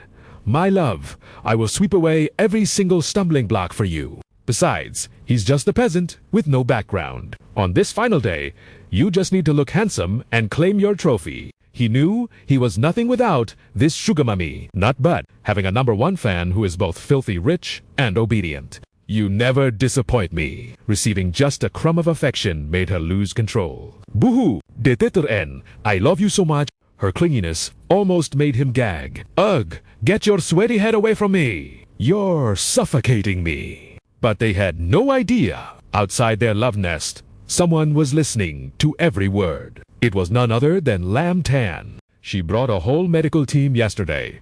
I smelled a rat. The fun was over. Time to settle the score with you lot. A dreamless night passed in a blink. By 9 a.m., the host's voice boomed across the island. Ladies and gentlemen, welcome to the finale of Desolate Island. Drones capture the magnificent scenery from above. The final showdown awaits at Dream Island, 5 clicks away. But first, listen closely to the rules of engagement. Whoever reaches the island first on the provided rafts earns the right to choose their weapon first. The ultimate survivor walks away with 1 million yuan and, of course, other earth-shattering rewards. If a couple wins, they get the luxury island for 3 days. Top-tier staff and entertainment included. The hosts hyped the crowd perfectly. Heart-racing yet. Then let the final race, ... begin. The race was on. The chat went wild. Dieter N is in the lead. LMTN fight. I bet everything on you. While others paddled for their lives, Deity turned smirked at his rival's raft. The LCB and soon, you will belong to me. Via Nguyen waved her flag frantically. Go, my handsome prince. Youth is fleeting, but your beauty is eternal. When he takes the championship, surely he'll hold me tight in his arms. The hosts watched in awe as the race heated up. It seems Lam Tan and Bang Bang are outpacing everyone else. But rowing isn't just about power. If they burn out now, they'll never make it to the finish line. Suddenly, snap!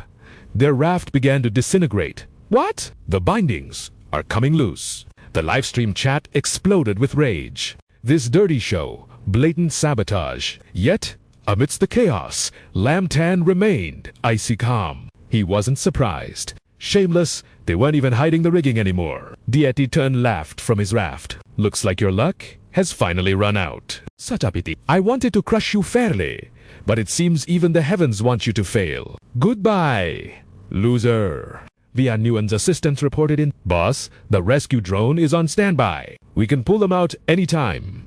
But her plan was far more vicious. No rush.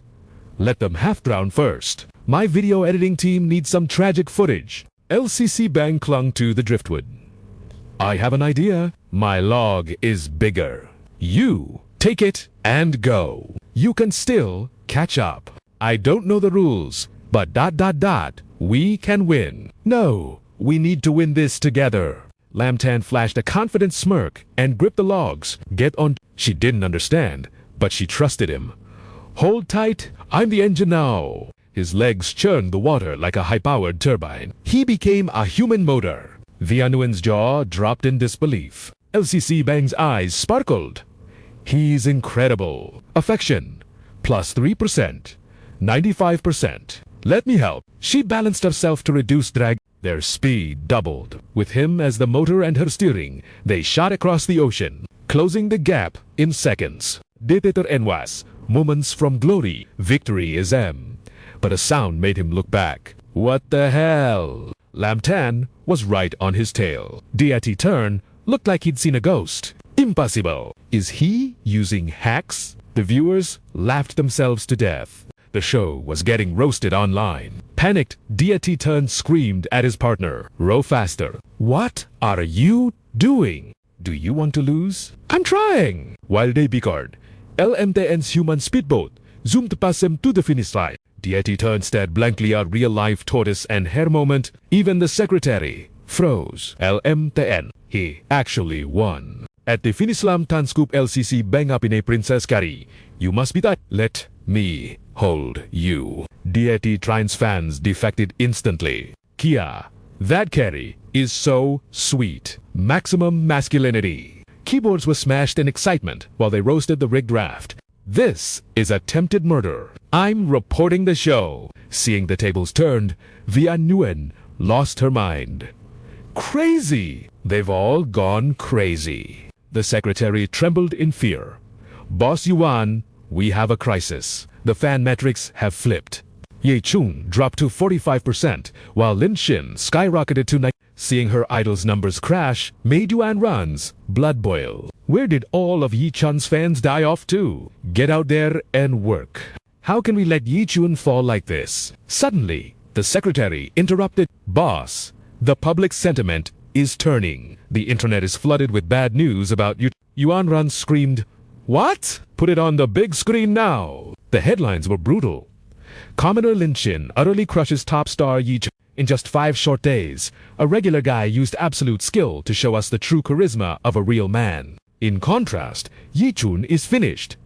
The perfect idol image, shattered. He couldn't even last 1 round against a nobody. Is this what they call a top star? Ye Chun shook with pure rage. You filth. Why won't you just obediently lose to me? Suddenly, Yuan Ran called him Brother Yi Chun. Lin Xin has stolen all your support ratings online. But don't be mad, brother.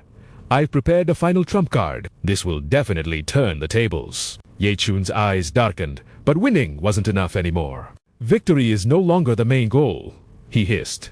Lin Xin, I want his life to end right here, along with this match. At the new arena, the MC announced the lineup. All 6 guests are here.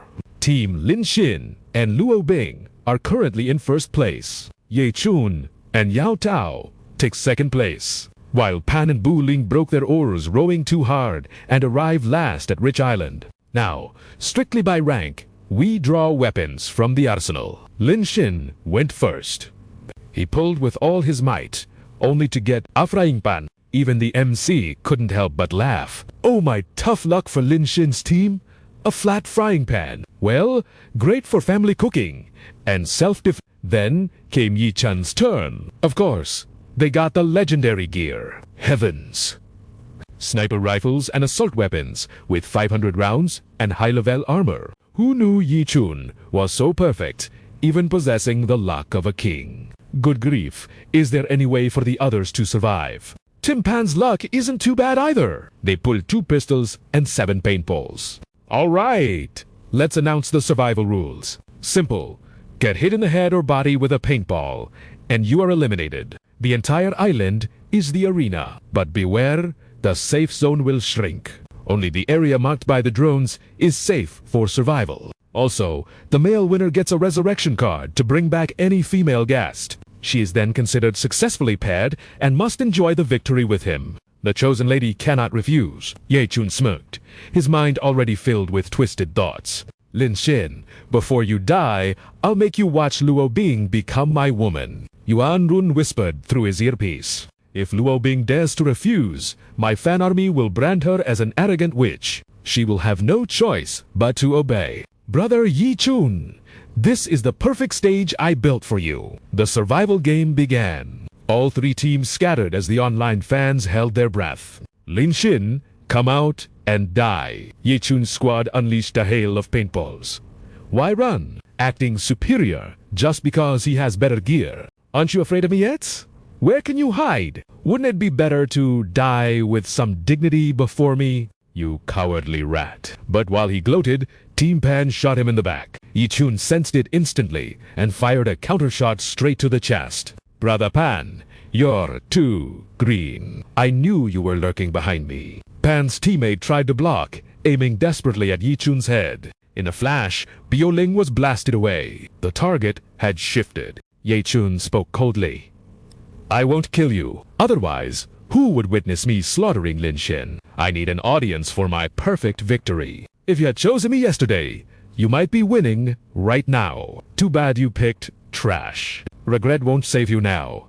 Yao Dao, let's move. He waved for Yao Da to follow. Having lost Lin Xin's trail, Yi Chun was furious. Lin Xin, how long will you hide? Come out. Then he used his own teammate as bait. Take off your armor and helmet. Walk ahead and lure him out. Yao Dao asked blankly, what? I'm the bait. What if Lin Xin ambushes and kills me? He looked at her with the charm of a snake. Relax.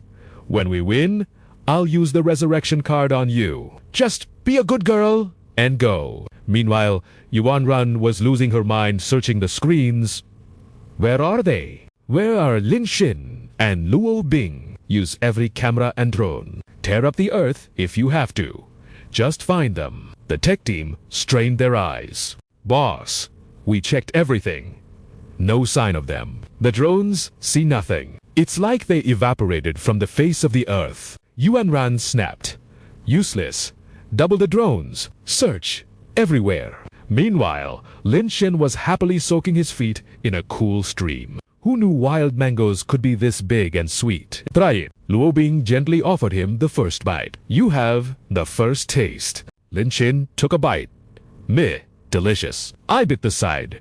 You can eat the other part. But Luo Bing seductively bit exactly where he had. I don't mind sharing. While they flirted, Yi Chun was raging through the wood. Lin Xin, get the hell out here. Yuan Ran was equally desperate. If cameras can't find them, shrink the safe zone. Force him to show his face. The technicians were sweating bullets. Boss, we're shrinking it constantly. The zone is closing twice as fast as planned. Yet, Lin Xin and Luo Bing just strolled along, enjoying a perfect date in nature. Yi Chun is acting like a total lunatic. Are you hiding on that slope?